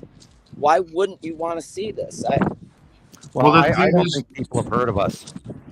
Yeah, that, and also I think it also takes. Okay, so I think a lot of people are kind of standing on the sidelines, waiting for it to be accepted a little bit more. And I think as soon as we start seeing our neighbor accepted, or accepted, or my Facebook friend kind of accepted, and I think that would be like a domino effect where people just start to, because that's kind of what it's like, as long as the masses mainstream doesn't accept it, most people just kind of go with that. But as one by one people start awakening, people will start to see that there's something there and there's something to be paying attention to. So yeah, I think we had to get that 14-year spectrum under our belts to have a level of credibility. Not that I would have liked to have had to take this long, But the accuracy ratio, we have honed all of our skills together as a cohesive group where we all work together and we all got our little specialities. So this is it's a good organized time for it to actually take off. Absolutely. I think it's I think we have got a pretty good team together here. So where's Rocket Man tonight? Is he busy with these other projects? He is. Yeah. How's he feeling? Because he was sore as well. He didn't mention his hand, but yeah, he is just busy. Yeah, he picked up a new client, a new, account. So he's got more work coming in from that, but he has Pamela that helps him. She's like, assistant. So, but things are going good on the new platform. What studies have they done this week? Yeah, we're not his only project. He's got, he has. Well, that's what I mean. He's got a lot of work to do. You have to have a lot of them. But I've been watching the website and it's been gradually changing. Oh, yeah, I talked to him about some more changes though, because it's not. I'm not crazy about what it looks like at the moment. That's all. So I talked to him about it, and I just told him I feel like I need to be more involved in the appearance because just to make it look like us, because versus somebody that doesn't really know us trying to make it look like us. I agree. So he understood, and so we're all good. So I'm going to have the essence of what we're doing, right. of who we are. So yeah. Yes, right. So I'm going to make sure it looks like us as much as he can do. He showed me his limitations on things, so I understand we got this and this to work with, and we'll do the best we can get. And it's not going to be the finished product day one. I mean, we're these things take time. You build and build and build on things. It's like some of it takes like a little money. city. Like there's one excuse me, there's one part we want to have, a feature we want to have that's going to cost him $6,000 up front. So we kind of got to build up to once we get enough subscribers, then we can actually add that other feature, et cetera, over I don't know, a few months. Everything will cost money. I saw that email where he got the estimate for how much that was going to cost. I was like, wow, that's insane. Yeah. So we need to get revenue coming in from other things. We're going to have merchandise, and so then after we made enough money, then we can add the chat feature, and then later we'll add the e-learning feature. Where you can take a curriculum of the binary system and learn all about it that way. So I can't wait to see that come into fruition, the whole teaching of people and stuff. I can't wait to see that, I look forward to that one. I like that one. I like the word teach. That'll be cool. Yeah. Right. And we he has those movies. Well, anyway, what we can do is have a group movie night where we all watch in unison, or watching from our devices the same movie all together. It's like we're all in the same room kind of. But if Sam wanted to pause the movie on Dune and say, okay, see right here, blah, blah, blah, he can, That'd be great. That's a great idea. That'd be so we can have a group movie night and things like that. What else did we have? Oh, we're going to do a Sam cam and put a live camera on Sam's house. Yeah, I was just telling Sam I would really love to see his skies. I would love to see what his skies look like. So we're only going to get a minute view, unfortunately, from my house per se. Hey, I'm in the same boat here. I have to think about maybe going dash cam first. Yeah. Well, I don't know. It depends. It just depends on where we want to go. But dash cam, that's in your car, isn't it? Right, so. right. That's then you got to record it. Well, yeah, well, or go up to a what do they call those damn things? A GoPro, or cheaper, and me have to learn to wear rubber gloves with them so I don't actually touch the chip or the camera. And then maybe I'll keep a charged device because like I picked up the phone the other day and it just killed it. Boom. Hello, full charge. You know, Shame. Who doesn't have a phone anymore? Well, I don't even have a cell phone. Well, I do. I have one, but I don't use it because I don't have anyone to call. A, and B, I'm still learning. Barely, and I haven't dealt with a lot with it. Someone sent one. Thank you, but I don't really have a use for it.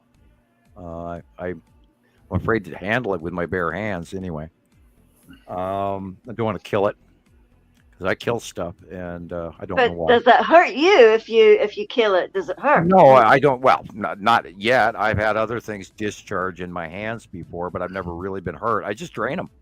I drain the batteries, and if I was to put a cell phone in my pocket and drive to town, I'll pull it out of my pocket and it's dead. Okay, so I won't be lending you my cell phone. Right. Well, somebody already lent me one. I barely have any use for it. I haven't learned even how to film with it yet, so I got to have my daughters teach me, and they're always reluctant. Don't want you to touch stuff.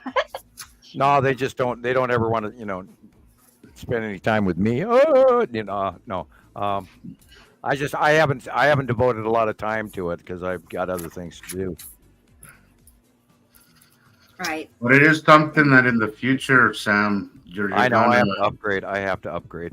As much as we need to get this information out in the public, it is going to come in handy for you to learn some of these things. Yeah, I have to learn. Well, I'm going to get my tech guy over here and have him teach I know Jesus and I have a lot on our plate. Yeah, I saw that. I am kind of happy that I'm not having to deal with that. I did, I am the expert on my side, and you guys are the experts on yours. And but I know over time we'll get better and better and better, and then we'll just do it with our eyes closed. I have the cell phone education in which to catch up on yet that you guys already have. I don't even have that. I've never owned. My last phone was a flip phone. Yes. And so I bet you can't wait. Now you get one of these fancy things where you just go slide. Actually, I'm actually a little, afraid of it on one hand. I don't want to fry it because I touched. What about how you get the ones with the pens? Does that do it? Well, what if you get like a rubber phone cover? I wonder if that would work. I was thinking latex gloves, some plastic gloves. I mean, well, yeah, that too. But I mean, you could also get like a lot of those products, Jesus. Like you could get like some kind of rubber, phone cover. Don't physically, electrically touch it. They have stickers you can put on your phone. It stops the EMF. Really? Yeah. They're cool. Yeah, I have this thing right here for one of my phones, and it keeps me from actually touching. It's just a phone case. Keeps me from actually touching the phone.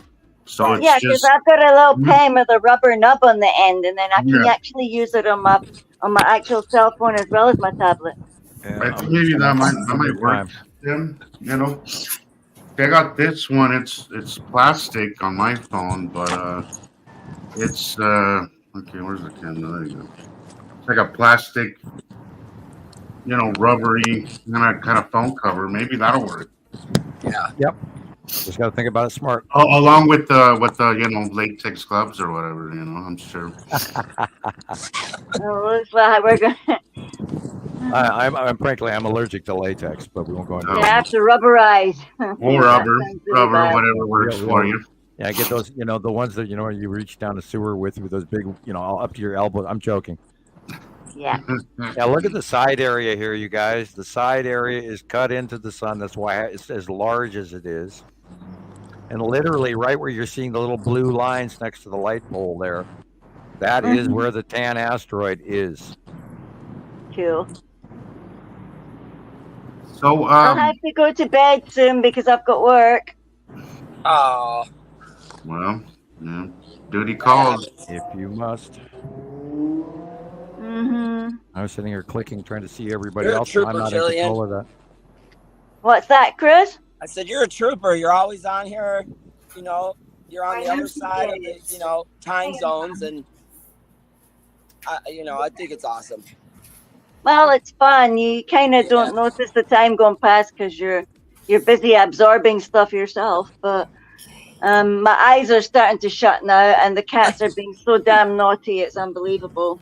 Well, if you gotta go, you gotta go. Yeah, it's time. Go get some rest.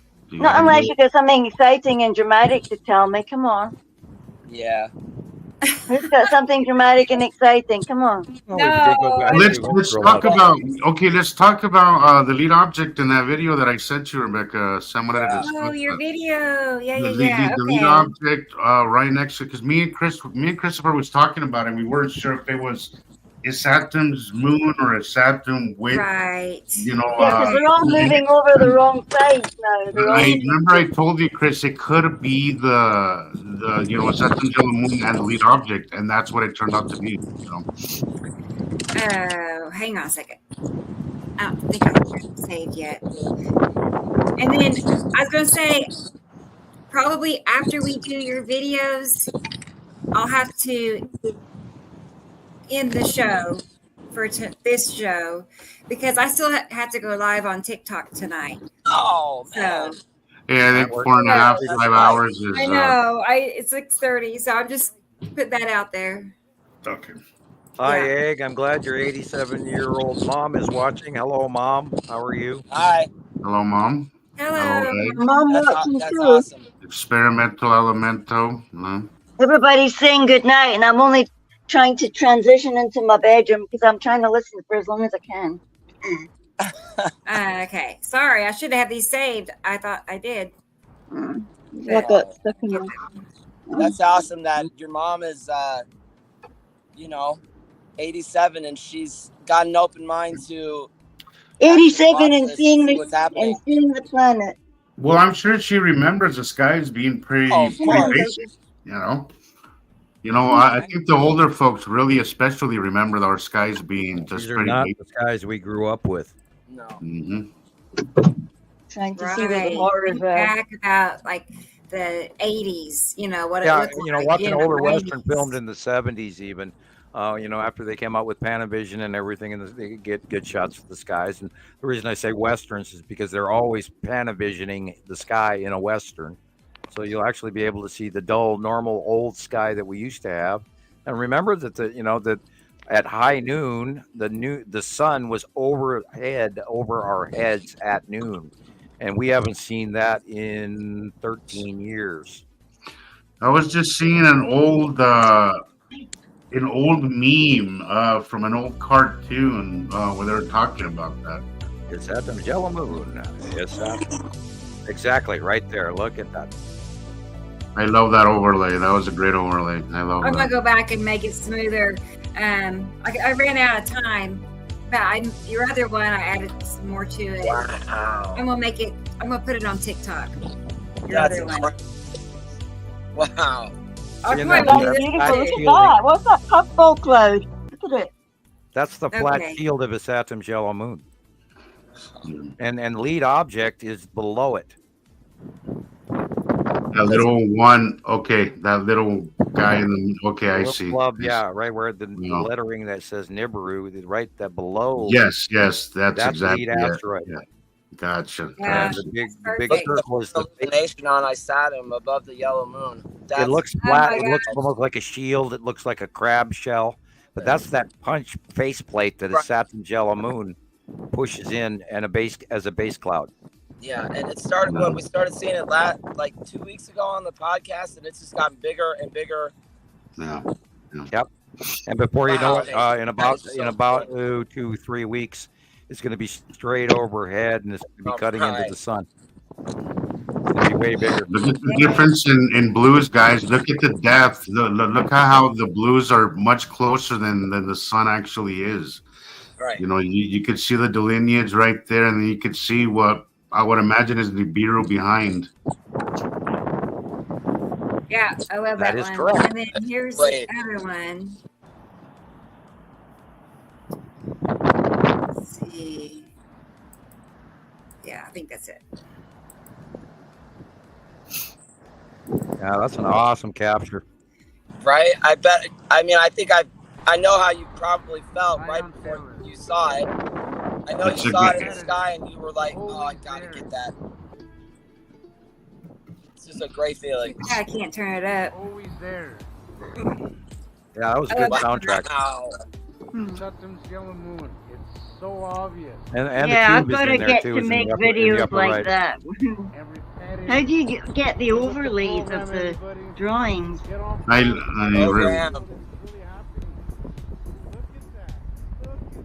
get a little excited. I get a little excited, I guys. know. I love that part. I think you're Yay. perfectly excited just enough.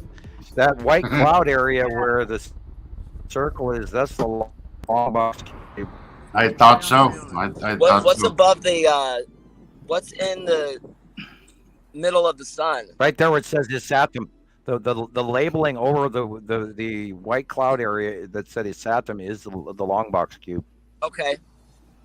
I noticed like a little black dot right in the middle of the sunlight. Oh, that is probably the Empire orb or the Federation. Yeah, the Federation orb. There it is. Yeah, No way! Right Look at it. Right where the fingers are pointing, that is not ion tail. That is ion tail, but it's moreover is the long box cube right there. I see the beginning. It See hides. That's why it's there. It hides in the ion tail, and placement has been since the 2019.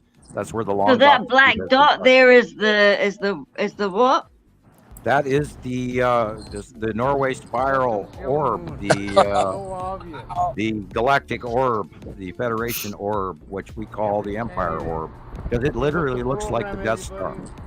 So that thing is actually just sitting there for everybody to see now. No, everybody can't see it. Cameras can, we can't. You couldn't see it, could you, Jesus?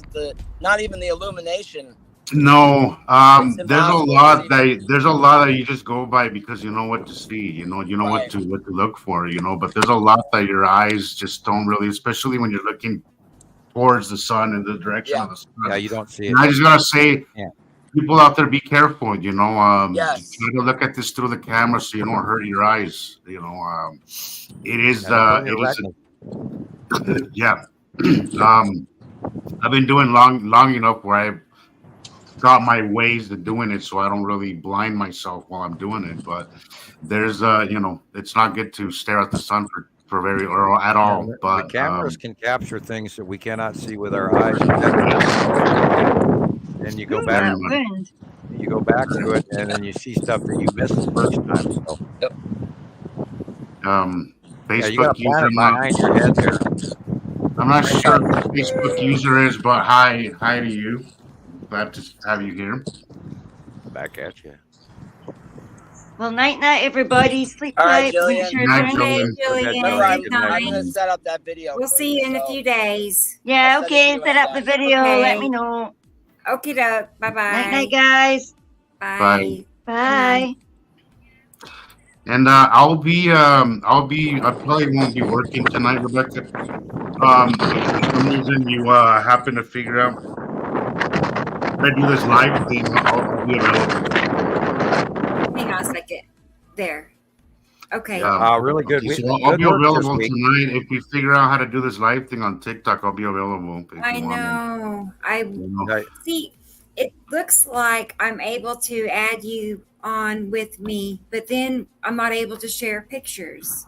But I don't know. I feel like I've not discovered all my options yet. I think so. I'm new to that, so I'll figure we'll something figure it out. But Surely either way, Monday and Tuesday I'll be off too, and I'll probably go on at least Facebook Live if I have something going on. I'll probably go live. What do you think about going on TikTok, Sam? We're getting like a big crowd, or about. Well, I don't 70 have any way to do that that I know of.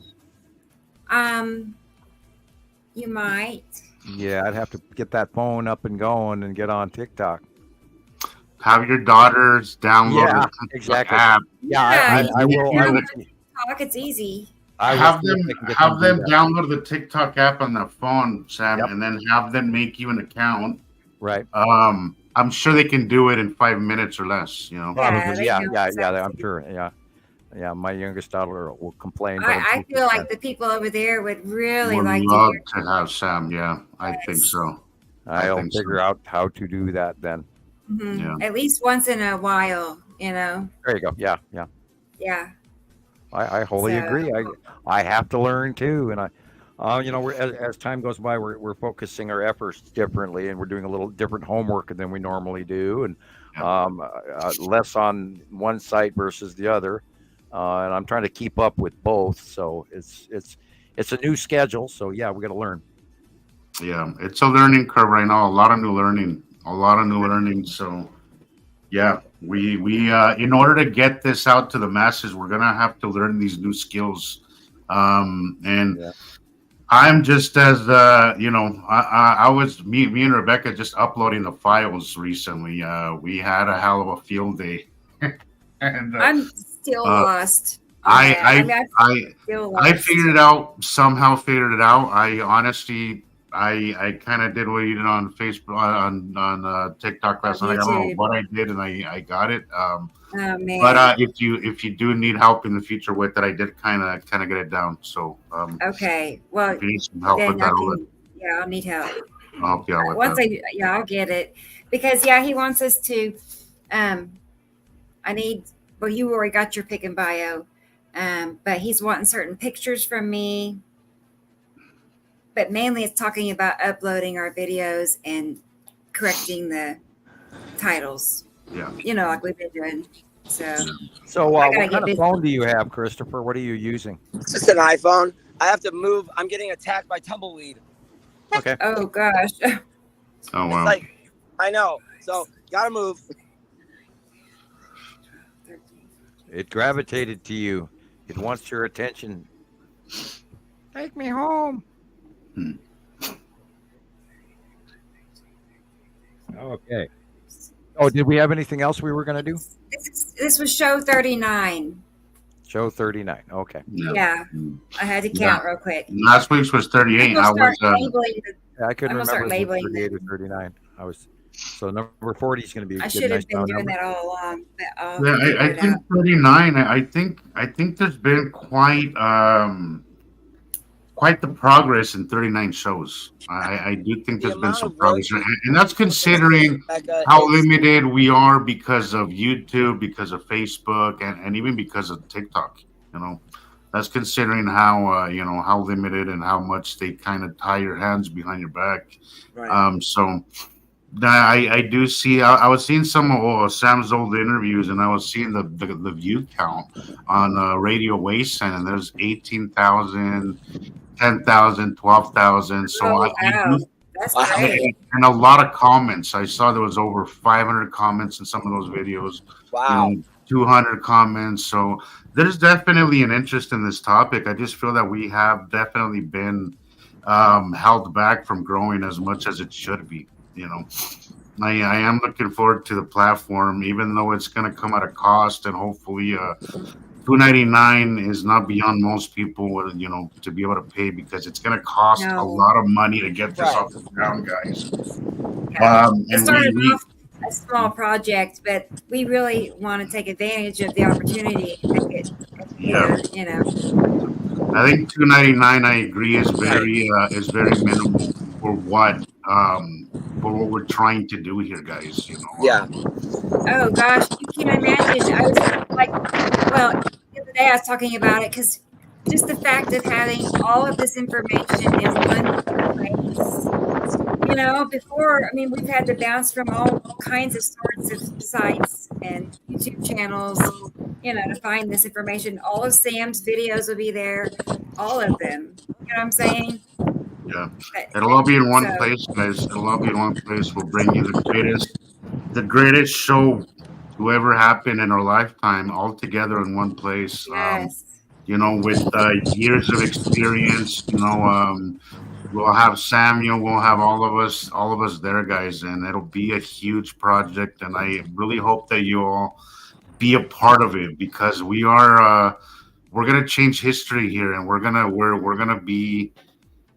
change the way the world looks, the way people look at the world, and the way that people think of this place that we live here. And I hope you all come along for this wild ride with us, because it's gonna be life altering, and the world will never be the same. I truly believe that. And Christopher's feverishly trying to get the tablet ready to take a picture. Good night. Good night before your battery dies. Good night. Thanks for being here. I know that feeling well. I was on live the other night and my battery died. I couldn't I stop got a little talking. battery pack thing here. Yeah, I have one of those too, but it was dead Gotta have too. So Got to have it. yeah, I lasted like 2.5 hours. But Yeah, me and batteries. it's really good. I have like it's really cool. So when you pan, when I Yeah, pan look to at the that. left, everything Look, turns big. purple. It's really weird. Hang on. Well, that's because Atu is above you to Right. your upper left, Look It's at that. so incredible. Oh my and goodness. Yuri's in front of you to the west. The east northeast, right? Okay. No, wait a minute. No, you're staring at I'm the looking sun. southwest. Right, it's southwest. All right, okay. So you're wow. So, Yeah. So Southwest. Yuri is on the left, and then Satum, of course, is on the right, and so yeah, it's southwest of you, and that is Yuri. yeah, that's why I thought to take some extra pictures because I just can't tell how good the quality of the image is on the video right now. Yeah, well, it's good. The thumbnails always work really good when you're walking around Okay, cool. too. There's a real weird cutoff, dark shadowing, and it's Right. really kind of cool. And that could be it's that asteroid. 'Cause there is Now a if I could just straight control blue the line. wind.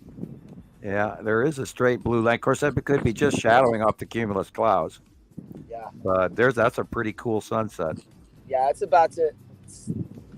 It looks like I can't tell for sure, but it looks like the cube and the orb is passing right in front of the sun. Well, On the that could easily be because Atu's moon would be right between Right. the sun and the light post, the tip of the light post. That's where Atu's moon is supposed to If I be. could zoom in. Hello to Peru. Nice to have you here. Hello, Peru. And it's Glad you're either here. directly above you or right there, one of the two. That could just be alone, could be the side face of Yuri Yeah. alone, but it just depends on what's above you. Beautiful. Bienvenido o bienvenida desde Perú. Mucho gusto tenerte aquí. Gracias por seguirnos, gracias por estar aquí.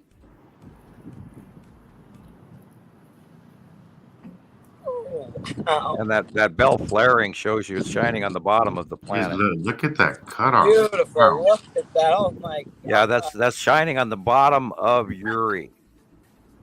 God. And it's getting rounder and rounder and rounder as it goes.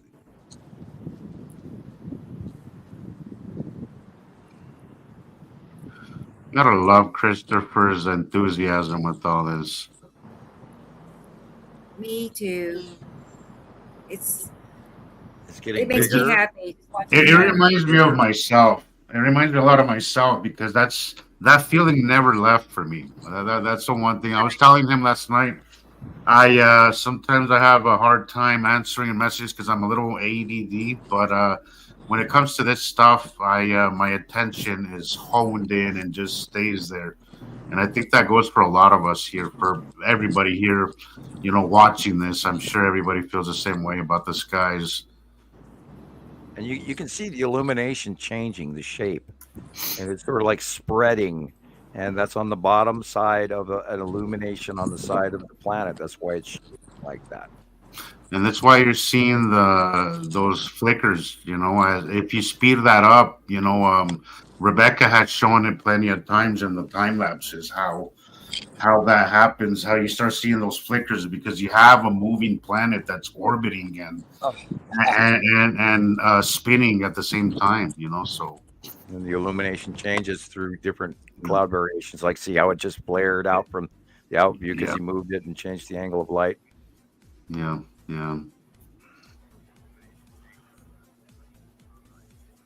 Yeah, that is awesome.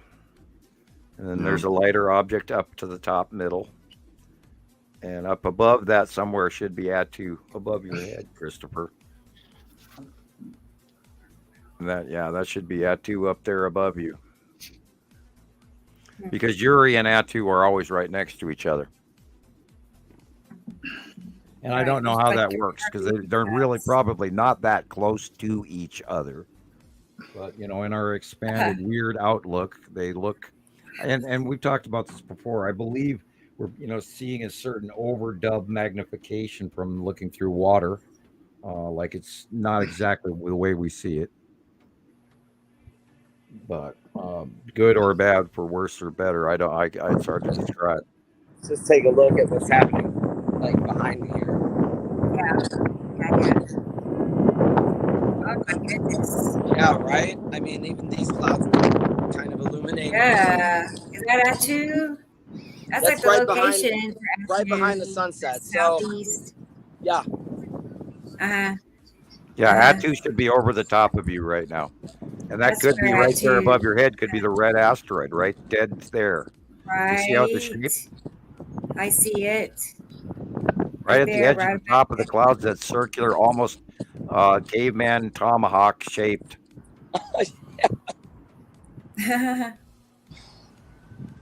Could be Everything is the red just so asteroid. much bigger, you know, like it's just wild. And it's right over the top of you. You can see it's a murky, weird-looking, sort of muddy blue above you.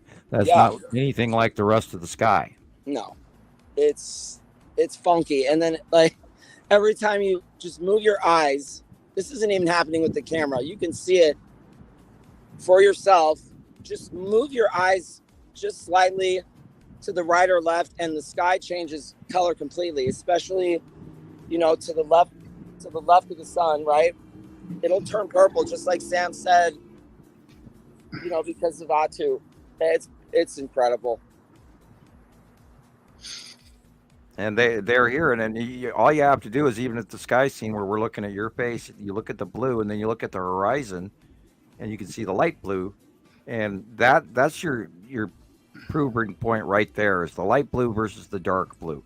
Right, and it's so prominent. Was, just totally blacked out about an hour ago, and all this is cleared up, except for all these things that are. It's just changing. It's. You know, I come outside and I get so overworked up, I don't even know how to talk. So I'm sorry about that. All right, you're doing fine. That's awesome. Wow. Look at it. We got people watching us on the roof of Smith's. Oh, check them out. What's he doing up those there? federal agents, look out. I don't know. Maybe I should get out of here. Yeah. Wow. We're gonna move to a different parking lot.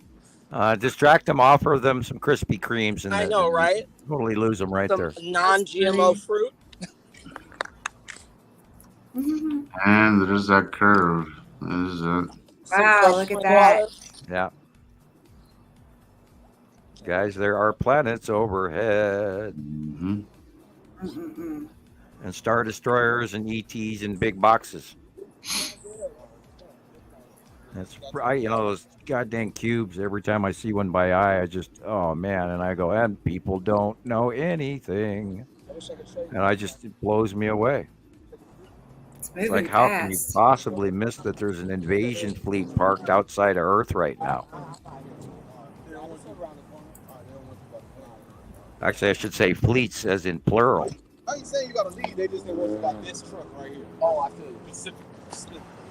I'm gonna get going. All right. No power still? Sorry, guys. Oh, no, this is all part of. Hey, this is all part of the show. It is. This isn't side information. This is all part of the doing, and this is where you hand out your card that says Citizen Science Project and your name and Yeah, he was YouTube the security. Yeah, no, Nibiru followers anonymous. Hey, now you're official, Chris. Now you're official. Okay, you cannot do this stuff without getting questioned.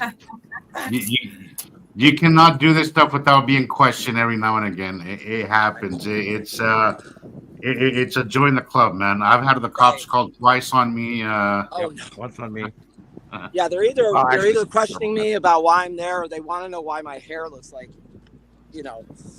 Look at that. Questioning about your hair. 5 minutes outside, and I look, like I don't even know. It's pretty bad looking. You get yourself a jacket that says Internet Press. Right. Oh, I can't wait. Yeah. And then they'll leave you alone. Internet Press. Yeah, get one of those yellow things, and then have a bumper sticker printed up that says Internet Press, and then slap that thing on your back. On one of those construction bright yellow, bright orange, green, whatever. construction desk, and then you just internet press, dude. Oh wow. But whenever you're ready, Rebecca, I know you got other things you got to do too. So. I do. Right. I'm trying. Give me 1 second. I'm trying to get my screen closed down so I can see the comments. But yeah, you're right. I should, end the show here for tonight so I can start up again in a minute. Or it's not gonna be a minute, probably be a couple of hours. Because because there's a big. I think TikTok is a thing that we really need to. Oh man, I think so too. It grows so fast, So, that's exciting as well. So today is day 7. Hey, I got yesterday. I got one of your notifications from day 3. I just got it yesterday from day 3. Right. Your notifications. I don't know what is going on, but I'm not getting any of. I put the little bell thing on your TikTok and on YouTube, and I am not getting any of the. And I played on my smart TV your day 3 video, and it had no sound. What? That was on YouTube. You said I haven't checked that yet. It had no voice. That's sad. The one before it did. Right. That's why. Sad. Yeah, it's a good thing. 30 shows for 30 days, so you can work out all the bugs and the kinks. Yes, but you know what, Jesus? Last night I posted the day 6 intro. The promo for this. Day 6 video. Guess how many views it's had? Just guess. Since last night. 20,000. 274. No way. So it's not getting aired. It's not getting played. So I went ahead and I submitted to promote it just to see what would happen. And, because it had good information in it. So we'll see. But 200. Yeah, maybe. I apologize for tossing this on the table. Maybe you ought to go and do a short. Yeah. And do just the basics. And you go, what if I told you there is another binary system, and another star, and we at this science project have been, and then show a couple things so you can keep their 20-second attention span, and then throw in a good micro hip hop track or something or whatever, and basic to start. Maybe you'll gather a whole bunch more people that way. It's just what we're saying is they're not playing, they're not promoting my video. They're not pushing it out there because 200 views is gosh, not even, you can get more than that. Just you usually get more than that on the group. It's surprising a little, but let's see. The one before it had 3,000. The one before that has 2,300. So they're in the low thousands right now, most of them. But it's so random that you have a big view, high view video, and then the next one, nothing. I don't know. It just seems a little fishy to me. And again, another reason why we're headed to a different platform, guys, because we're getting really fed up with this. And I'm sure everybody else is fed up with Facebook, is fed up with TikTok, is fed up with all this platforms because the censorship is out of control. We do not live in a free speech society anymore, guys. Right. We don't. So hopefully we'll see you guys on the platform because we need to take our power back and get this stuff. Get this stuff out there because it's important. Could you imagine if I was allowed to talk in 1980? Yeah, if you have something important to say and they're taking that away from you, you have to do something about it. You can't just sit idly by and say, well, that's TikTok or that's Facebook. That's what they do. No, you got to figure out another way to get out your information. Yeah. And this information is important to get it out there. Yeah. Totally. But it's fun. We already know We already know it's gonna, make it big. We already know. So, like Sam said, we're just kind of like on the downhill coast now. We're filling in chapter 10, You know what I'm and we're saying? going to go in. Yeah, we're going to Get to go to watch it chapter happen. 11. Basically, it's going to take a life. It's been taking a life of its own for a long time, We're but gonna keep it's moving going to up. really. I think when people see 200,000 views, you know, I really do think that when someone sees that many views on a video, that might even cause them to watch it. Well, that's what I mean. Remember what I was saying earlier, that all it takes is your neighbor to start accepting it, Right. and then it's just like a domino effect, you know. We can hope and pray. That's great, Rebecca. Yep. So if you're going to be around, I'll be on later. So Okay. I'll let you know, but don't feel like you have to. You know. Well, yesterday, at all, so. you kind of started a little late, and I thought, well, yeah, just like Jesus, I didn't get any notifications either, so I just sat there and waited for you to pop up. Wow. Well, thanks. Cool. Yeah. Yeah. And we're just after 5 hours, so we can wind her I up. know. And thank you, Robin. And well, everybody. I see Zabina here, Sabrina, and Carol Ann. And well, everybody, we have a really good group today. Like, it was a large crowd. I'm noticing each show is getting more and more. Yeah, I mean, really. We are not a conspiracy theory. Nibiru is quite It's growing. real. It's fun. And the planets are quite real. The second star is quite real. Can't wait. Global warming, extreme weather change, quite real. Right. People are dying. People need to know about this shit. Quite real. So this is why we do this. Is why we've been doing it for 14 years. This is why Jesus and Rebecca. And Yeah, and if anybody myself, hasn't put on Facebook, we see these damn planets, and we've been watching them for years. So don't miss the coolest freaking show that ever was.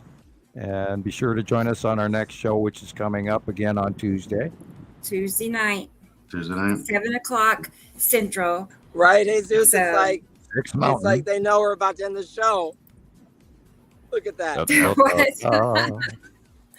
Yeah. All right. All right. Star Wars. Yeah, Star Wars time. Yep. You know what that means. All right. Everybody. Well, thank you, Talk everybody. to everybody really soon. Good night. We'll hang up here, and we will see you again Tuesday night. Bye. Bye, guys. Bye, guys. Bye-bye.